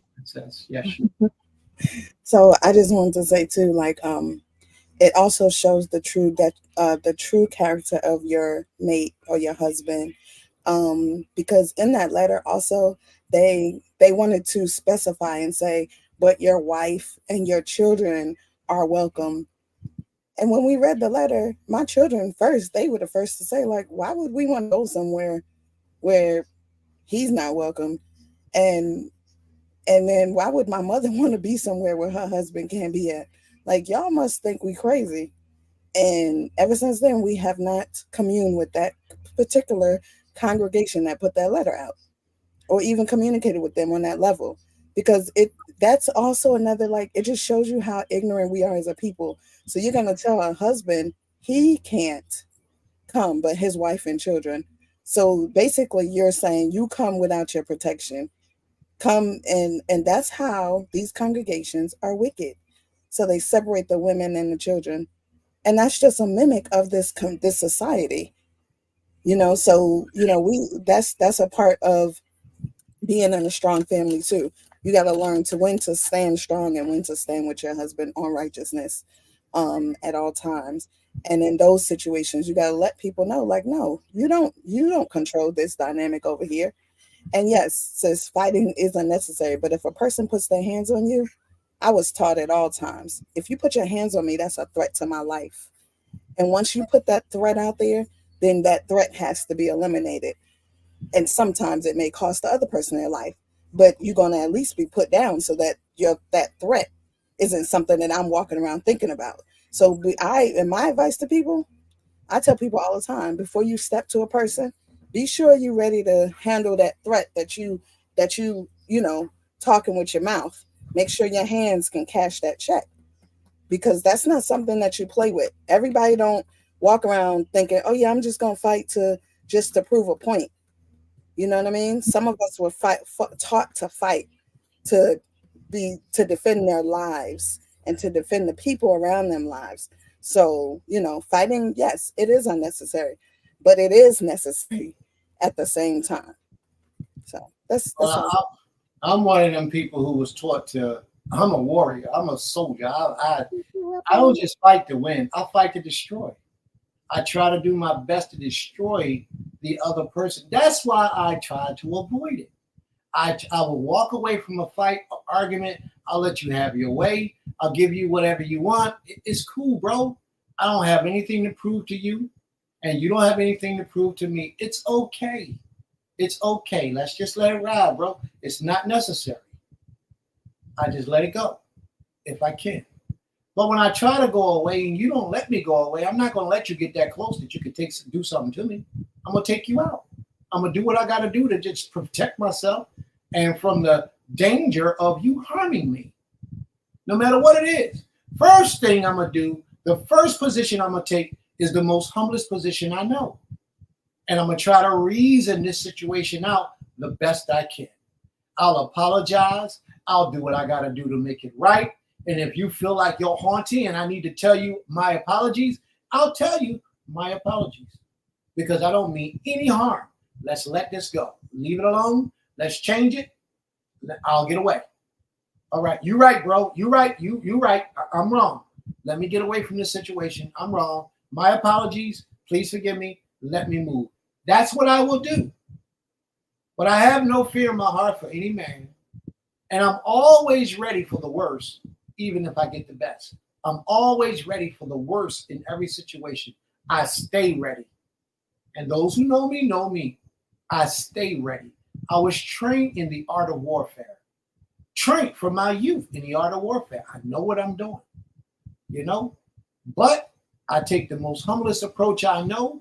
I will let you have your way. I will walk away. I'll give you what you want. And I will avoid all confrontation. That's just me.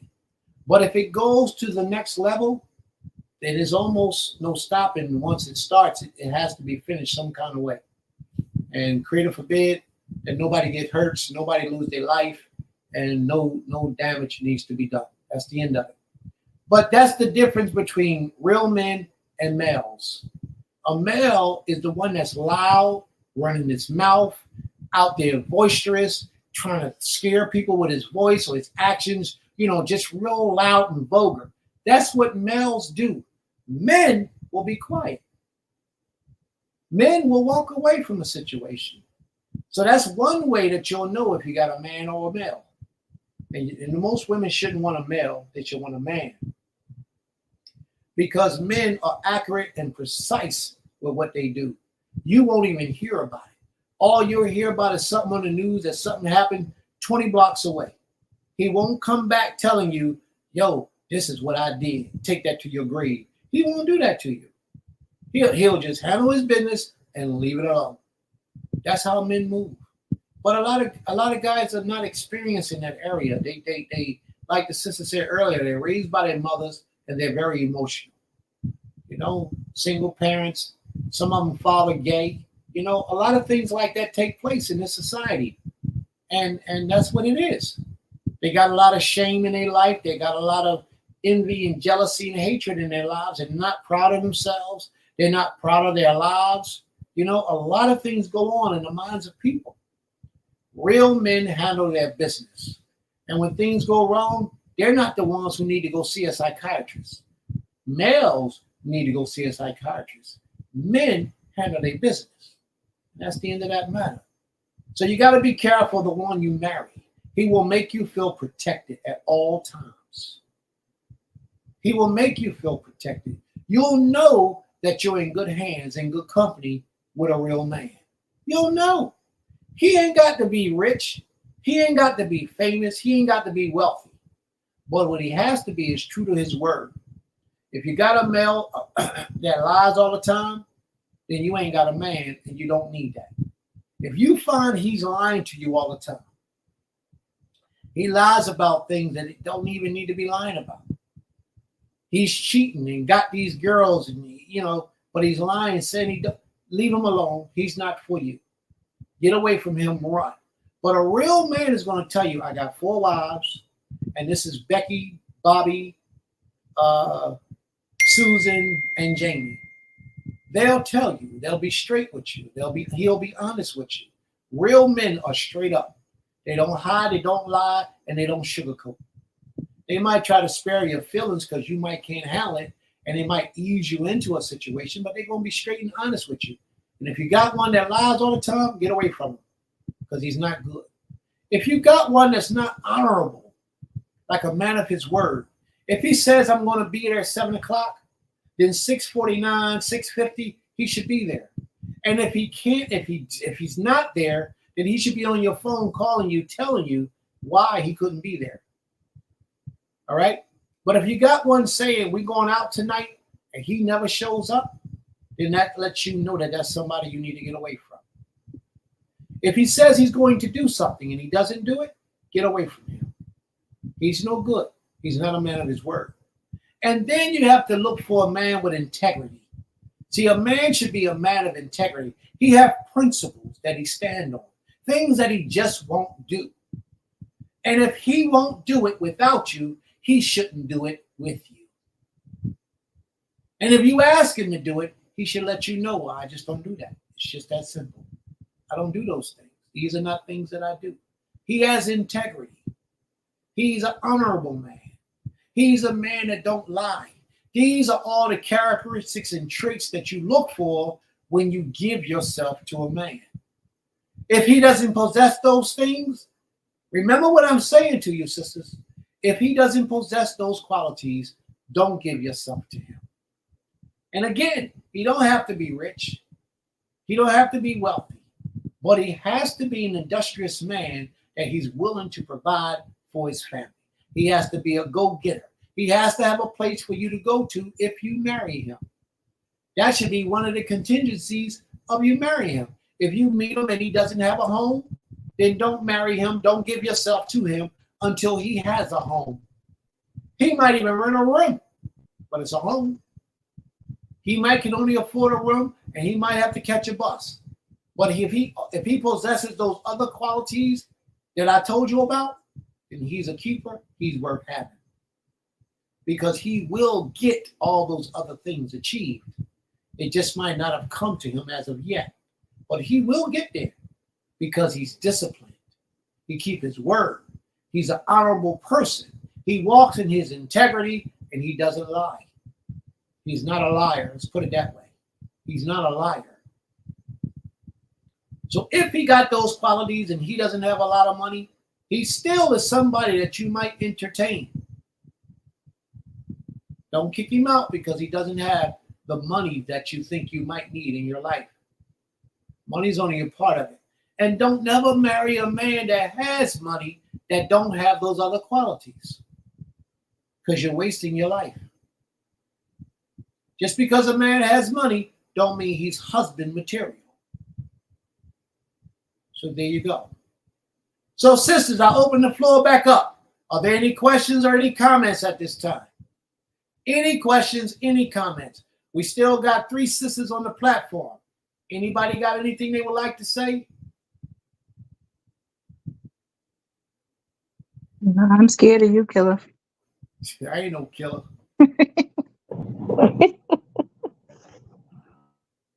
No, I definitely respect that because you mentioned something about leading with wisdom and not ego.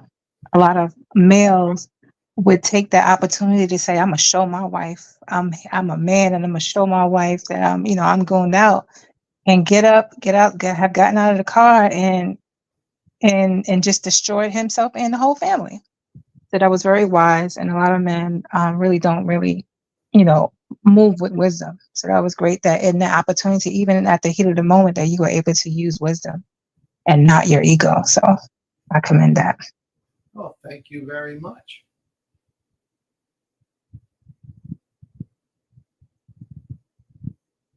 Sister Shivani, you say you have a question? You can ask the question.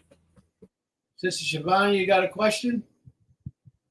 Sister Saadia, would you like to speak?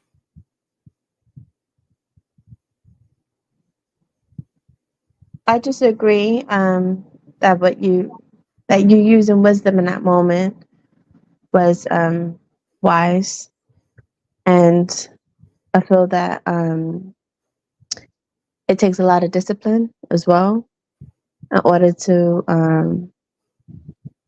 walk in that stead.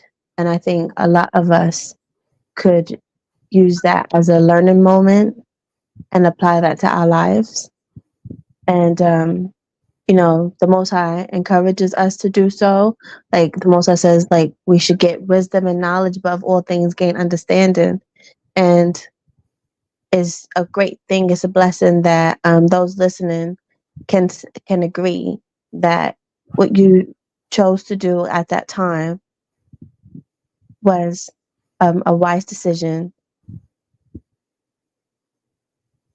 Some people would have called me a punk.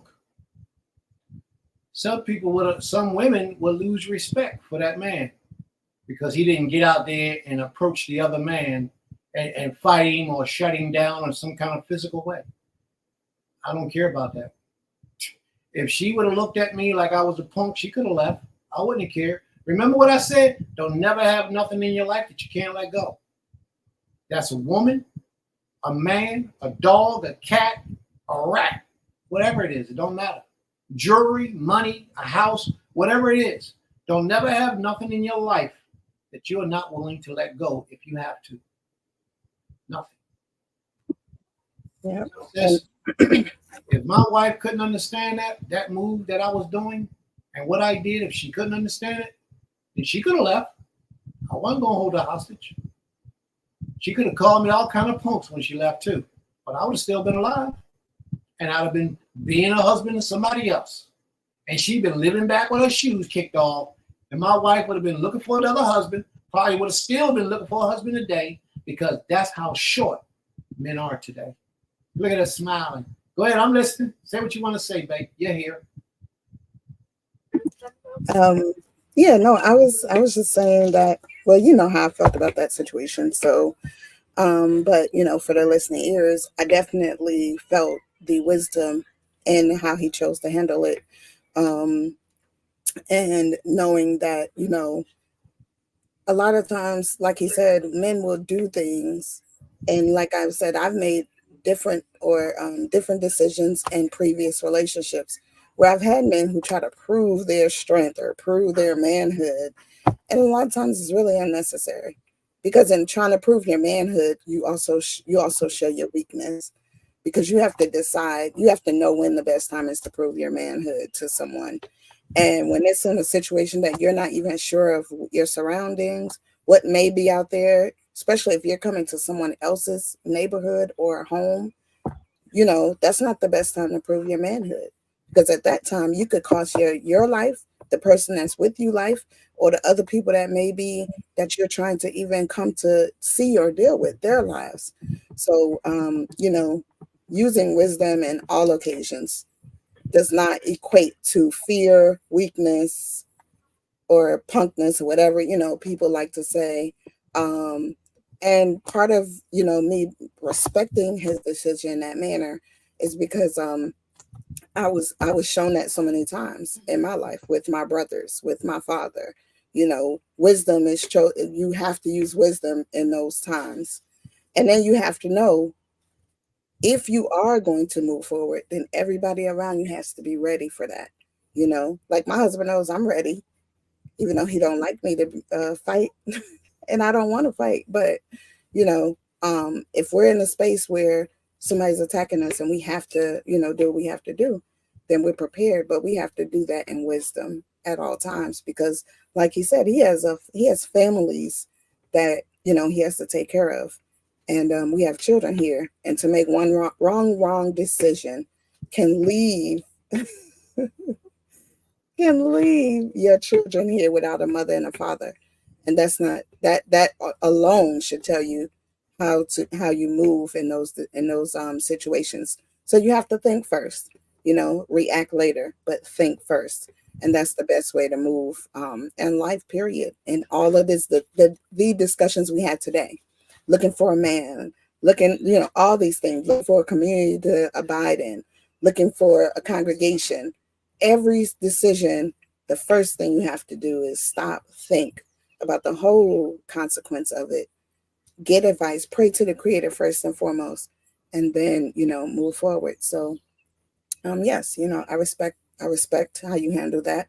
And I respect how you handle the other situation too, because each situation, deserved two different responses, and it got what it was supposed to have. So, yeah. Sister Shavanya has a question. Her question says, some people try to, no, I'm sorry. Sister Shavanya's question is, what about a man that don't want you to see his money or what he's doing with it? Answer that question, Meg. Answer that for her. I'm not laughing at you, sis. I'm laughing because I think when a woman wants to always know a man's money, that shows the character of her. It's not, you shouldn't, like, it's really none of your business. Just being honest. It's not even trying to be crass with anybody, but it's really none of your business. If he's taking care of his responsibilities of paying your bills, doing what he's supposed to do, then it's none of your business how much money is in his bank account. And a good man, or a responsible, mature man will, like he said, the money that he does have, you'll know what portion you need to know of, especially if something happens to him. But the majority of his money truly is none of your business and what he does with it. I mean, I'm just being honest about that. I could say, and I don't know, I mean, my husband can attest this. I've never asked him how much money does he have, because I don't want to know. I don't have it. I don't know why you look. I've never asked you that, because I'm not a material person. I didn't say. So, I didn't flinch at that. Okay. So, I think that's where that is for me. He asked me to answer it, so that's what I think about it. And I would agree with that. Ain't none of your business what your man got, how much money he got. Ain't none of your business. As long as he handling his business and taking care of you and providing for you, that's all you need to know. Period. That's all you need to know. And if you worried about how much money a man got, then you got the wrong mindset. Once you hook up with that man, you have to be able to trust that you're going to be provided for, and he'll provide for you and give you allowance to shop. Oh man, there we go. We got a problem. She wants some allowance so she can shop. I don't know what to tell you. We might have to put you to work. Let you go get a job, a job, so you can go get your own allowance and go do your own shopping. No, but honestly, a woman shouldn't have to work if she's married to a man. If she wants to work, she can work, but it shouldn't be required of her to work. Understand what I'm saying? And then when she does work and she get paid, what happens with her money? Iman, tell her what should happen with the lady's money when she make her money. If she got a husband and she decide I want to work, what should she do with her money when she get her check? Save a portion and spend what you need to spend on little things for yourself, but save a portion. Like open your savings account, put majority of your check in a savings account. Because really you're not paying bills or anything. If anything, if there's any bills that you're paying, it's some personal thing that you just want to pay. But for the most part, saving your money. That's what she's supposed to be able to do with her money. Yeah. She's supposed to be able to save her money. Why is she saving her money? My mindset is just different from a lot of people. I built all this, created through the Creator's blessings, the power that the Most High gave me, the knowledge He's given me. and I can build it again. It ain't no big deal. It can be done again. I don't need a woman's help to do what I have to do. I don't need her help. I don't need, in order for me to take care of her, and I need her help to take care of her, why does she have me? It doesn't make sense. Now, if she's working, the majority of her money is going to be getting put up for something useful in the future. Now, so she can go get her nails done. She better go to the store and buy some nail polish and learn how to do it myself. I would love that part right there. She ain't got to go. What is it, $90 now to get a set of nails? $150 to get your nails done? And you talking about every week? Man, that's a $300 a month. That's money. What? Yes. One, you don't get your nails done. Well, let me put it like this. Most women that I know who are doing their nails, they're not getting nail sets, fake nails, and not every week. It's usually at least 2-3 weeks to get a fill in. I don't get that, and it is, yes, the price has gone up. I will say when I was a teenager, it was like $17 to get your nails done. Now it is about $60 for your full set. And if you just want a manicure with, all the good stuff, it is a lot of money nowadays. And it's funny that you brought this up because I was, my sister and I were talking, Autumn and I were talking the other day, and I was like, because I do like to go to the salon and get a manicure and a pedicure. But what I noticed is that since I haven't been able to go in the last month and a half because a lot's been going on, my nails are much stronger. Because what does happen when you go to these places is the chemicals that they dip your nails in to clean them and do all that stuff to shave them and fix your cuticles. A lot of that stuff damages your nail bed. So, it is you go because it just feels good to go. But in the long run of things, it does damage your nails, especially getting fake nails, whether it's press-on nails or the tip or whatever it is. So, but now we have gone to the store and got the vegan nail polish, and we are, doing our own nails. For me, I know it's more because of the strength of my nails now. And I know for my sister's wife, it's the same thing. Plus, having a newborn baby around here, you can't really do too much. So. And the chemicals in the nail polish is no good. Yeah. So the chemicals help. But on the other end, Sister Shavanya put, give your money to him. Well, you don't give me no money. Oh, I don't. She talking about, I got the picture clear. Give it to him. No. Well, one thing she did say was, what if he, she said, but if I am not been provided for, I'm going to ask a man should have clarity. Yes. So what she's saying what I'm getting from what she's saying is, if a man is in your life and he's working, but he's not doing those things, providing, paying the bills, then she's saying, yes, she's going to ask him about where's his money going for clarity. No, don't ever ask the man where his money going. Ain't none of your business where it's going. If it ain't going to you, ask him for a bill. Just that simple. Yo, bro, you go to work every day. How come you ain't paying the bills around here? And if he talk about 50-50, ask him for a 50% on the bill on the divorce. No man should be telling no woman, you pay half the bills, I pay the other half. And then that's his wife. No, you don't do that. A man pays the bills. If you want to pay a bill, you can pay a bill. But you want to do that, so you do it. But to have to do it is a problem. And I'm just telling you, this is how real men operate. A lot of people may disagree with me, but this is how I move. And it has served me for as long as I know. If you want to pay a bill, I'm not going to tell you no. Like one of my Nasheen, well, both of them actually, what they'll do is when they get some money, they'll do all the food shopping when they want, when they got some money. That's it. That's what they do. That's the extent of what they do. Other than if they got a car insurance or a birthday party or something they want to do, then they can do that stuff. But when it comes to the functions of the home, men handle that. Now, I might not pay the bills, all the bills. The business bills I handle. But the home bills, like the land, the beautiful land, all that stuff, Usually my wife is the one to pay those bills. Unless the bill come directly to me, then I pay it. But usually those things, I make sure she got the money. She do what she got to do. I'm just telling y'all how it should operate. A woman has to be a woman at all times, which means she has to serve a purpose in the marriage.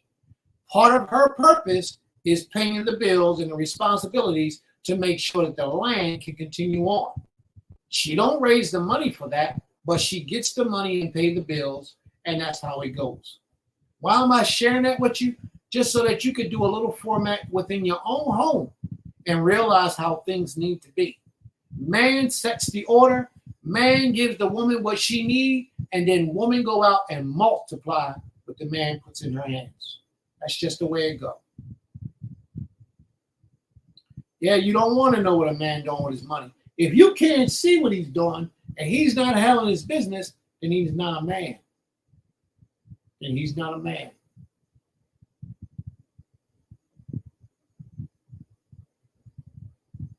My mother and his other two wives did not work for decades. And that's how men's supposed to move. That's how men are supposed to move. All right. Are there any other questions or comments? Yes, right. You know what? She said something very intelligent. And this is a fact. Many of us women are the man in the relationship. And she's absolutely right. And that's not a relationship. Not a divine relationship. Not something that's orchestrated and set up by the Almighty. You might as well be single if you got to do all that. You might as well be single. See, there's a lot of guys who have multiple wives, but their lives are not set up the way it should be. It's not set up the way it should be. And you're right. That's why the relationships fail. There's no order. There's no structure. Now, let me make this clear. A lot of men are not wealthy. Matter of fact, the majority of men are not wealthy. If they need your help, you have to be there to help. If they need you to go to work, then you have to go to work. If they need you to go to work so y'all can survive, because maybe it's going to pay off later. If they need you to go to work, but you're not required to work as a wife. If you got to marry a man that you have to go to work and you in it for the long haul, then you have to go to work. Just what you got to do. If he tell you I need you to go to work, then go to work. But don't enter into a relationship with a man and he already telling you I need your money and I need my money so we can survive. Then you might as well be single. Just that simple. Then you might as well be single. You ought to be able to survive off of the money he makes and only what he makes in order for your family to prosper. And if you want to work to go and bring in some extra income for whatever the reason may be, then so by all means do so. The more help you can contribute to the relationship, the better.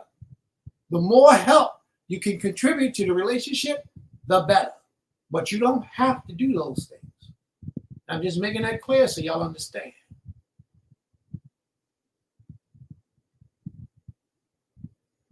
All right. Are there any other questions or comments at this time, family? Just so that we all understand where we at. If you're in the struggle and y'all already married and things fell off, then do what you got to do to achieve. Do what you got to do to come up. Sometimes that might require you to go out and wash some dishes. Babe, if you got to go, you can go. But I want to stay and serve the people. If the people is done with me, then we can go. It's no big rush. I'm not in a rush. But if you got to go, Amy, then I understand. I'll close it out when we're done. It's all right. I fully understand. Are there any other questions or comments, family? Because it's important that we all understand how a marriage is supposed to look. We have to understand how it's supposed to look. Because if we don't, we're going to keep repeating these same cycles of these broken relationships over and over and over and over. And that's never good. It's never good. because the males don't understand their responsibility and their duties, because they got these leaders and teachers out here teaching them, you put that woman to work, and you stay home and read the Bible. That's what they teach. And what do? They put the women to work, they stay home and read the Bible. The woman come home from work, cook, clean, take care of the kids, and take care of him too. And what does he do? Boss her around, tell her what to do, and then tell her what to do with her money that she made from slaving on the job. He calls that his money. That's not right. That's not right. That's not how it's supposed to go. That's not how it's supposed to be. That's not Torah. That's just simply not Torah. And it's bad business professions.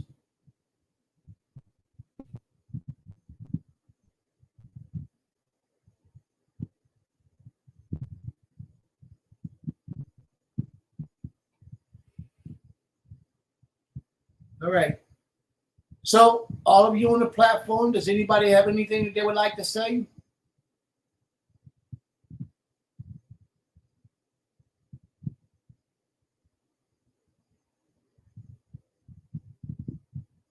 And it's just, go ahead, Bang, go ahead.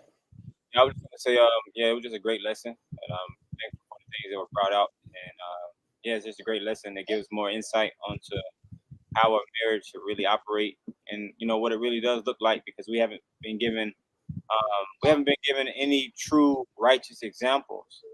So this is a very, very great class. That's all.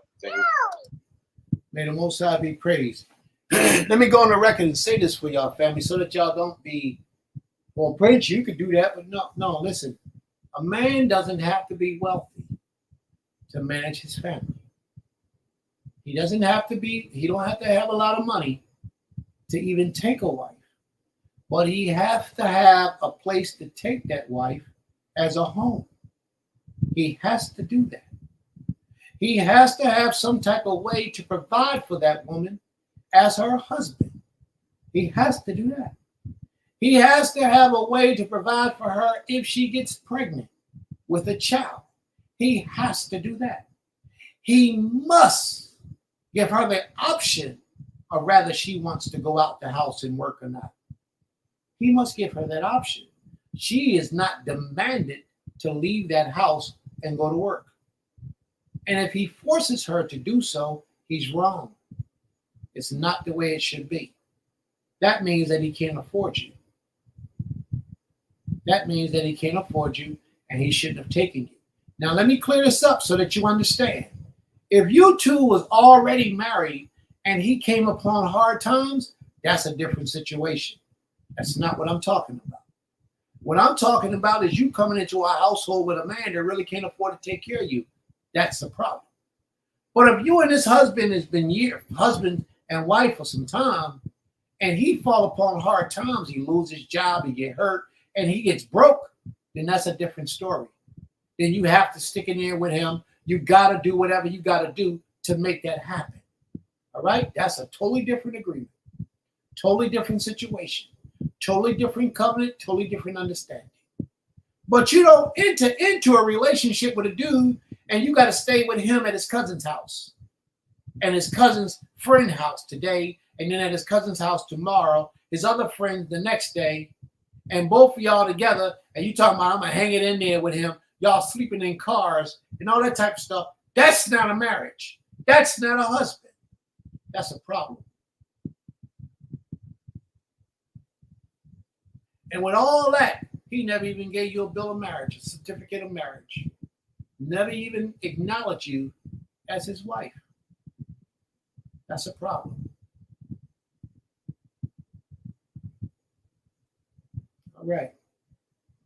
All right, we got two more sisters on the platform. Would either of you like to be vocal and have your opinions heard?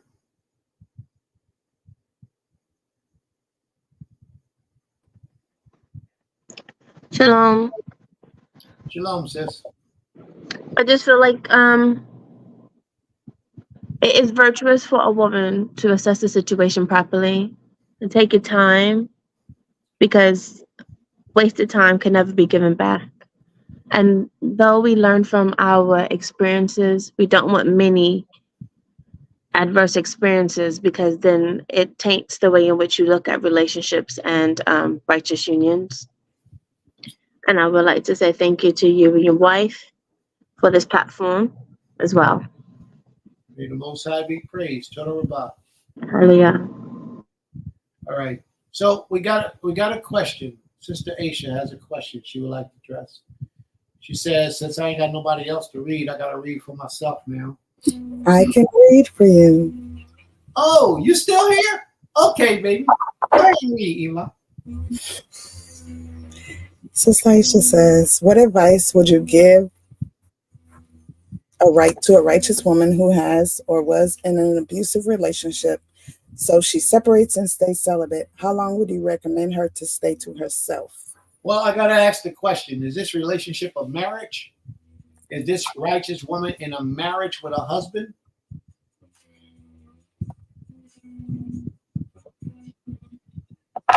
I need an answer, Sister Aisha. Is she in a marriage with a husband and decides to separate herself from that husband? Like, don't want to have intercourse with him?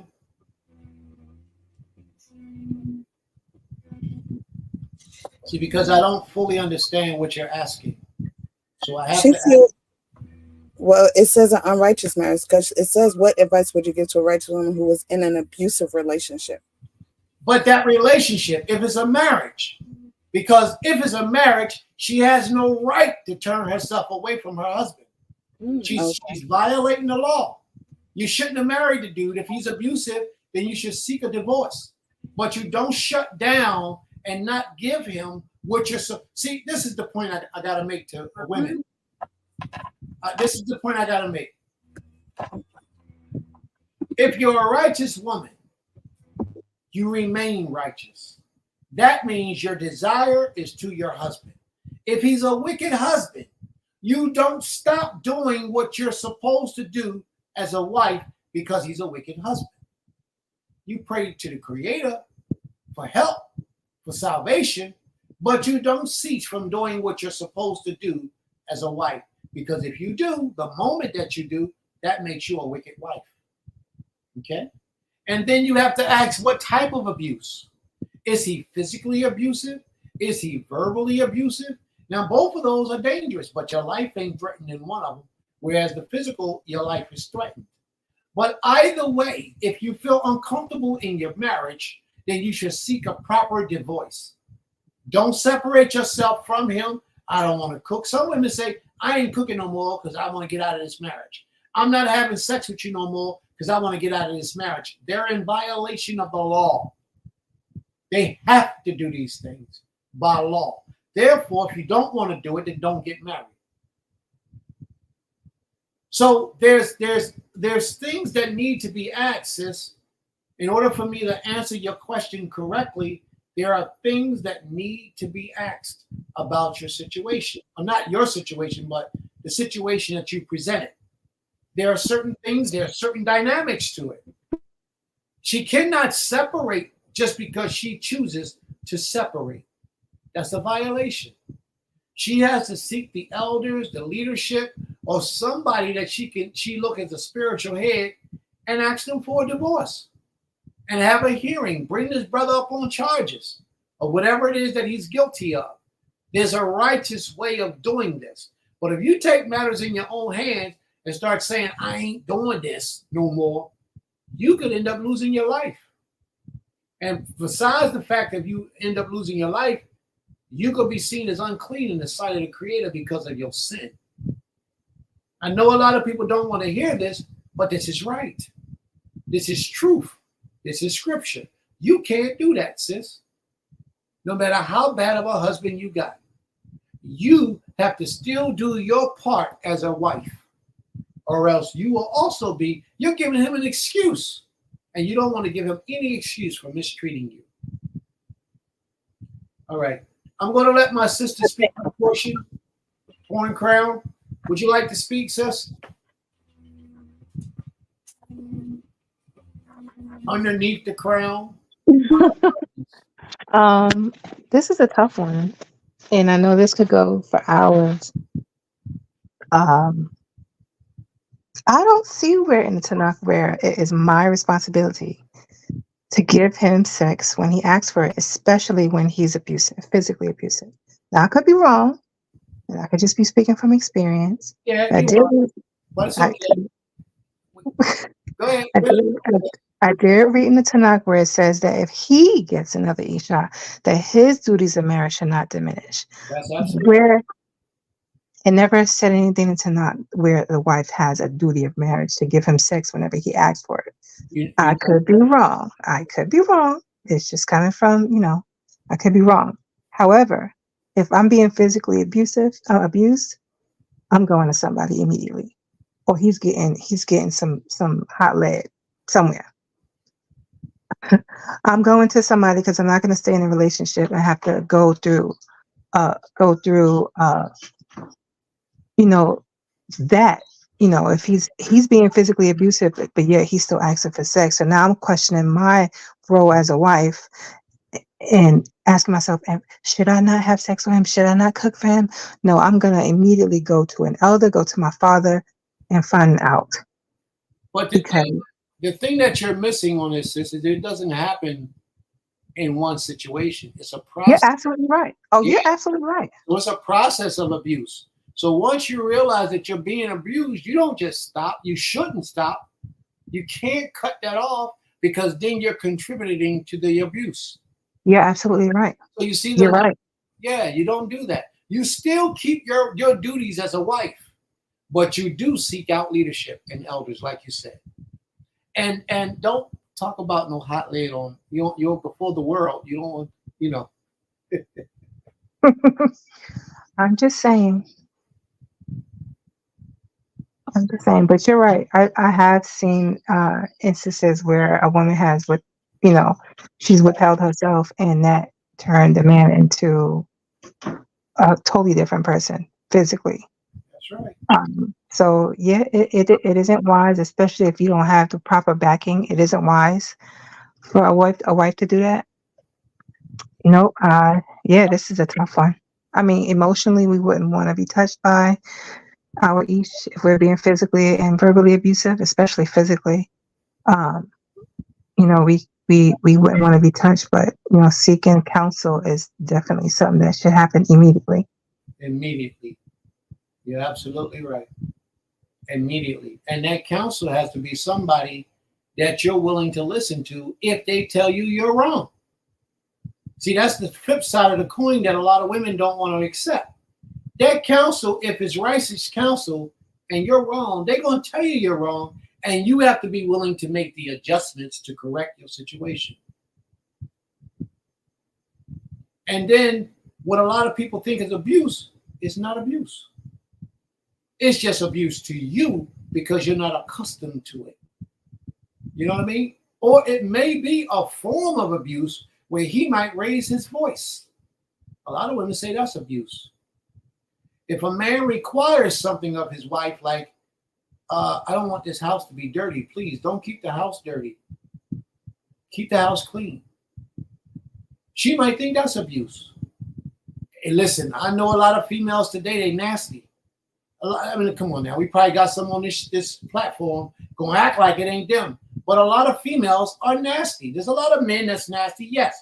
But we ain't talking about the man right now. We're talking about the women. A lot of women are trifling and nasty. And their husbands need to tell them, yo, clean up. Get that in order. That's dirty. That's trifling. And they don't see that because they're used to living in filth their entire life. Their mama was nasty. Their daddy was nasty. Their brothers and sisters was nasty. They lived in a nasty house. And now she married to him. And he ain't nasty. He didn't see that because she only came over to visit. And when she came over to visit, she was put on the front. She would wash the dishes and clean up and pretend like she was a nice, neat, and tedious woman. And then she moved in. And slowly but surely, a year passed, and all that starts slipping. Filth all around the tub, all around the toilet, and she taking a bath and all that mess. A lot of people don't understand. For him to force her to have to clean up, she might call that abuse. He's abusive. Well, why is he abusive, sis? Because he makes me clean the nasty tub before I can get in it.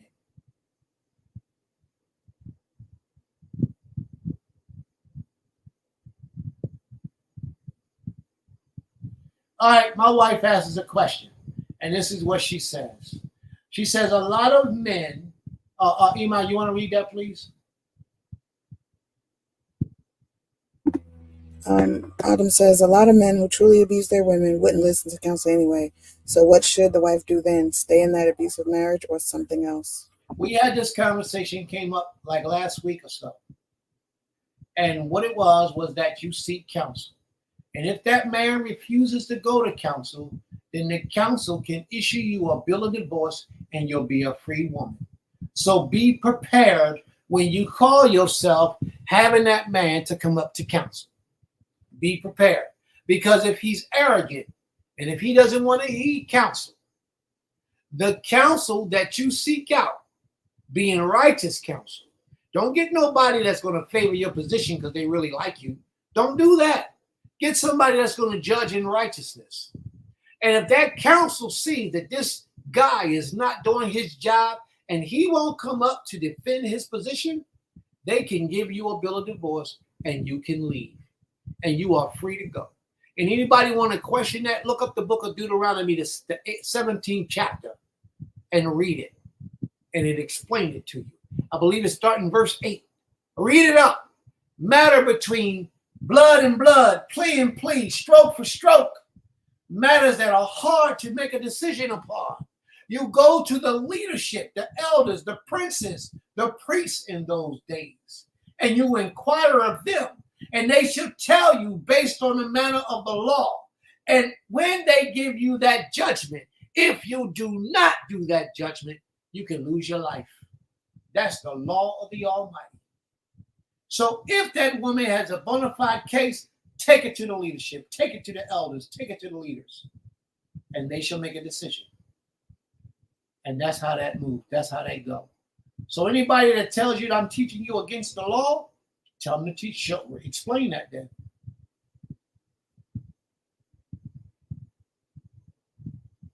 That's right. And that's how that law goes. We just have to be prepared and ready for it. Because, sis, like I said, if you take that up and the leadership says, well, sis, you're wrong. This is what you need to do so you can preserve your marriage. Then that's what you got to do. You got to do that. You have to be willing to make those adjustments. So know what you're getting yourself into. Are there any other questions or comments? My sisters on the platform, y'all know y'all got first opportunity. Speak what's in your heart.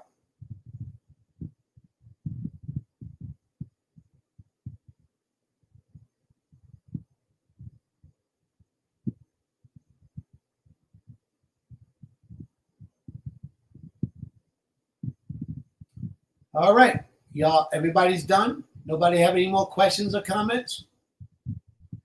Sister Saadia? I wanted to just say that I think this last topic, like my sister Tara Born Crown said,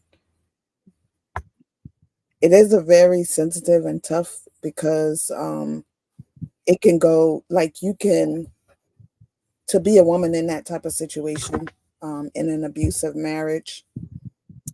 And like you said, if you hold out, the man can turn on you and it can become more abusive. If you go even get counsel, the man can become more abusive. It's so many, you know.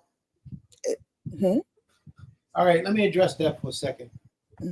That's why you got to have proper leadership. See, people don't understand what leadership is.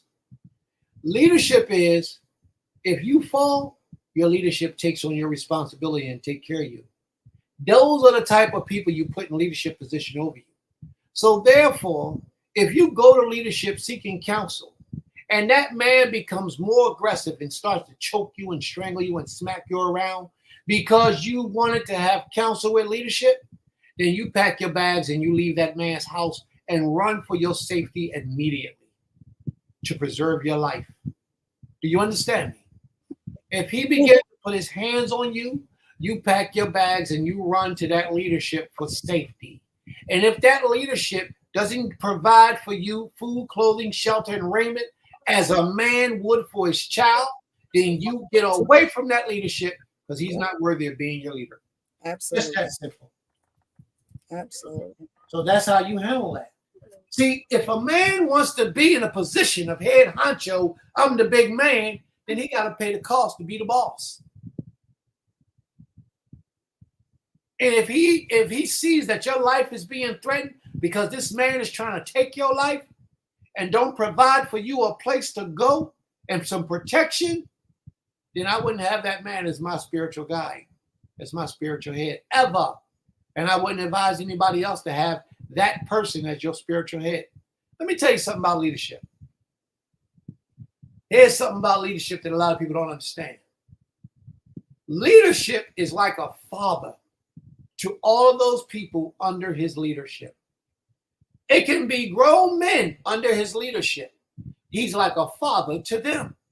So for a man in the community to call the spiritual leader Abba, ain't nothing wrong with that. Nothing. Because in reality, that's his job. That's his position, to be a spiritual father over the community. Now, what that means is if that household falls into array or disarray and poverty strikes that household, it's that father's position to take that position to provide for that family and show them the way. He has to. And if he doesn't, he's not worthy of being a leader. He's not worthy of that. It's just that simple. That's what leadership is all about. So if you don't have that type of leadership in your life, you should run. Because you ain't got no leader. If you can't call your leader right now and say, hey, I need a place to stay. I got put out, me and my 2 children, we need a place to stay. And he don't say, all right, come stay with me in my house. Y'all can sleep downstairs in the basement. Or he don't find you a place to stay, then he's not worthy of being your leader. I challenge any and everyone to that question today. He's not worthy of being your spiritual leader. No man would ever go to King Dawid in need, and King Dawid would turn him away. Oh, I can't help you. I could barely take care of my 5 kids. I could barely take care of my wife. I can't help you. That would never happen.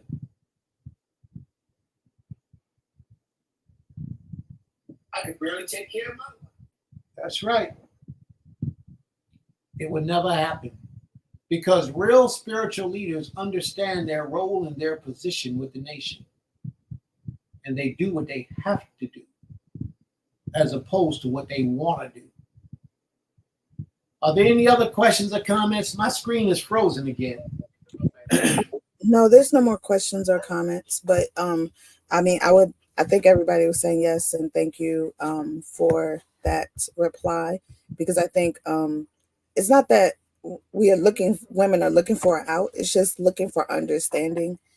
Because so many times, you hear men say, well, you're just gonna have to stick with it, or you're stuck in that relationship. You are. So, no, I know that, but you also just said if it's abusive and you go and he becomes even more abusive, to get your stuff and go for the safety of your life. Clear it up. Let's clear it up. Only if he's physical abuse and you're about to lose your life, right? Hitting you, then yes. But he's running his mouth. That's just verbal. He can call you whatever he wants. That's you signed up for that. But if your life is being threatened, you escape. You preserve your life. Yes. Okay. Yes, that's what I was trying to get at. That's what you had said. So, Toda Rabah for that, and yeah, hopefully a lot of sisters got out of this to seek counsel, to get and before they go into relationships, to have guided courtships and all those things, and first and foremost seek the Creator in all matters. So Toda Rabah. All right, family. I think we have exhausted all of our questions and portions of conversations for today.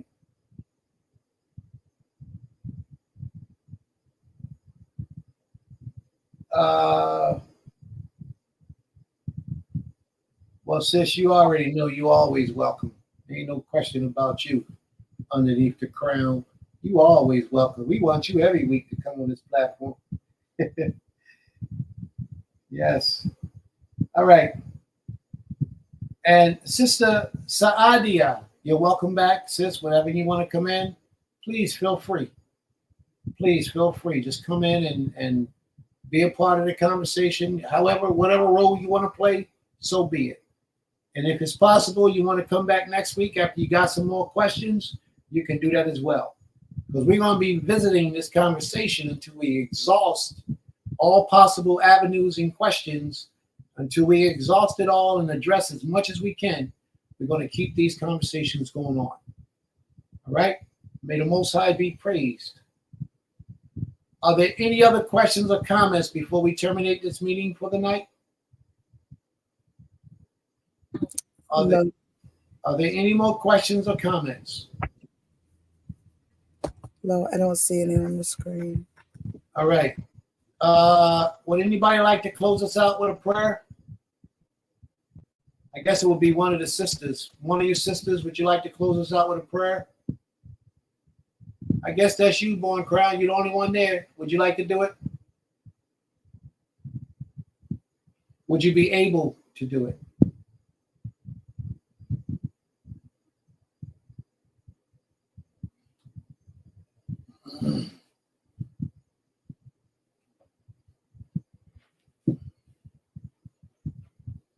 Can we all rise, please, and face the east?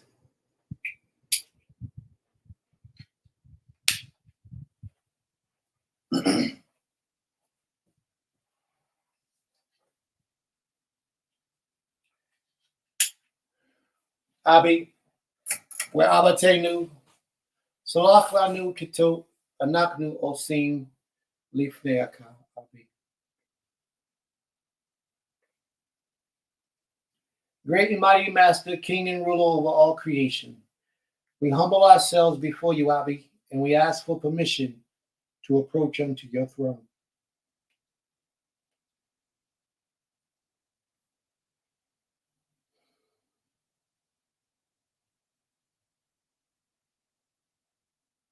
Thank you, Father, for your mercy, your kindness, your protection, and your blessings.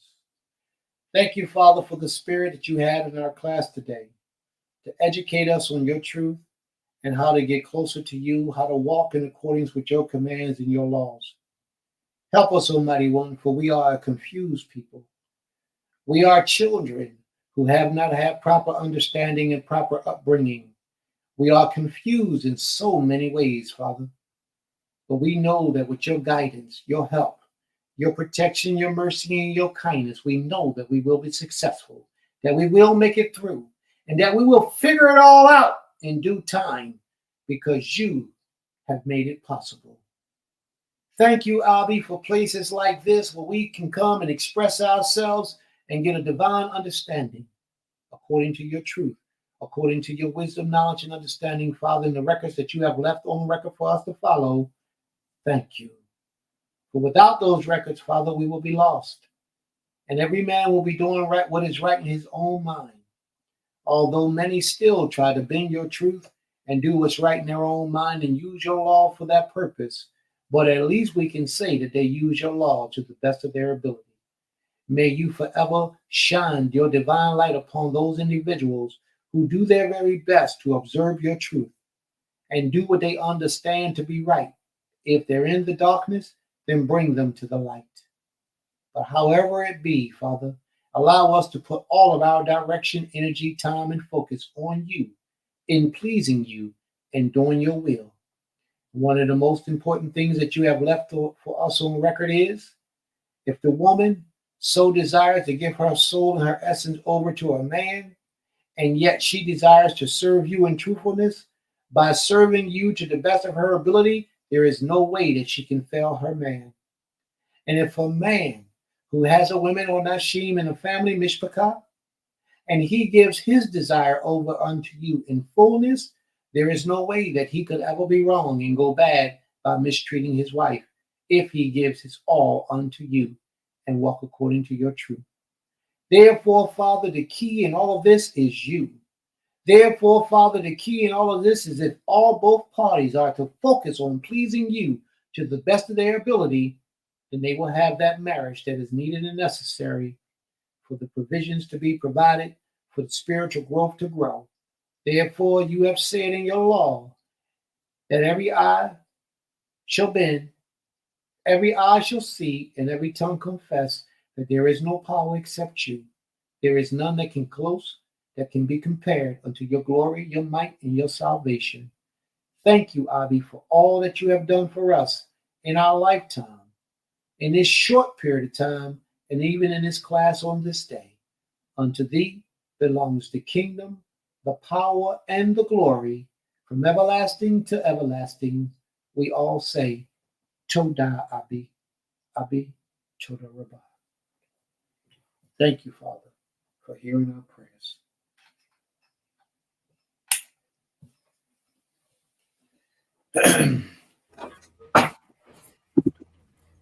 All right, family. Any questions or comments? Because we're about to go. Creator willing, we'll be back next week, and we'll be able to have another portion of class next week at the later time.